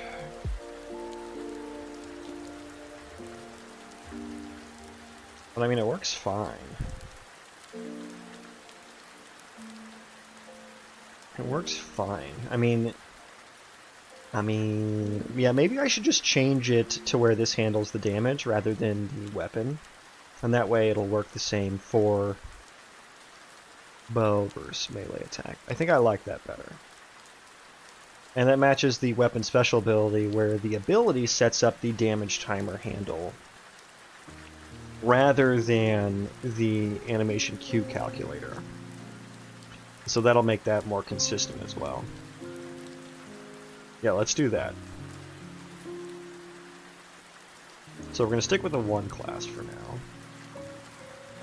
And I suppose I just need a...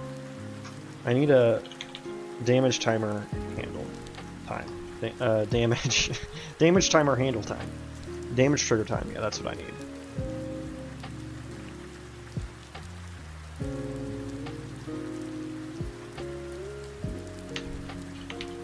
Initialize that to 0. And you know, that should be good. That should be good. And so we'll calculate that in here. And the damage trigger time, I will need to do this in here now. I should probably make some convenience methods to set these up so I don't have to do so many lines of code.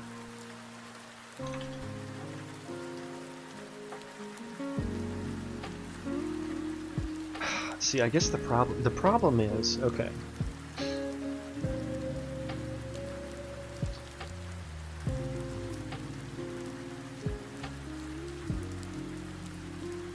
The problem is these may not start yet. That's why I have to go through the Q calculator. Okay, fuck.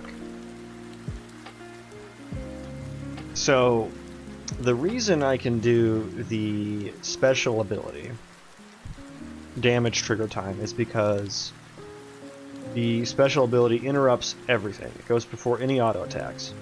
The auto attacks I don't actually know in this class when they're going to get executed. I only know that from the calculator. That's why. But that doesn't mean I can't call back to them, which I think probably I should do.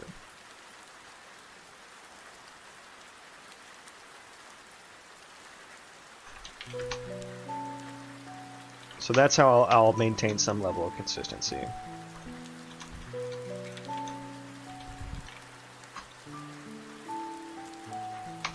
We'll name that the generic on-deal damage notify. And we will bind it here.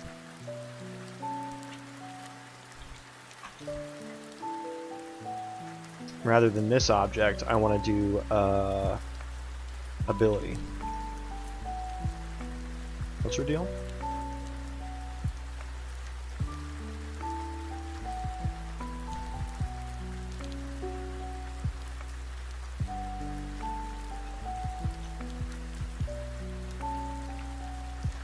Ah, Jesus Christ, this fucking C. No viable function.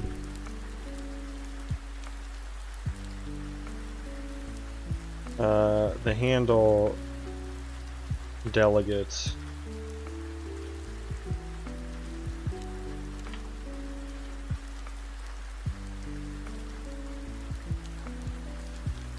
I thought I had to give it the object as well. Ability. Do I need to cast the ability to the same class as this? Why are there so many set timer signatures?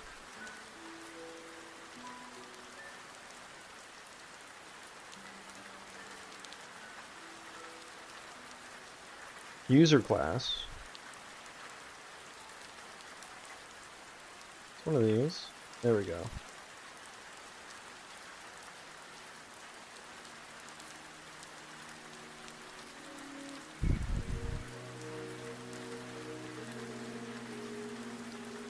Timer delegate preview objects. I mean, I feel like that should be good, no? This is do I need to like .git or something? Probably need to do a .git. No? Still no? And if I did this, it still doesn't like that.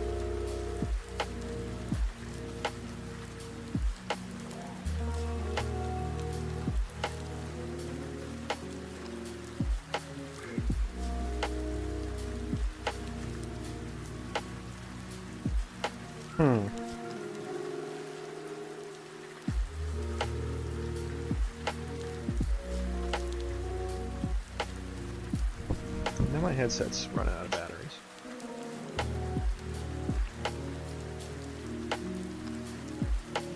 And I have to read through this and figure out what my fucking issue is.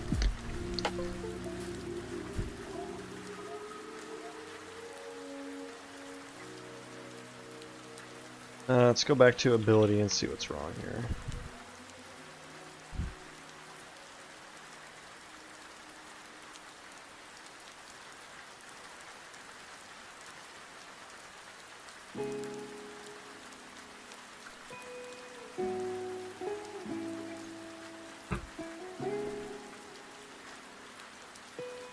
Could be one of these, right? Couldn't match type user class against TObject pointer my ability base. So do I just need to get class? Like what?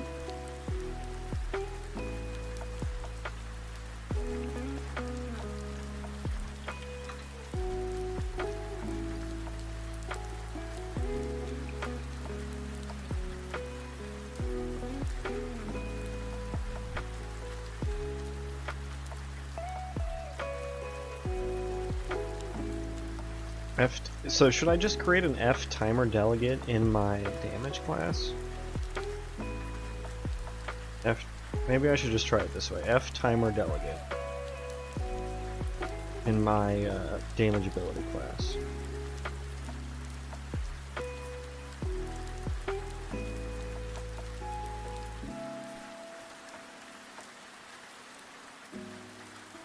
That's the wrong class. Where's my auto attack ability? Here we go. So F timer delegate on deal damage delegate.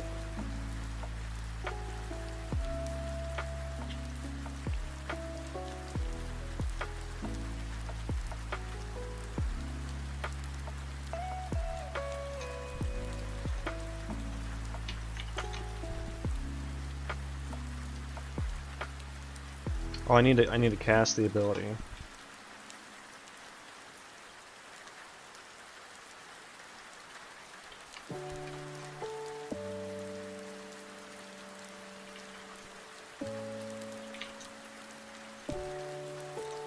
Auto attack ability.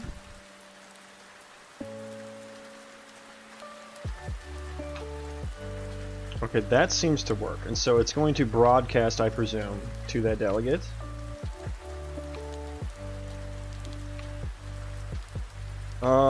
I mean, I guess I should bind to it. I guess I should do it the reverse way, actually. That would make more sense.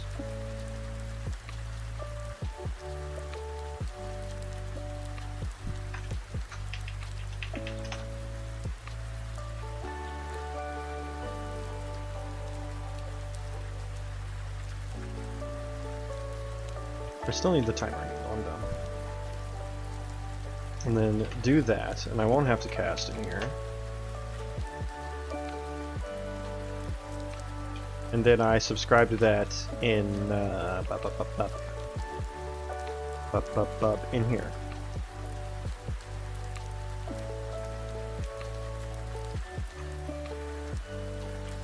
On deal damage delegate dot bind on object. Yes, okay.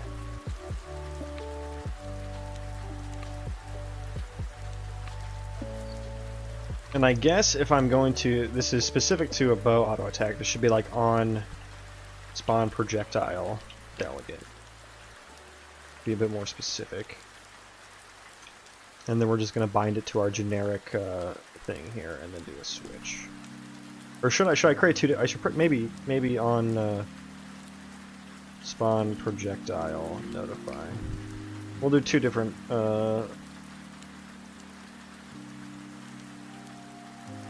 functions for one for melee and range. So on spawn projectile. Okay, so in here is where the magic happens. And maybe I can make this a... Do I expose this to blueprints? Because that's what I do with my cast ability.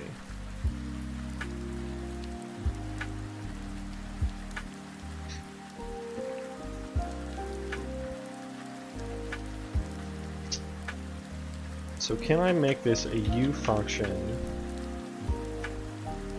that is a blueprint native event?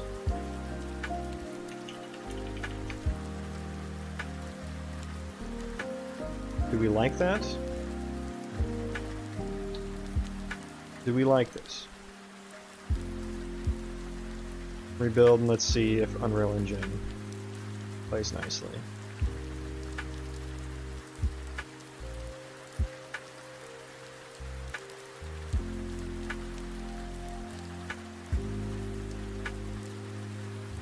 Okay, so that built.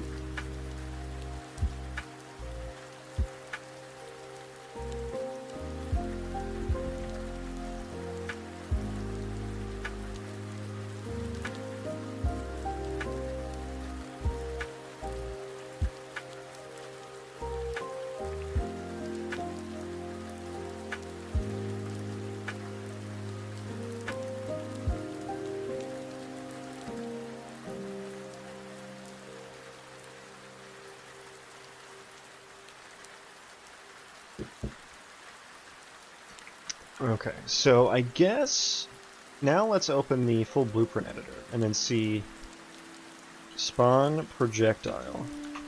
Okay. So now we can do things in here. Now we can spawn projectiles. If I wanted to. I need the arrow to spawn. And I need to spawn it now. So I need a reference to equipment components.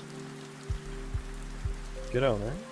I'm in the abilities, so this is what gets actor from something really good owning actor. Yes. Get component by class. This will be the equipment component. That's component, so I need get component. Equipment component. Do an is valid just to be safe. Stay safe out there, kids. Okay, so if we have an equipment component, get ammo, get or equip ranged. So now we have the ammo, which should have the damage information on it, and it should have a weapon actor representation as well. Get weapon data. Break that. No, equipment data is what I mean.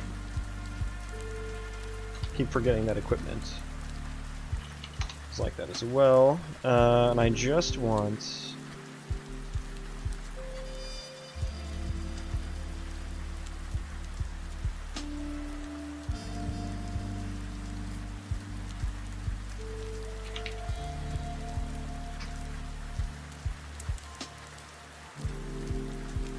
Ah, weapon actor representation is not blueprint exposed. God, how I wish I could just run live coding and have everything work there. But nope, gotta rebuild every single fucking time.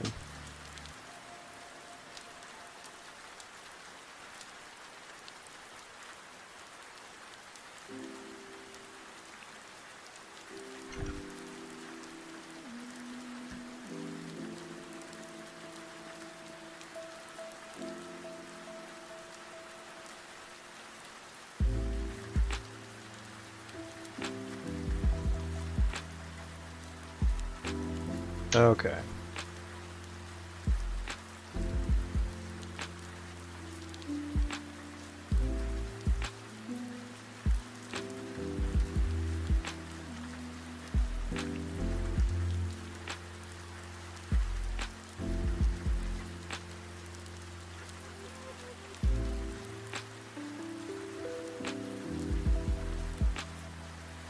Okay, here we are. Get weapon actor representation, spawn actor from class. Okay, then here's where I will want to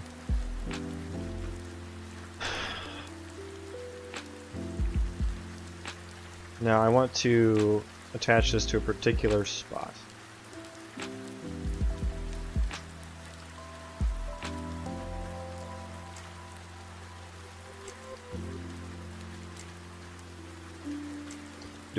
Should I just call attach weapon here?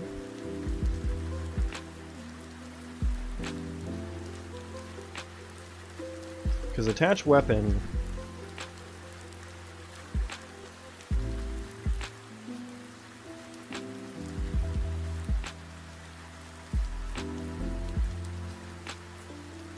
attach to component. Yeah, I think I should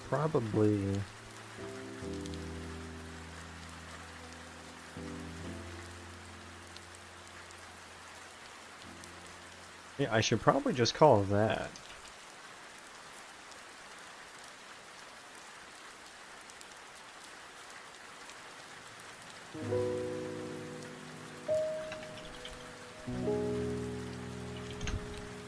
Make that blueprint callable, and then also make it return the actor.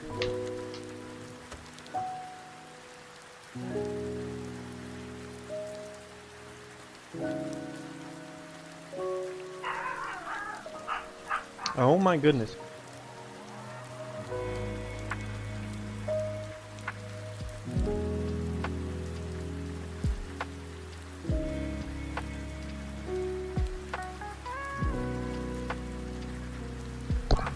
Oh, dogs. Oh, dogs. Yeah, and then return the, return this thing.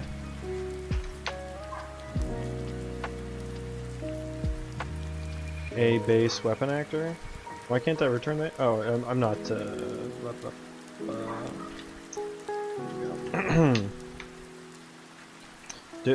do I have anything, A base weapon actor? Does that do anything? Weapon mesh? Attach socket name. Do I care about having any of that info in blueprints?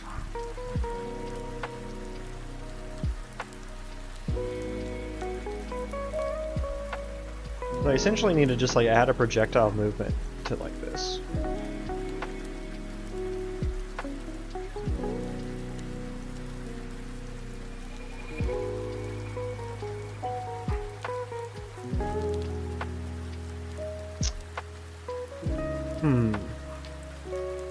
It's like either I have a projectile actor that I set the mesh of to this weapon mesh, or I put like a projectile component on here. Moxie, please stop. Please stop.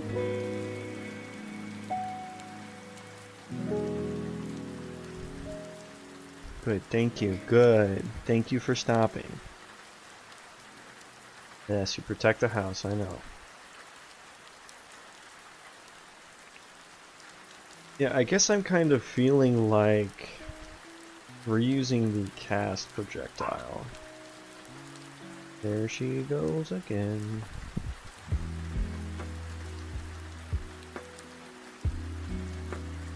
Yeah, because I mean, this does... Yeah, I should probably just reuse this. I should subclass this.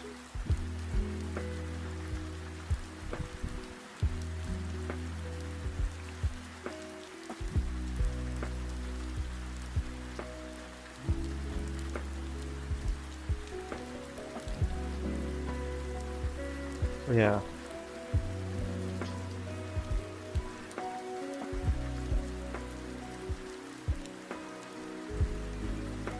Get her equip ammo.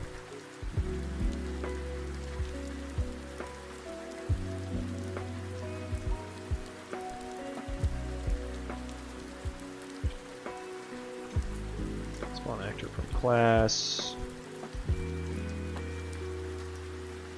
There's actually going to be 2 events that need to happen. Shit. Well, we'll just do it all at once for now, and then we'll go back and make it look good. Never mind. Ignore me. Get or equip ranged ammo. I'll need this to create the effect to then attach to this cast projectile.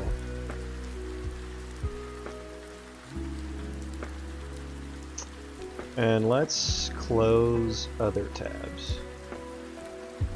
And open up the cast projectile here.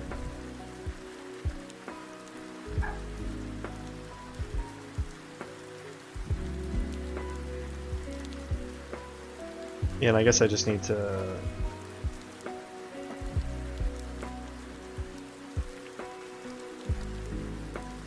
I need like a generic form of this, right? Because like my... It's gonna do the same thing as my fireball ability.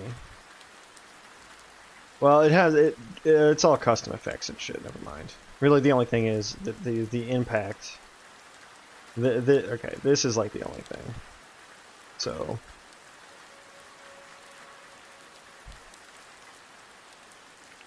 Okay, let's just create it here, and this will just be like arrow, cast projectile. Yes, BP arrow projectile.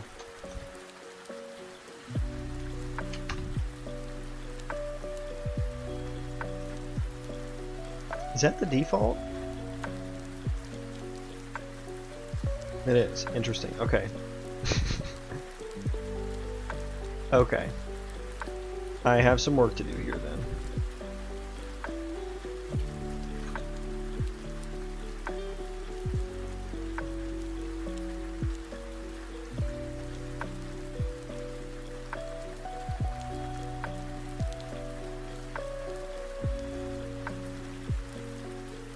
Okay.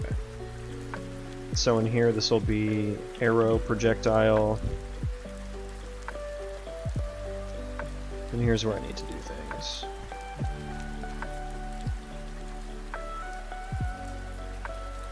I need to like attach this to a certain slot. I probably need to create a new one for arrows. Or I say slot, socket. Totally different than slot.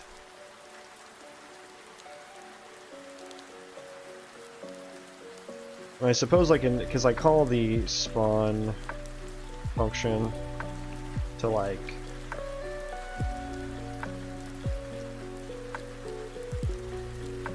what do I do in spawn? I put it in spellcast, so yeah, I need to override that.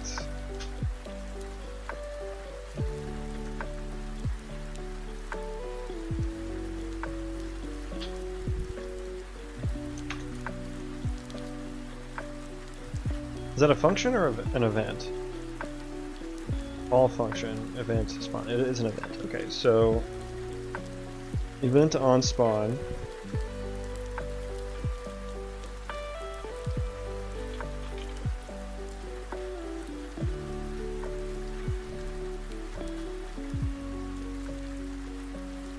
Disable collision.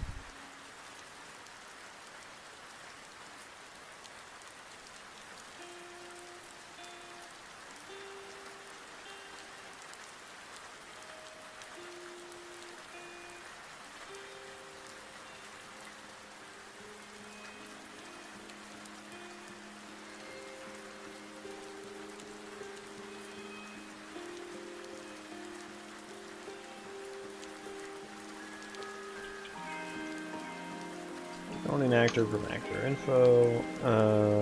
It's expecting a my project character, so we'll have to cast here.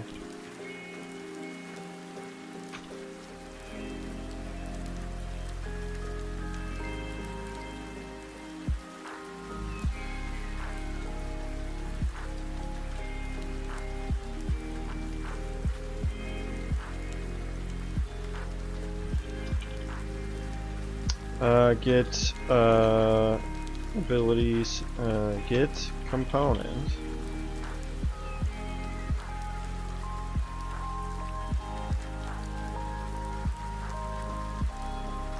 Okay, so I need to get the ability system component. Anyway, get ability system component. That's not the right one. Get ability system I need to do it from here. I'm done. Get ability. There it is. That is the instigator component. So then I need to create the effect and pass it there as well.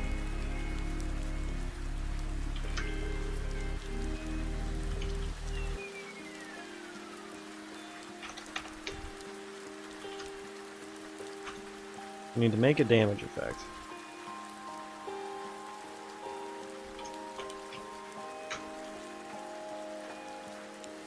And what did I do for the fireball one?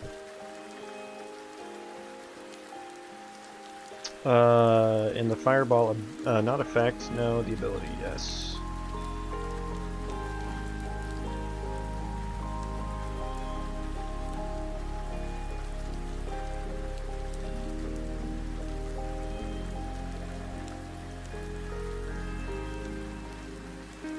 Impact effect. Is that's just on the cast ability?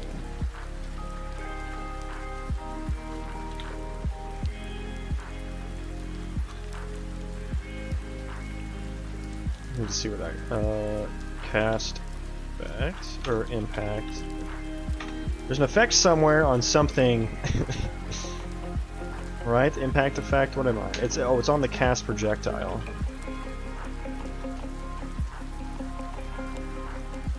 Correct.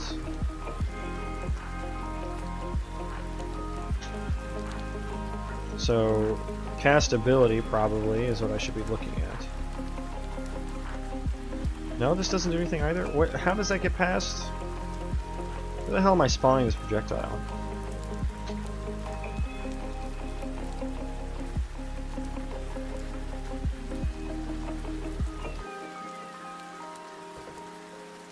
I thought it would have been in the fireball ability here.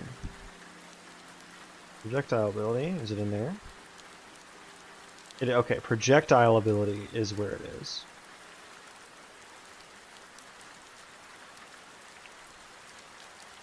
Oh boy.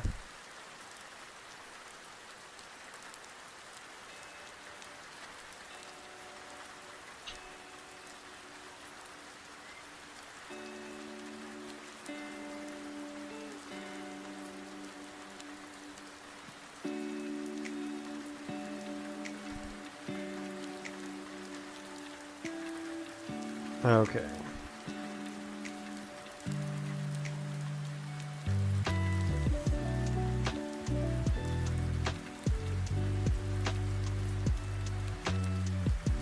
Source ability, get reference to self. Damage effect class can just be damage effect. Because this is for auto effect type, or auto attack, not auto effect. Okay, so now this is where I get weapon data. And then I need to, I suppose, calculate the damage. I just need to add the mins and maxes. I also need the, God, the spaghetti is growing quite large. Let's actually promote this to a variable to fix that.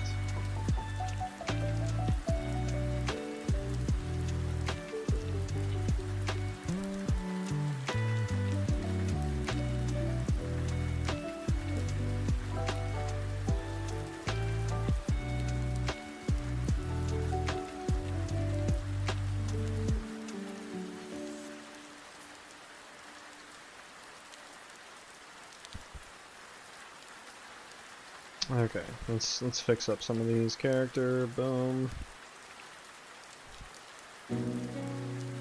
Owner and instigator.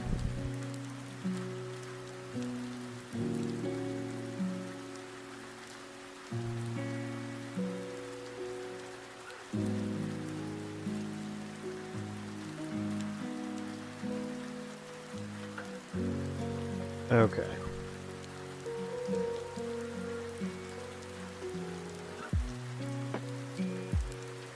And just get actor transform. Just to get that to leave me alone there. Okay. Okay! That was a doozy to get that set up. Okay, so we have the min-max damage. I'm gonna need an add for each of these. One for min, one for max. Goes in a little bit. Okay, so we want min damage to go in there, max damage to go in there. And then I need to get the weapon. So I need to do another one of these. Get ranged weapon. Get weapon data.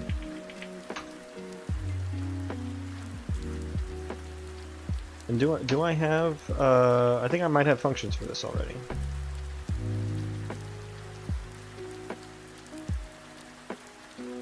Aha! Yes, get min max damage, okay.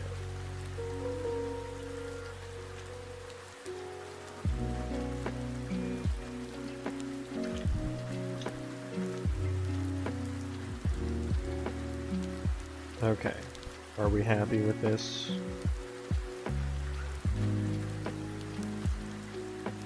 Little messy.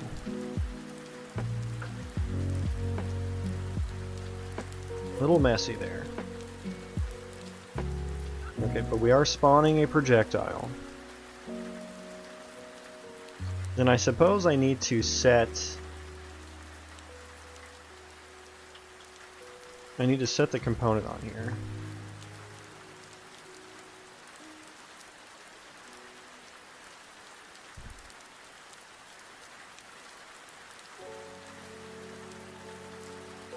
So...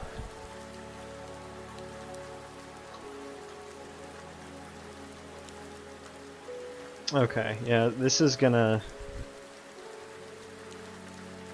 Can I clear this? Clear that. And make sure that stays on the fireball. Yeah, okay, so that stayed there. Compile, compile, okay.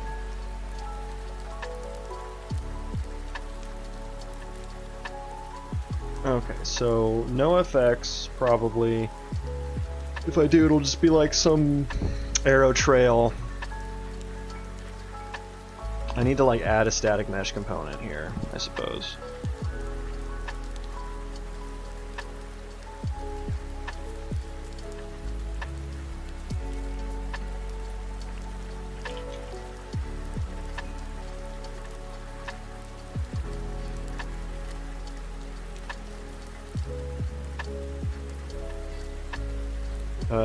Collision on this. I don't want any collision on that. No collision.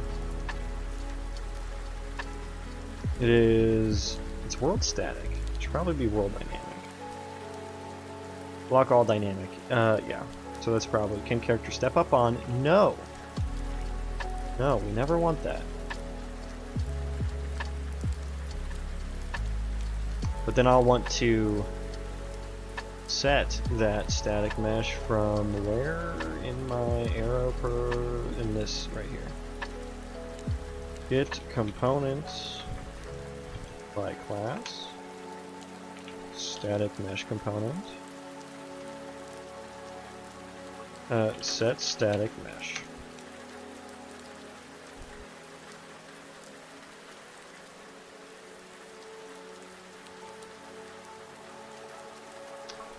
I suppose I don't want that to have collision enabled. Or I at least want it to ignore. What did I set this to? Did I change? I changed the collision on the projectile at some point. What did I change that to?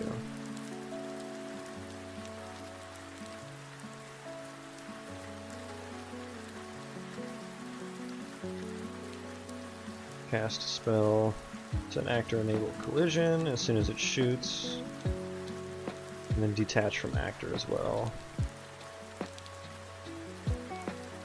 So yeah, the collision's already going to be set to false.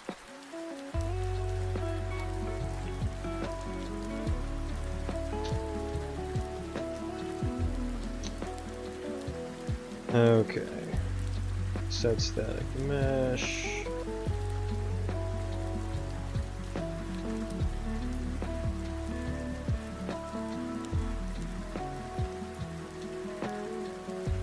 I just need to get I need to get default to object for this.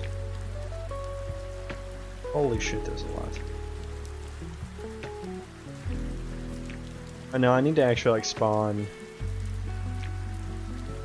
like create an object or something.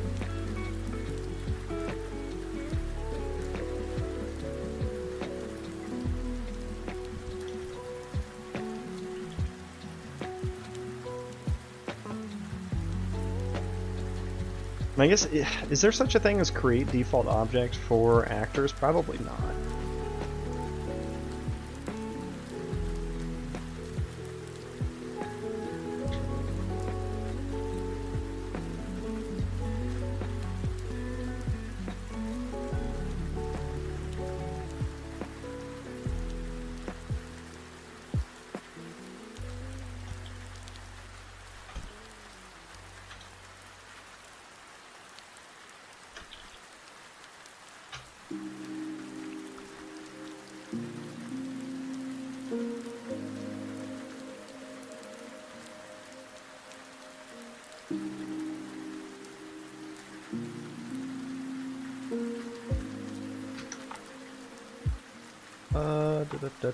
What do I have here? Weapon actor.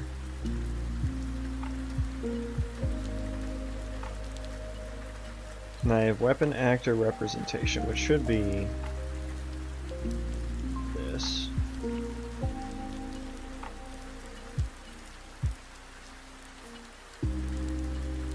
Right?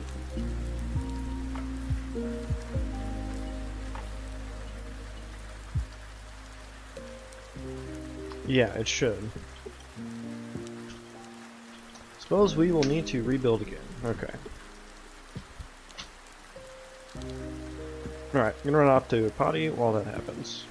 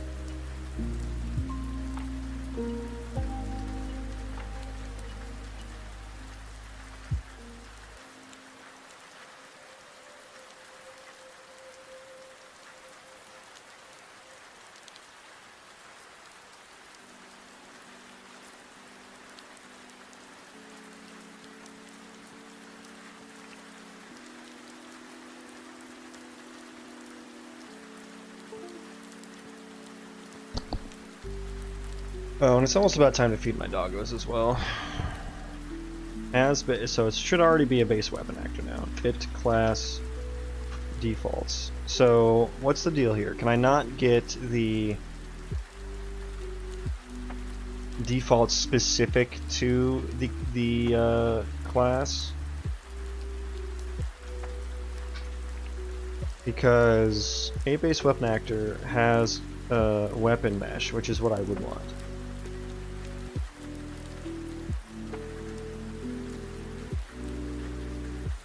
That's what I want.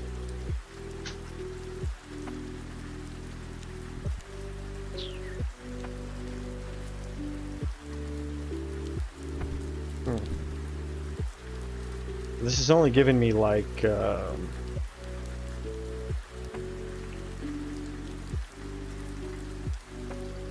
maybe I should make a function. Oh, go away, go away. Weapon auto attack. My weapon.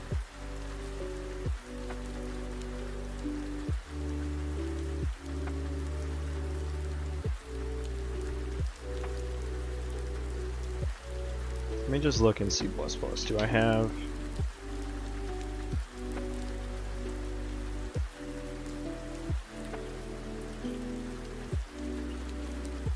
I can get default object here.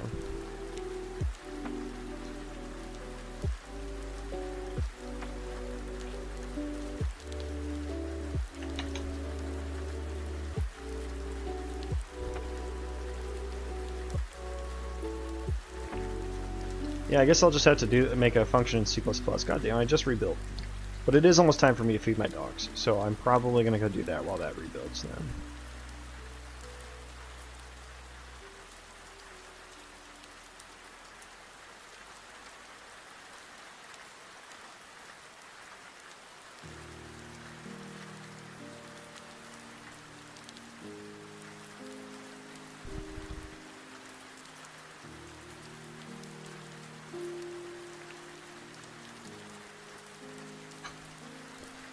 And so this is going to be a U static mesh get weapon actor static mesh. I think this can be const.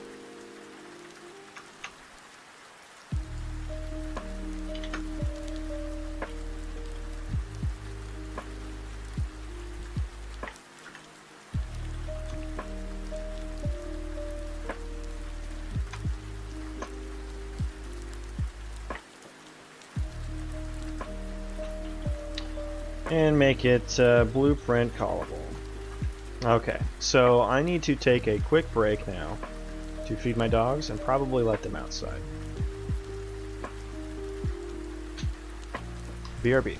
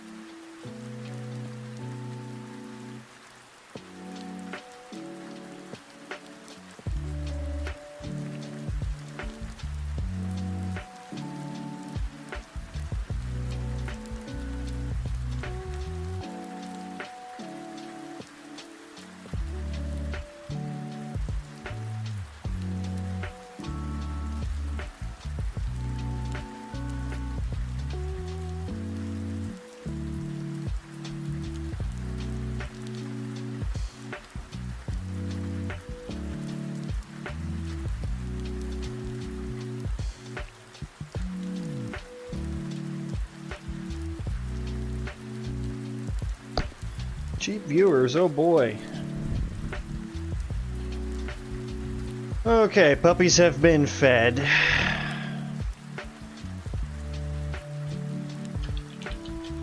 Okay, so now I have this thing.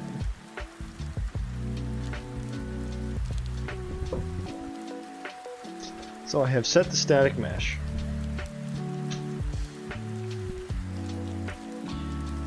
Okay.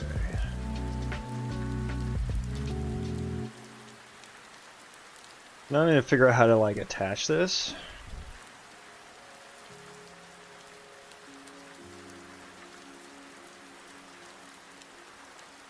I think, because I'm going to be attaching it to the character mesh.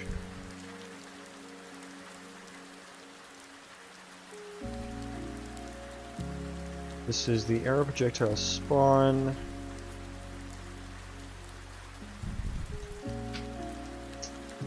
And let me look at the parent. Parent spawn. Yeah, I essentially want to... I could just change this actually. God, I'm going to be rebuilding so often. Could change this to take in a socket name.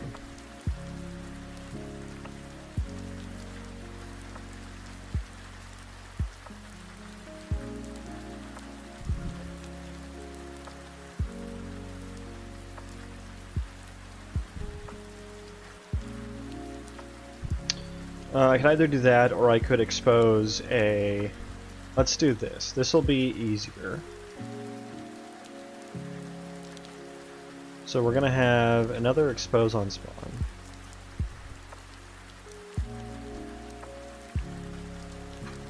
That's going to be fname attach to socket. Let's just default it to spellcast. Then if I want to overwrite that anywhere, I can. Which is what I'm going to do. So replace all these with the attach to socket. Boop, boop, boop.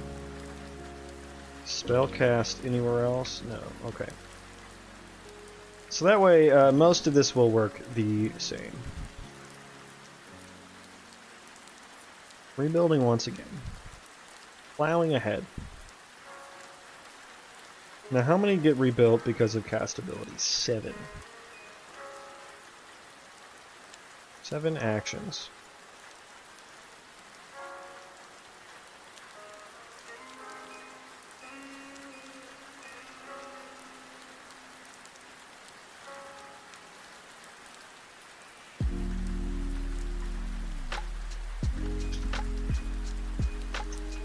This is a cool landscape feature here.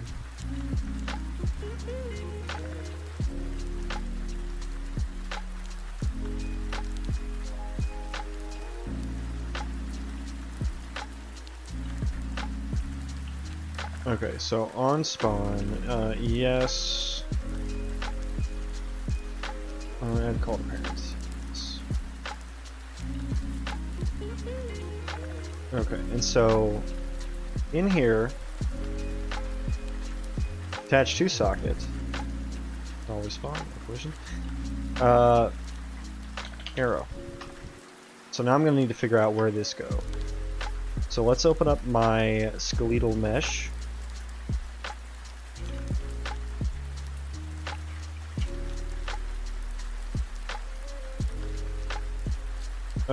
Do I put it on the skeletal mesh? I opened the static mesh there. Okay. Maybe can I manage this on the anim?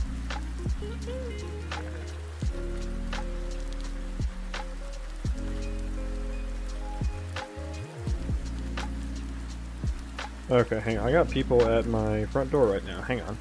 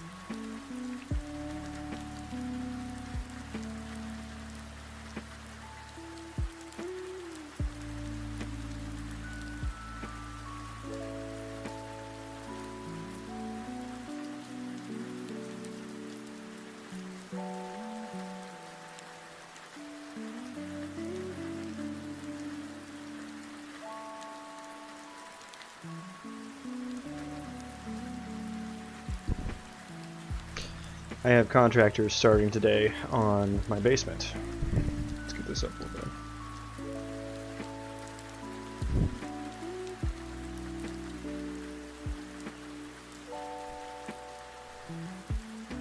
bit. Okay. Yeah, so I wanted to see if I could add the socket here.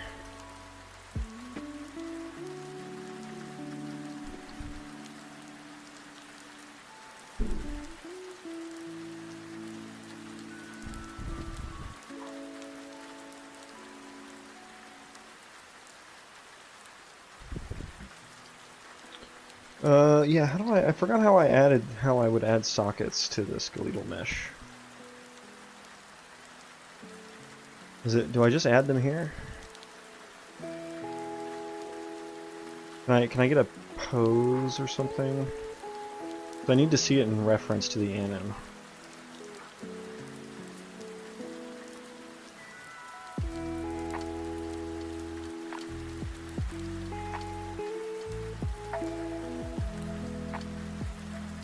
Can I do it here?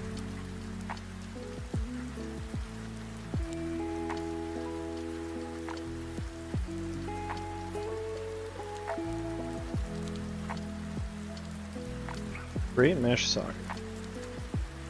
Did that do something?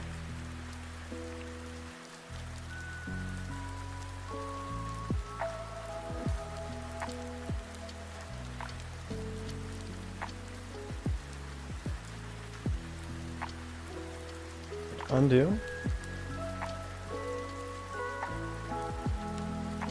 Add socket. Okay.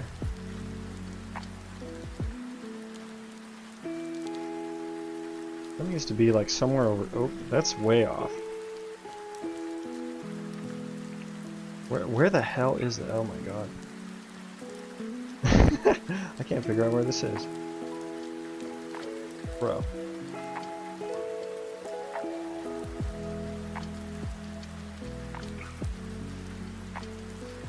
Okay, let's start that over.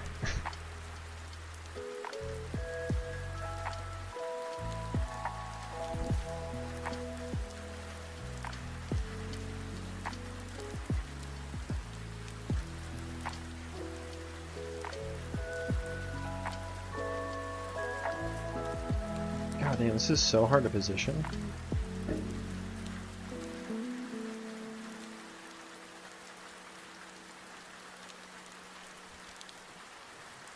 Like right at his fingers. There we go. That's probably pretty good. So this will be the arrow. The arrow socket.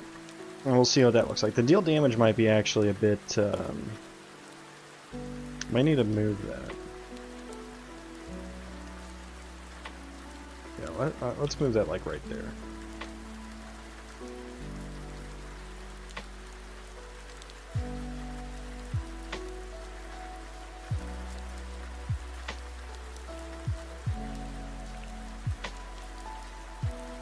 Okay, okay.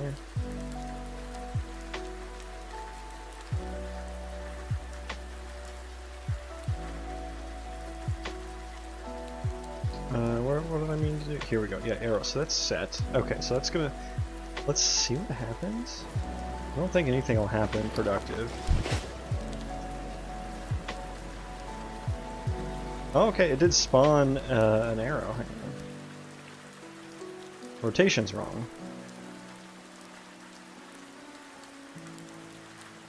Now I suppose.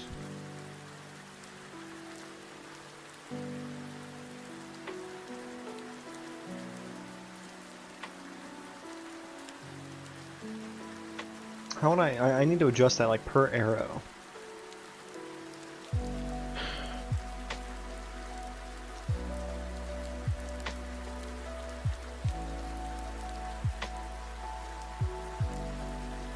So I'm wondering if rather than getting the static mesh from the weapon actor, if I should instead be just attaching the weapon actor to the projectile actor. Because then I can maintain the rotation and location.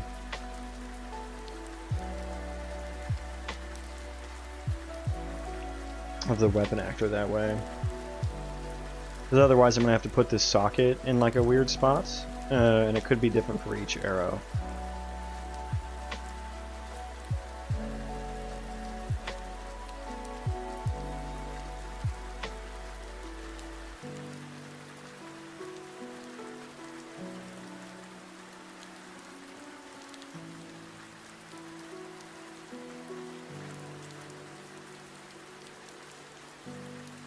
So like right there, maybe. Wait, undo, undo. I need to make sure the rotation is right first, so let's just make that 0.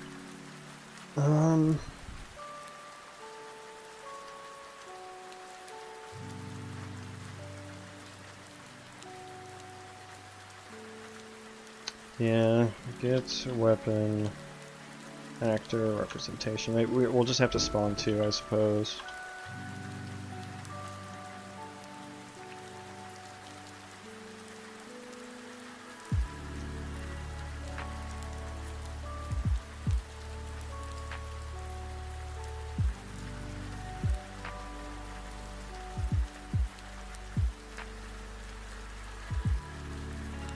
Okay, God, this is gonna get messy.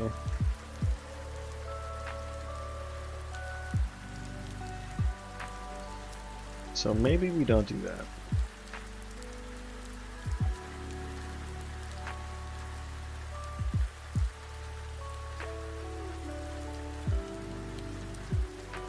Yeah, maybe we don't do that.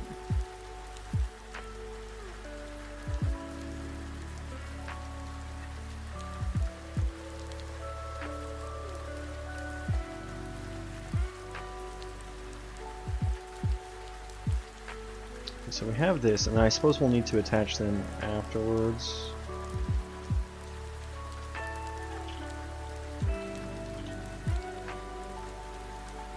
Attach actor to actor.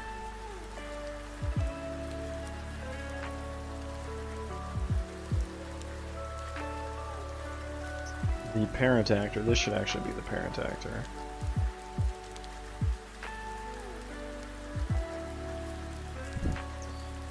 Keep relative and weld, yeah, I think that's probably correct.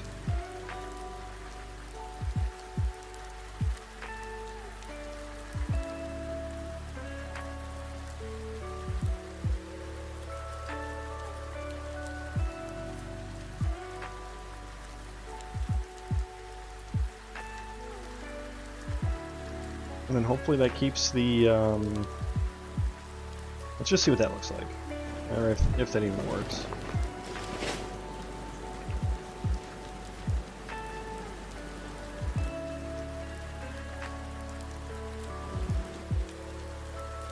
Okay, so I don't know if that spawned anything.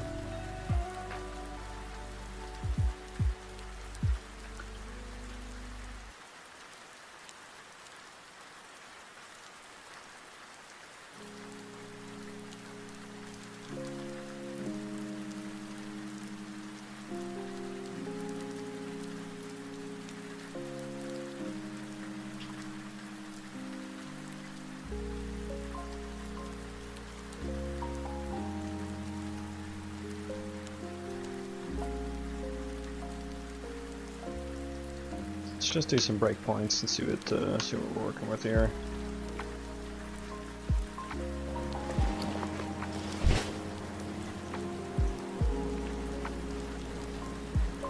Hey, are you valid?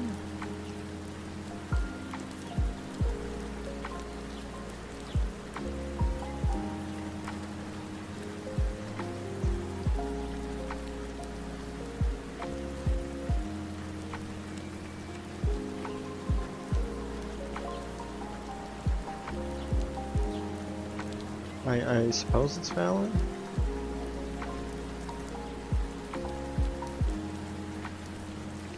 Success is true. It didn't like spawn it at like 0, 0 or something, did it? It was over here.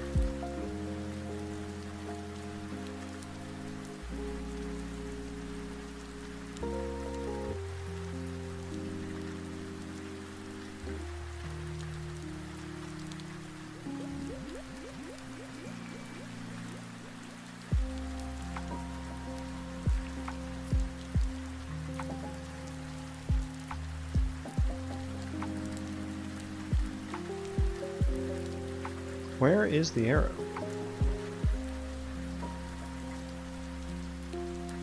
Oh, there's one. That's way over here. Okay. Why?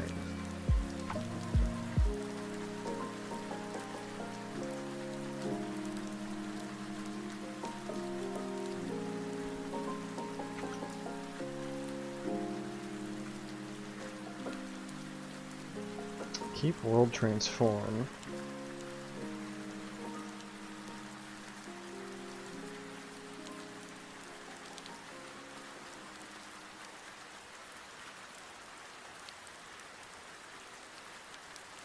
And then we set the actor transform.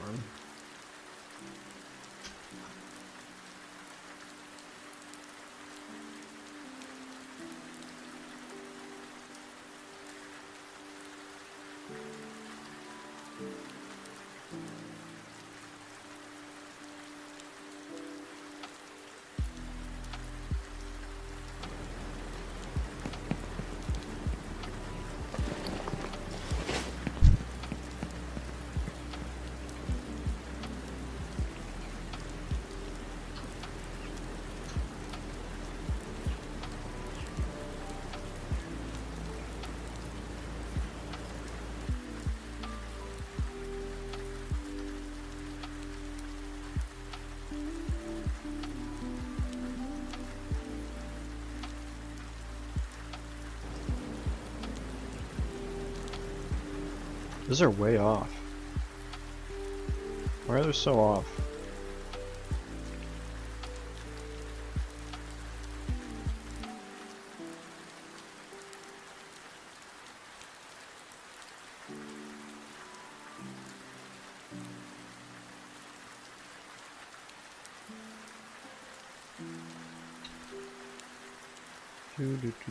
Yeah, why? Always spawn.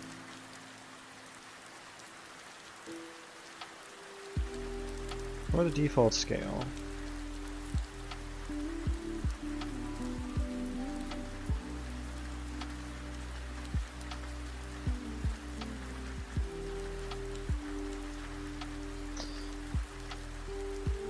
Location rule, snap to target probably is what I would want. Is that why?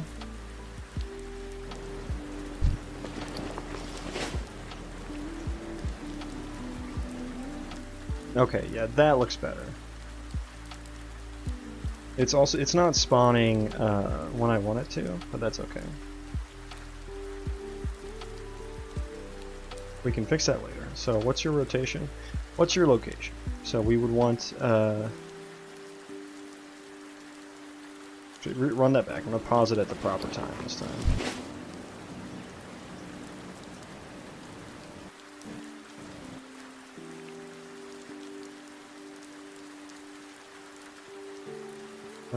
We're going to negative 90 in red.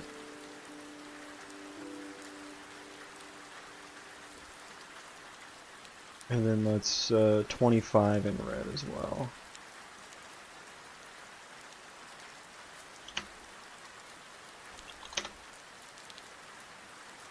Is that right? That might not be right.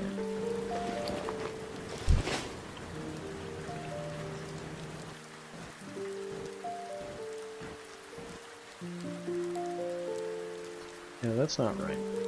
The location might be correct.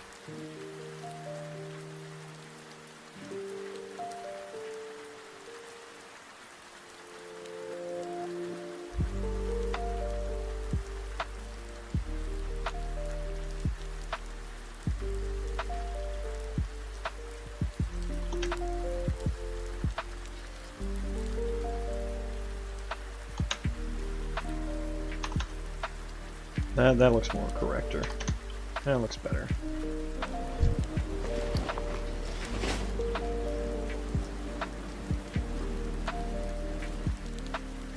Yeah, that's probably pretty close to where it needs to start. It's not firing. I think I need to override the shoot or cast spell or whatever or something. Or no, I don't need to. I need to just call it.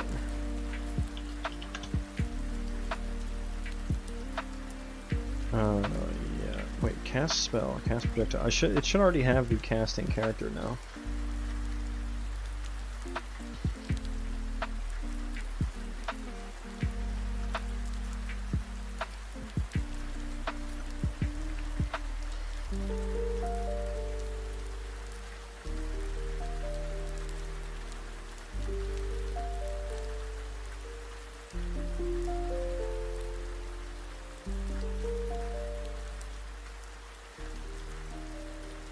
Yeah, I should refactor that, but probably okay for now. Target.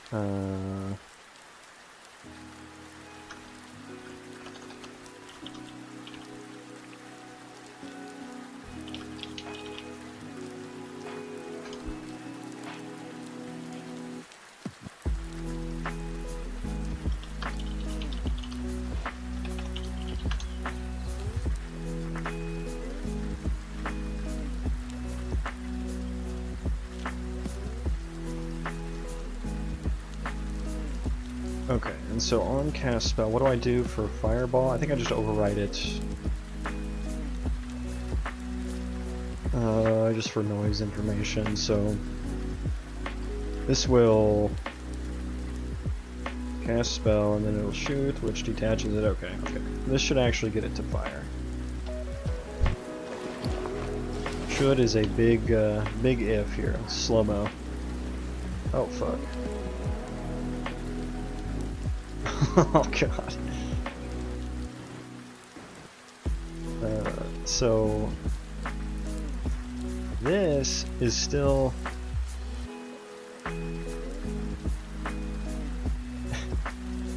okay.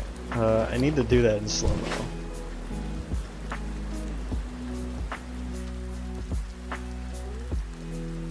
That's a great. That's left over from the. That's crazy.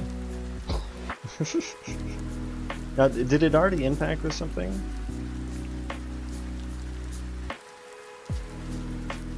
Look at that.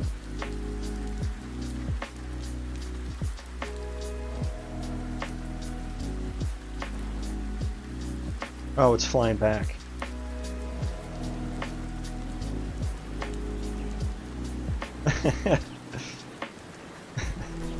Because it's, I don't think it's registering a collision. What's the collision settings on this one? It's world dynamic. Oh yeah, I have it set to block all, right? Or this one has no collision on it. Yeah, and so I need to set up this collision properly. Let's block all dynamic. Let's copy it from. Can I copy this? Copy all properties and group. How well is this going to paste? Not quite well. Paste. Nope, still didn't.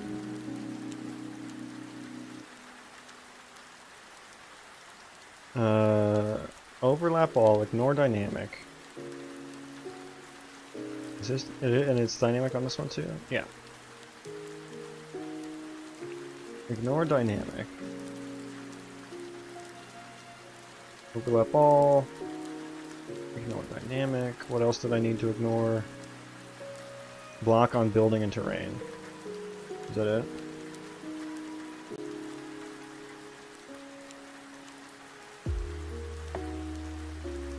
Okay, that seems to be the same.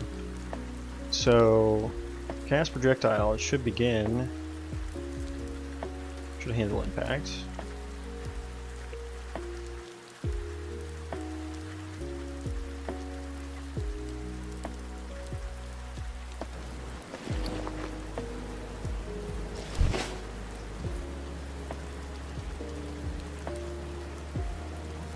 Keeps not, it's not collisioning.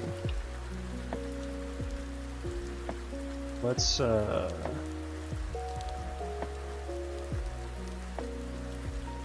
breakpoint there.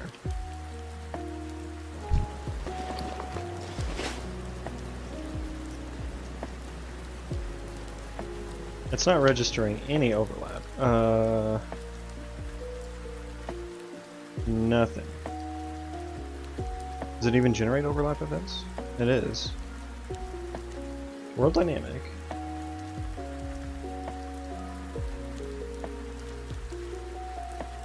It's got all the same settings, so why isn't it actually not hitting anything?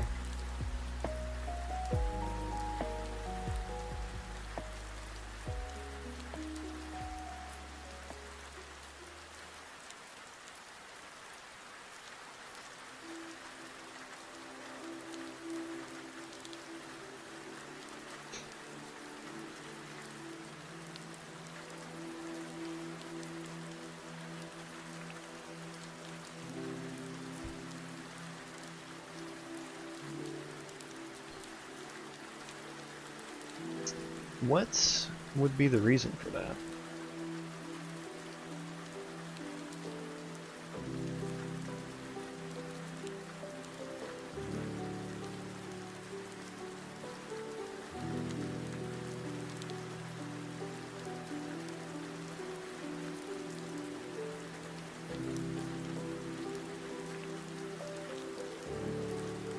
Oh, I bet the arrow actor needs proper collision as well. It is set to overlap all on the weapon mesh. Collision enabled, theory and physics. Collision mesh, there's nothing there, so that's a no. Well, I should do that. Should do that in here.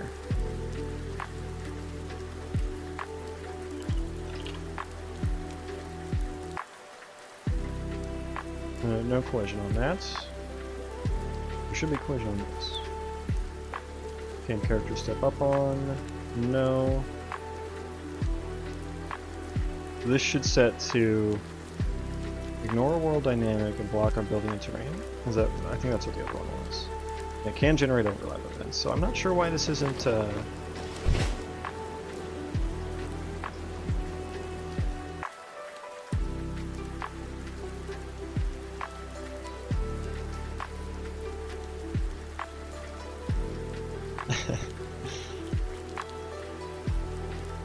Okay, I mean that clearly went straight fucking through him.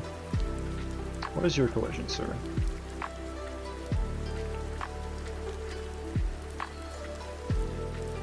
It is set to block world dynamic. Mesh also. So why am I not, let me check the runtime for the, here we go. On the static mesh. This is the arrow actor, arrow projectile. Do I need to specify a component to handle the collision? This is just actor begin overlap.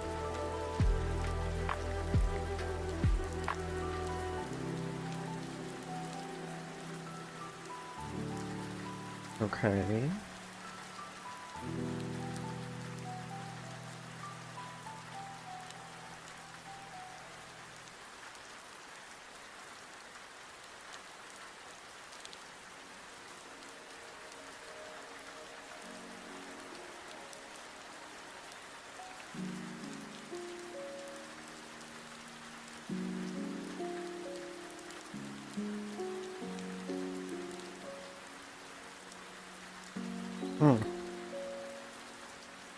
So is it because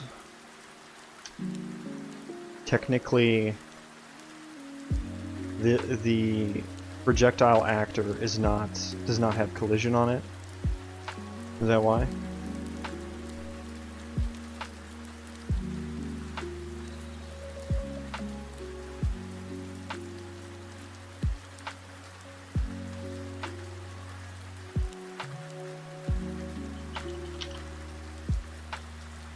So here's my idea. I think that's the case. VP arrow actor.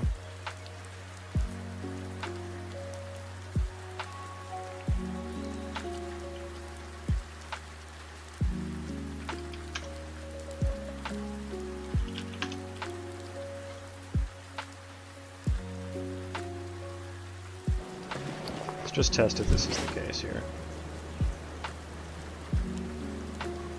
Other actor is me. Yeah, okay, so that's the case. So what am I gonna fucking do about this?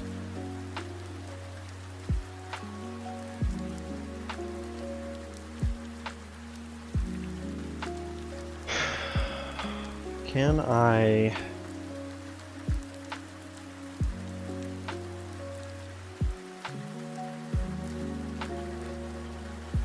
Okay, I can assign some functions here. Okay.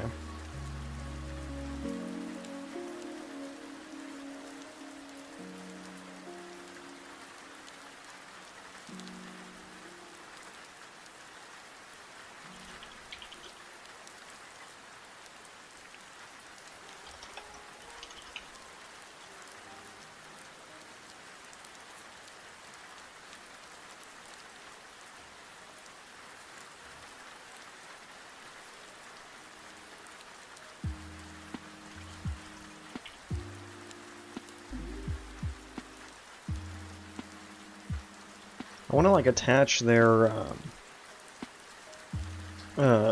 overlap bindings together.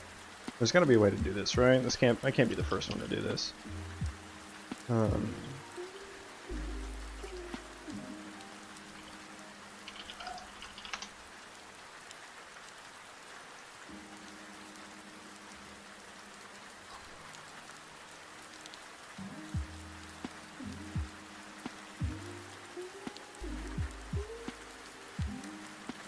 Combine overlap events for attached actors. Well, I guess...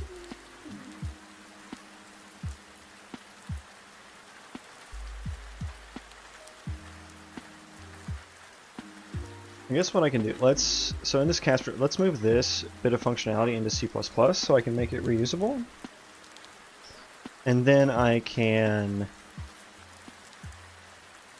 bind something to the other actor's overlap, and then this probably should get moved into the fireball ability and handle on impact, hit FX.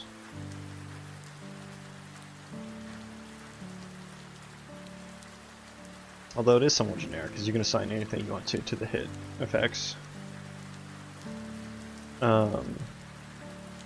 But then that way I can just handle on, I can just forward it. So yeah, that functionality, let's put that into C++. And that'll go into cast projectile. Shoot on impact, so let's bool is valid collision.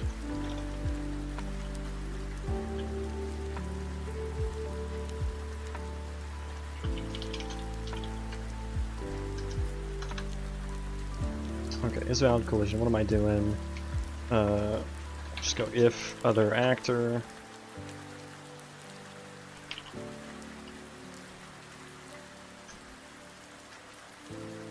To get owner.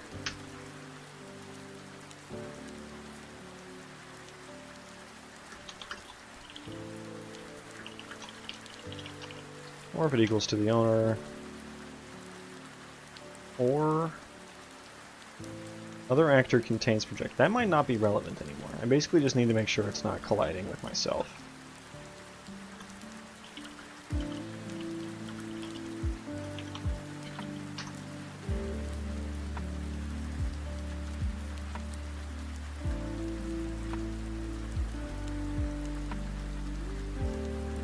Yeah, make it cost as well. Okay, so I'm gonna do that. And I should be able to like bind and assign that in blueprints just fine. Oh.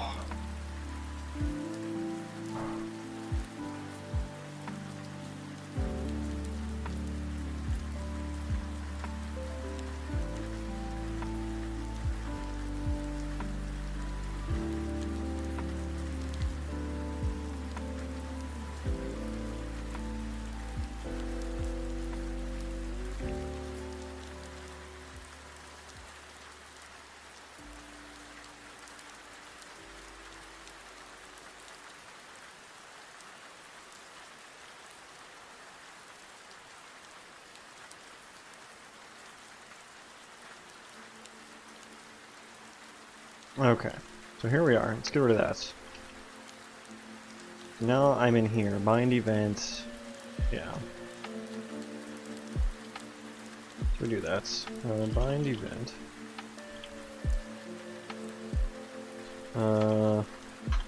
Yes.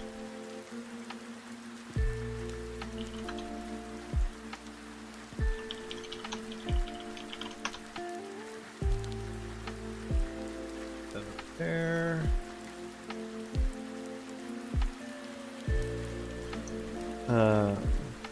Why is this like this? Overlapped actor, other actor.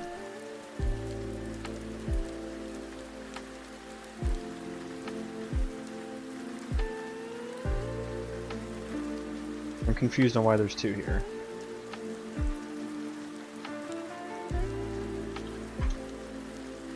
Huh?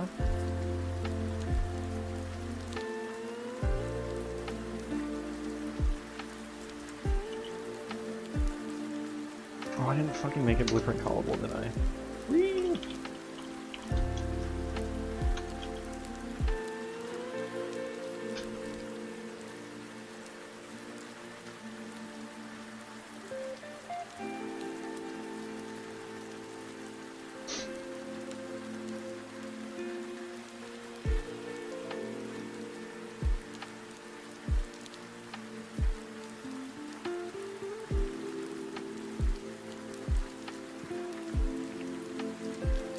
Okay, dude, I swear I'm gonna get some damage to pop up here before I have to get off.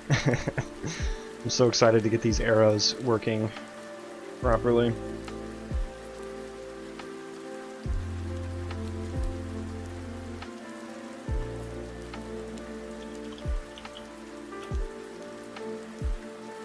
Oh, I have to call this is valid. Okay.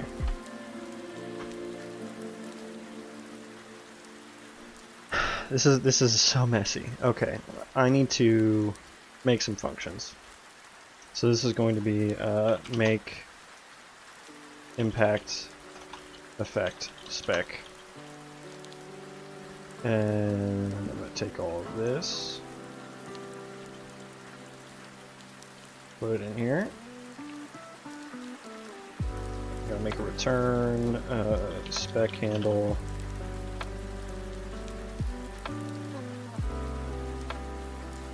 There.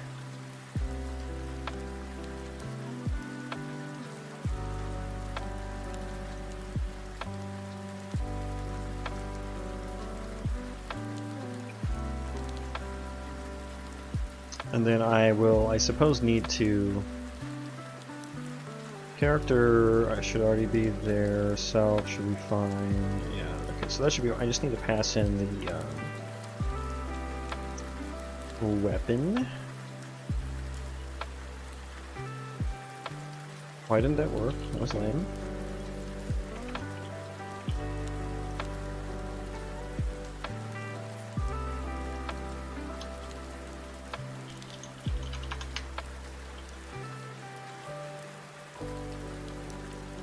Okay.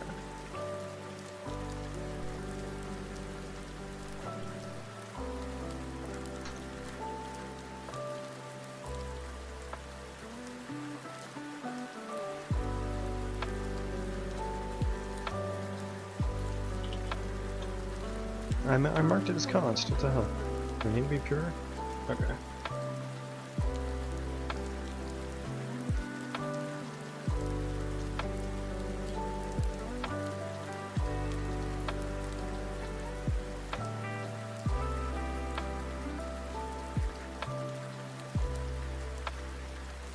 Okay, and so then I need to...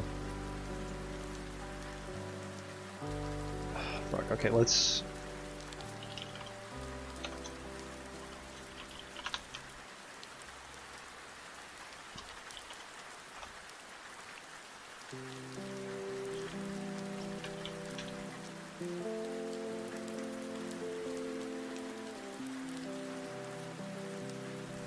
So we've set ammo weapon.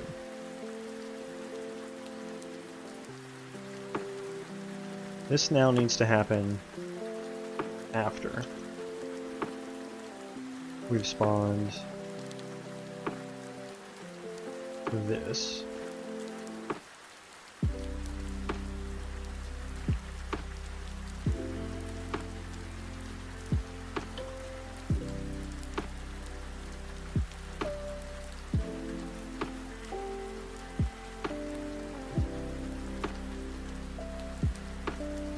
Okay, so we spawn the projectile, then we attach the weapon.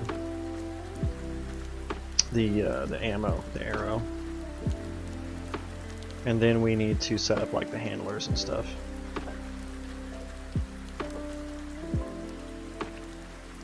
Put that there. Well, I need to promote it. Promote to variable. Projectile.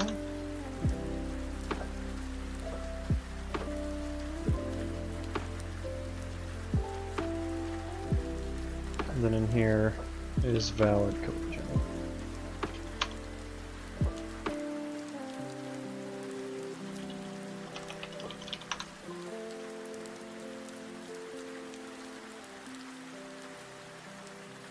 And from there we call the projectile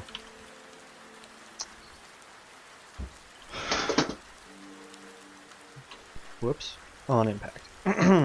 Impacted with the other actor. Okay. So we'll go there, do that. Then we can go back up into here.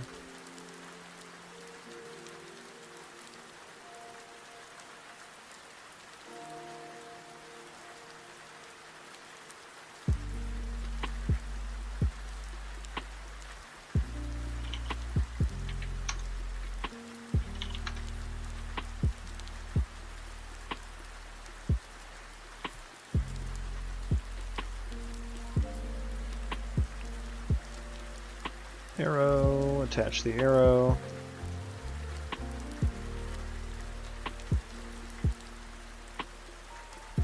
Call the spawn function.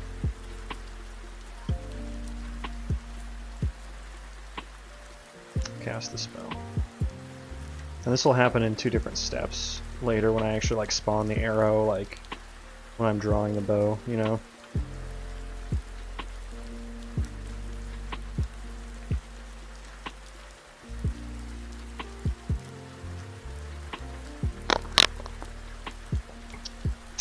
But for now, it's going to happen all in one step. Okay. So now I bound the... Probably should be overlapped actor, other actor. Yeah, I don't know. Bind the event to on actor begin overlap. I'm going to put a breakpoint here, so that I can figure out which one of those variables I need to use.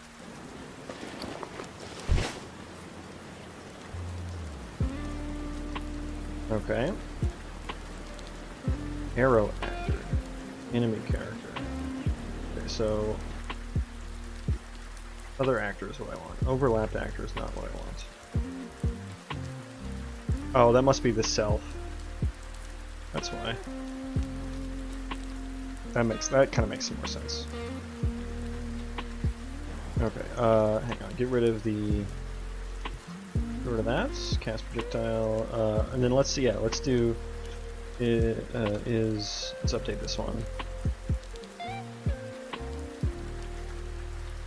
Is valid collision. Oh, it's gonna be so much prettier. Look at that. So pretty.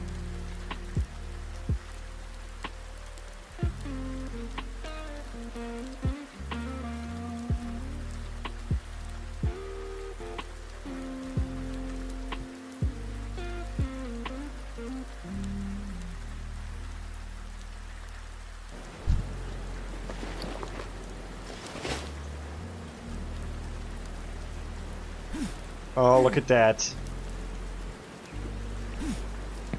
It's stealing damage multiple times. Oops. Why is that? There are multiple collisions happening, probably. Because then I do on impact.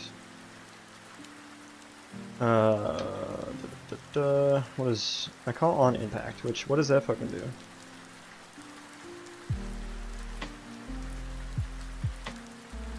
I don't have that overridden at all.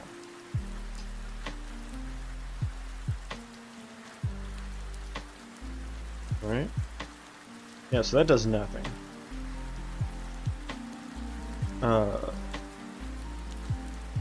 So how does this? How is this doing damage?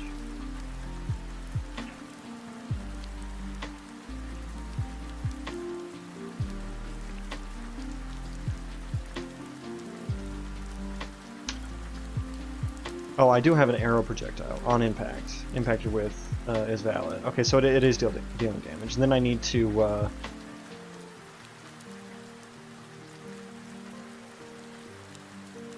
What do I need to do? Probably same as in here, right? It's on impact. How does it get like cleaned up?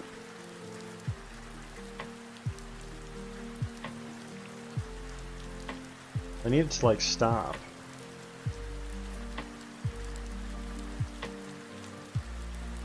Gas projectile. So it does FX. Okay, so destroy actor. That's so. Okay, but it doesn't destroy the attached actor, I suppose.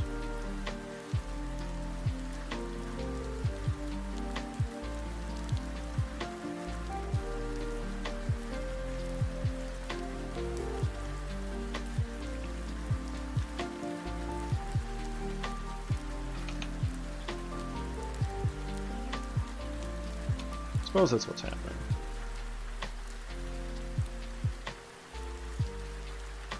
So let's detach. This I don't need that anymore. We're not doing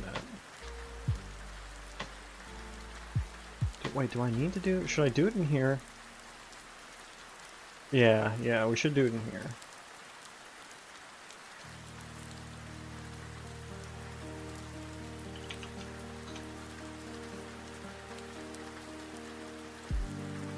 And then I want to like turn off,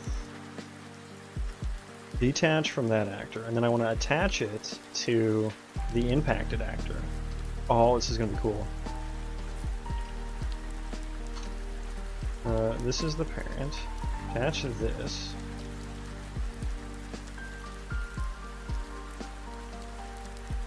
Location rule. Keep relative. I just want to attack at. Yeah, keep relative. I think that's what I want. Yeah. Keep relative, and then like what? Turn off collision. Probably as well.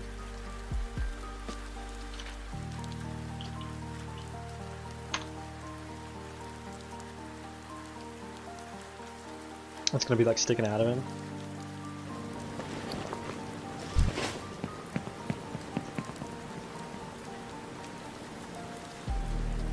Is it sticking into him? It didn't deal any damage either.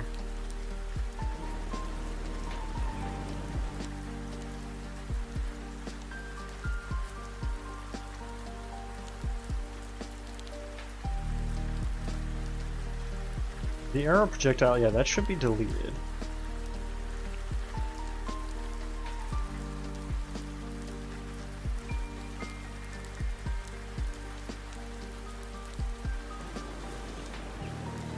I'm not. Oh, it's still flying around.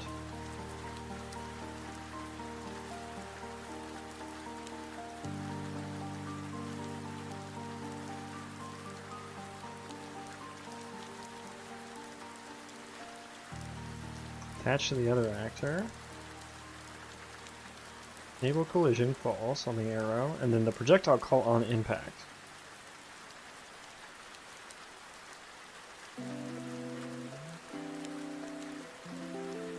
So did we get here?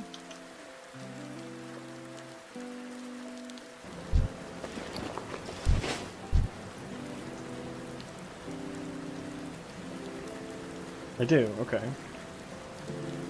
Am I not making the effect right? Probably not, okay.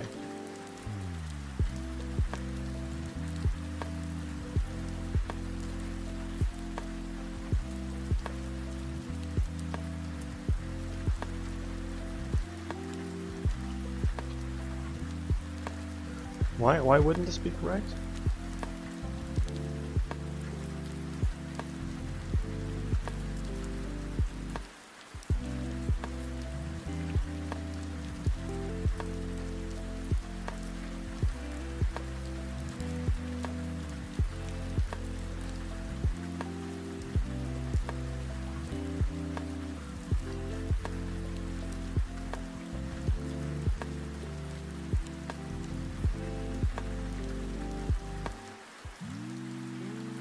Can I inspect? I don't know if I can inspect that spec handle in blueprints.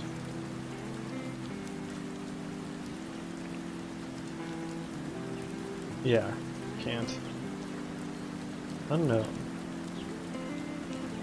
Ah, that is not correct.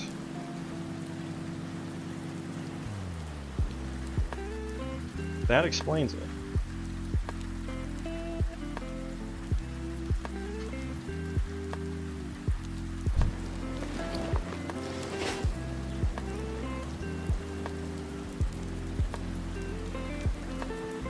Other actor is the correct thing.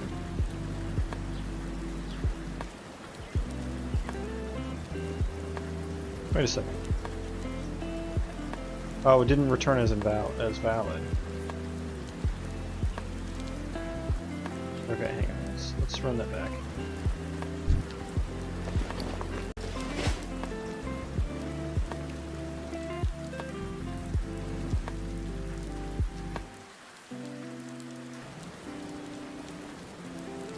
Wait, it says it's valid. Enemy character is valid collision, so why don't I get here? Okay.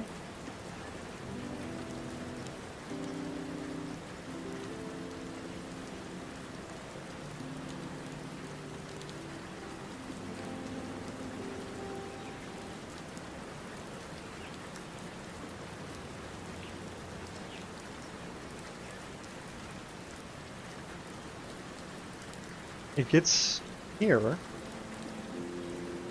and then doesn't continue.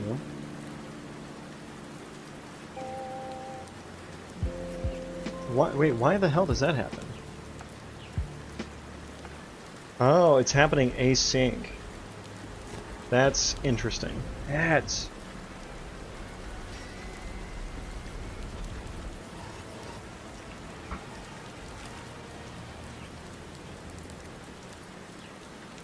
Hunter Douglas offers unique shade solutions for every home and any window. Okay, what? It's happening async,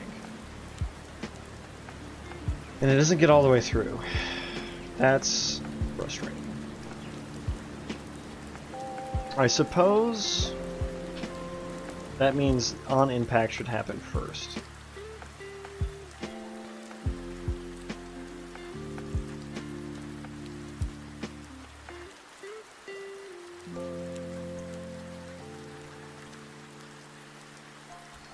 And on impact,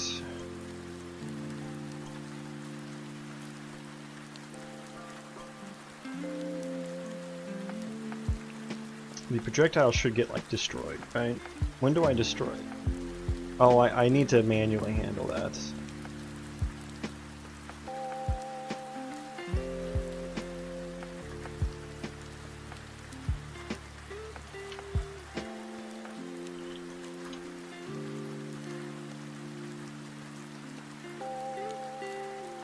So let's do this. We'll detach first, then destroy the projectile, then do the rest of the stuff with the arrow, just to make sure there's no funny business going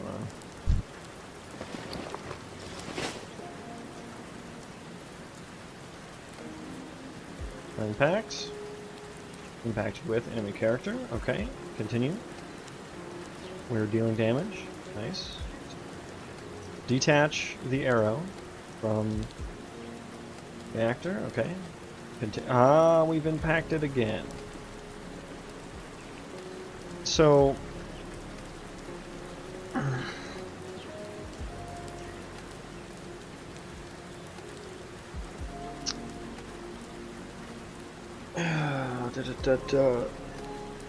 do I turn off collision on the projectile then to prevent this from happening.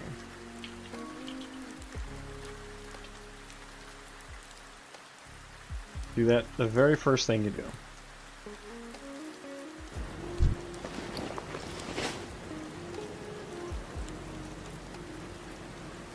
Okay. Damage, okay. Arrow, impacted with character, okay.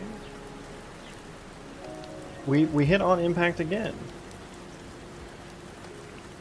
It's like it's going so fast. We're impacting with multiple things before I can even turn off the collision.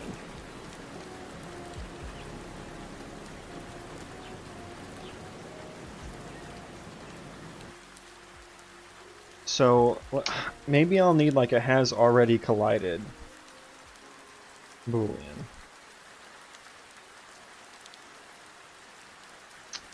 Or maybe not a Boolean, maybe I should do an array. Because I saw Odd Oculus, he had a piercing ability, which I thought was neat. I was like, ooh, maybe I should do something like that. Real, recognize real. So maybe I'll just have an array for things that it's impacted with.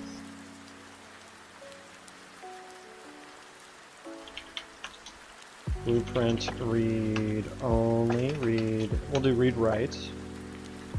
T array, just actor. Impacted with actor T object pointer, and I should change some of these other ones to T object pointers as well.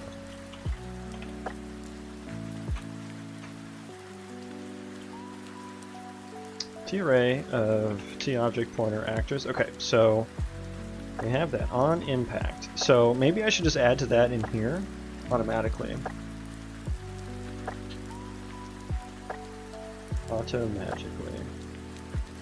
Oh.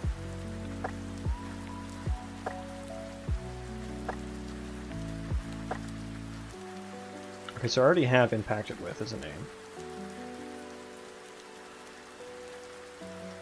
Impacted with actors.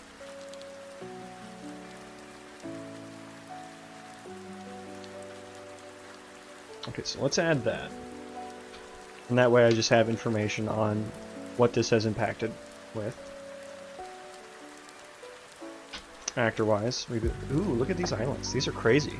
Is this real? How does a formation like that ever happen?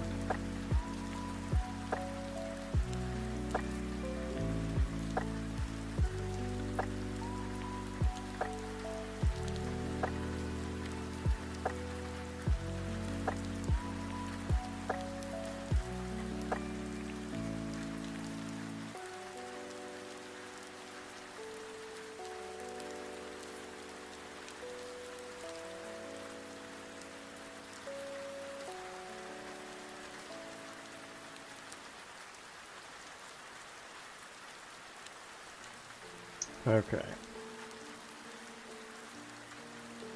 And so then in here is valid collision. So I can do a Boolean and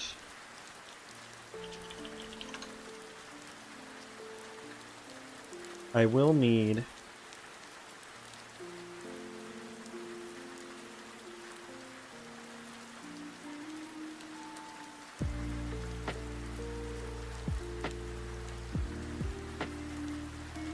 we can do that as well. That in there.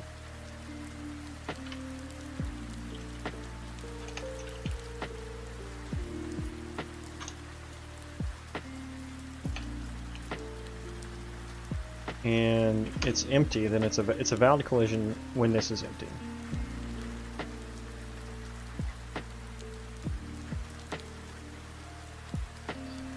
And then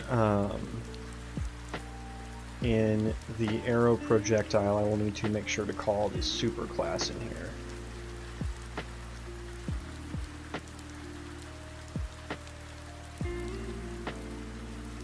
To make sure that that's added. And then I'll need to, well, on impact should happen first then, to make sure that that gets added. Okay, let's see if that fixes our problem.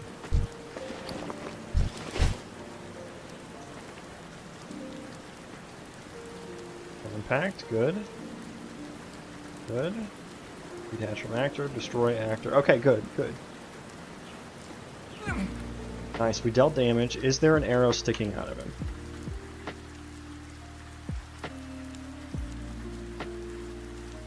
I see no arrow.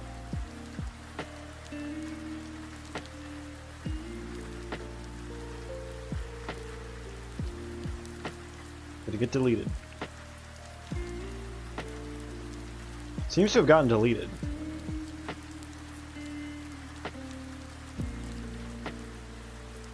Okay.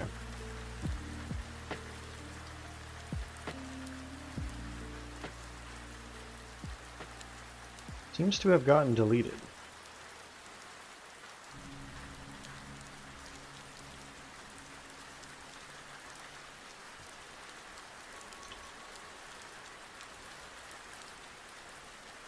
We destroy the projectile after this has been attached and everything?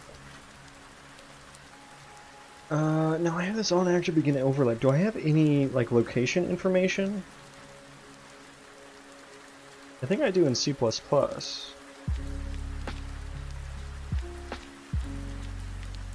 to make sure it's, like, sticking at the right location.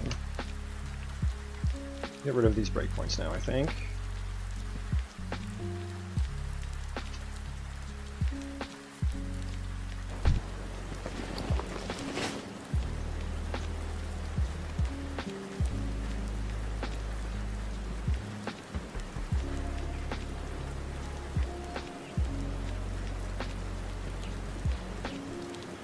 Fire any second now, any second. There it goes. Look at that. That's kind of sick.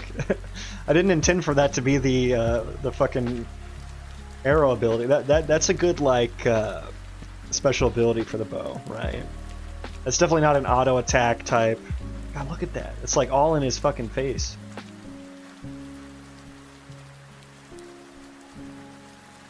Yeah, that's crazy textures and stuff.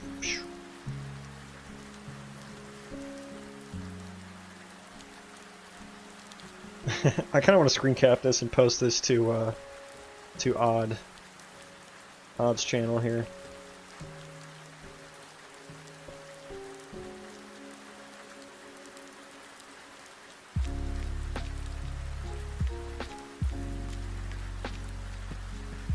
We'll just print screen.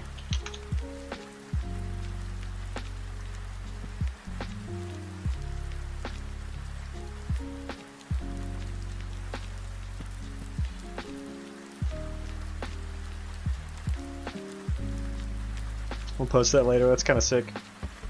Okay, let's watch this. Uh-oh.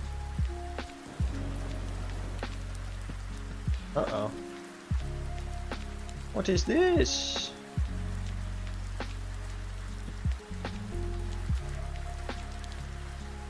This is on execute gameplay effect.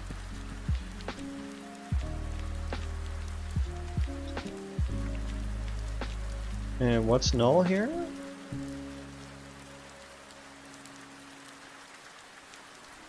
Execute gameplay effect.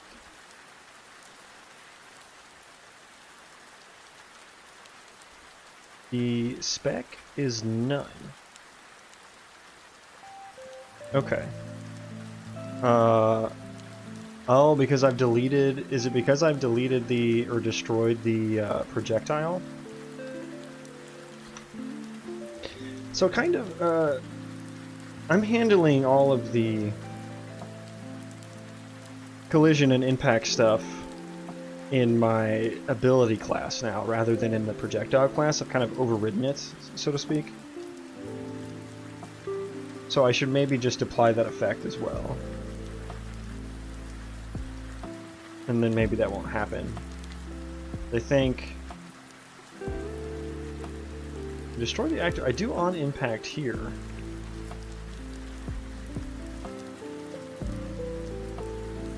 And then the projectile... Yeah, I mean... kind of getting to the point where it's like, do I even need this projectile class anymore? Impacted with... is valid. Ability system component.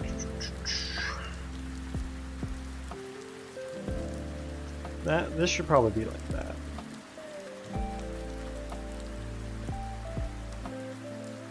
Oh, the instigator component. Do I have that set up correctly?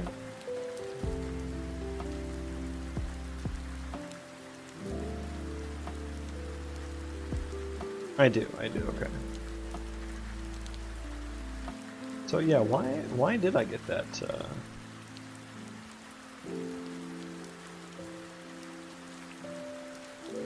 Yeah, I kinda don't care about this projectile after this point anymore, because I'm just gonna...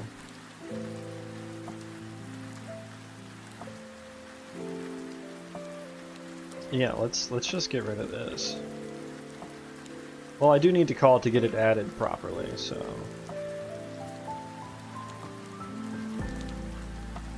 That still needs to... Well, I can delete it because it's a parent function should just get called now. Yeah, I kind of don't need this. I don't need this anymore. Because I can handle it all from this class. Which I'll definitely want to do some level of abstraction here because I want to do different effects and sounds and stuff like that.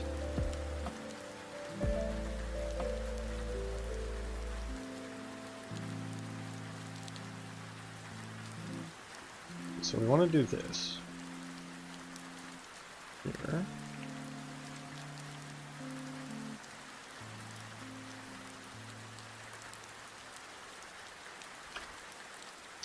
Get ability system component.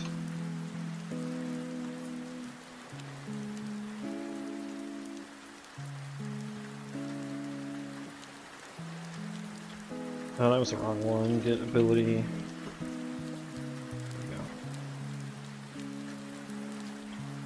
And then the impact effect. Do I don't even need to pass that along anymore.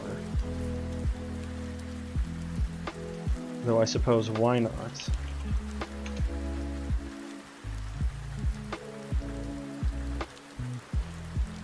I mean, why? Yeah, let's just do that. Let's do that. A little messy here.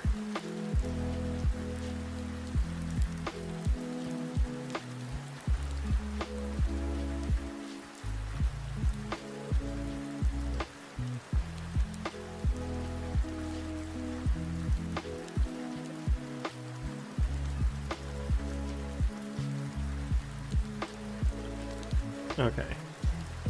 And then probably just destroy it right there.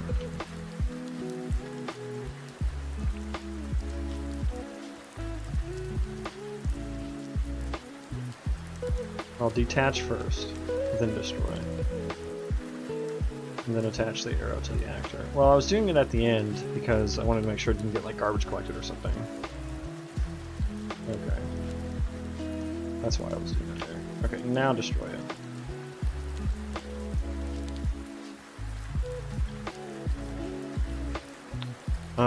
No, but I still want to call the on impact. I'm just not going to handle the applying the gameplay effect there anymore.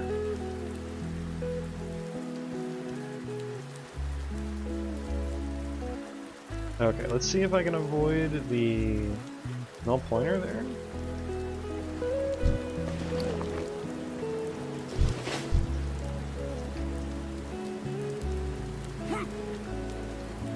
That is sick, but where did my arrow go?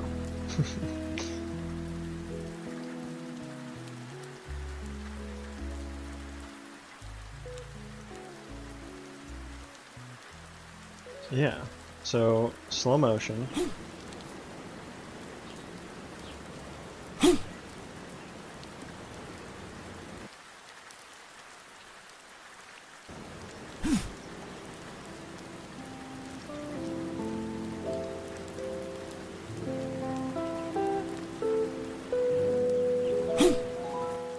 Yeah, it just like immediately disappears, right?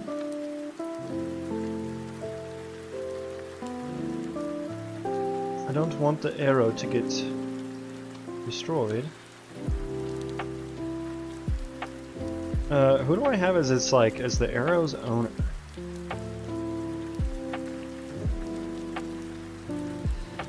It's the projectile.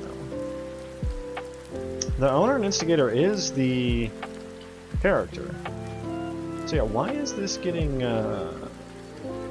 GC, I presume?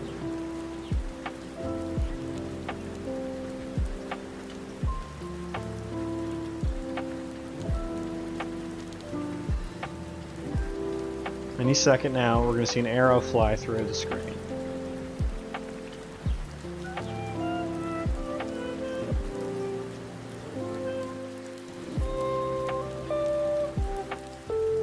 Okay. Here's the arrow. There it is. Okay, so yeah, I deleted the projectile and I never, I guess the attach or whatever never took, the detach and attach never took place. So I deleted the arrow.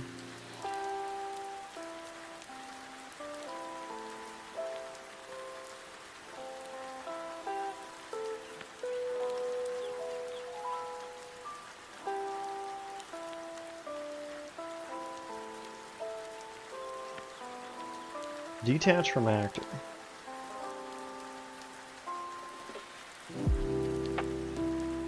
Do I need to like set owner? Set a new owner?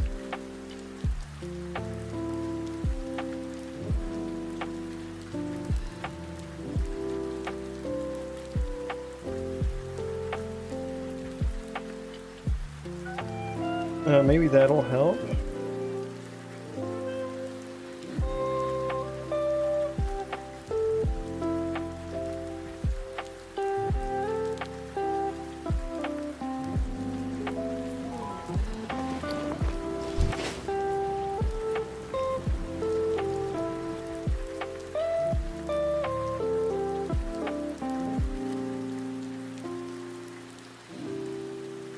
Yeah, that gets deleted.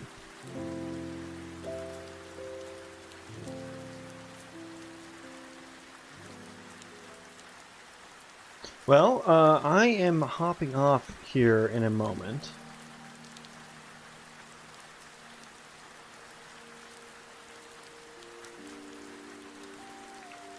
Yeah, I'm hopping off here in a moment.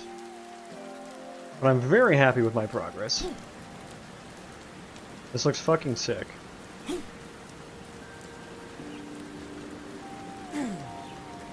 I can probably see it get GC'd here.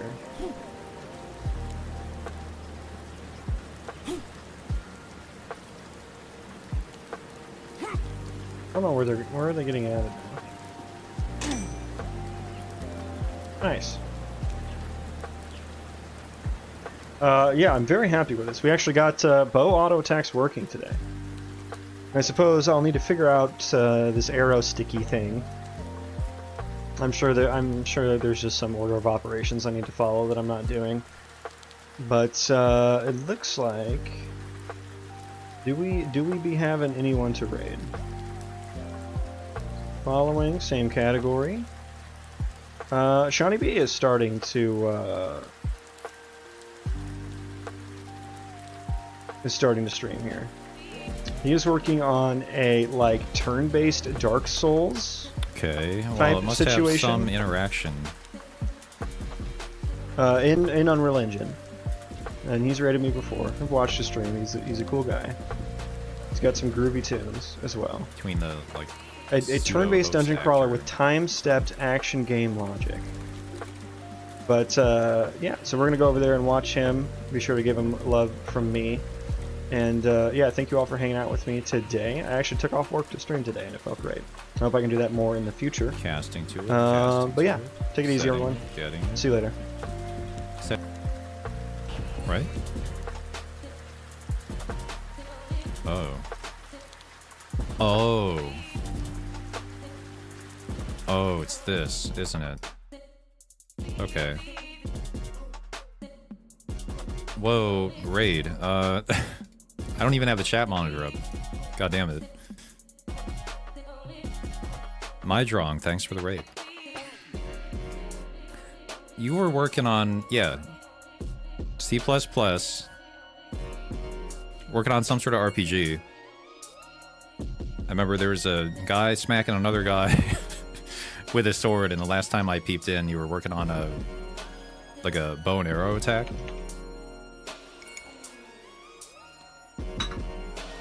I'm not sure if I caught exactly what kind of game that is. Got bow attacks working today? Awesome. So I think that the numbers were popping out, right? Or am I just imagining that? Are you making the kind of game where the numbers pop out? Here's what I got working in the past few days. Behold my works. So I got this inventory grid. So 20 slots is like 4x5.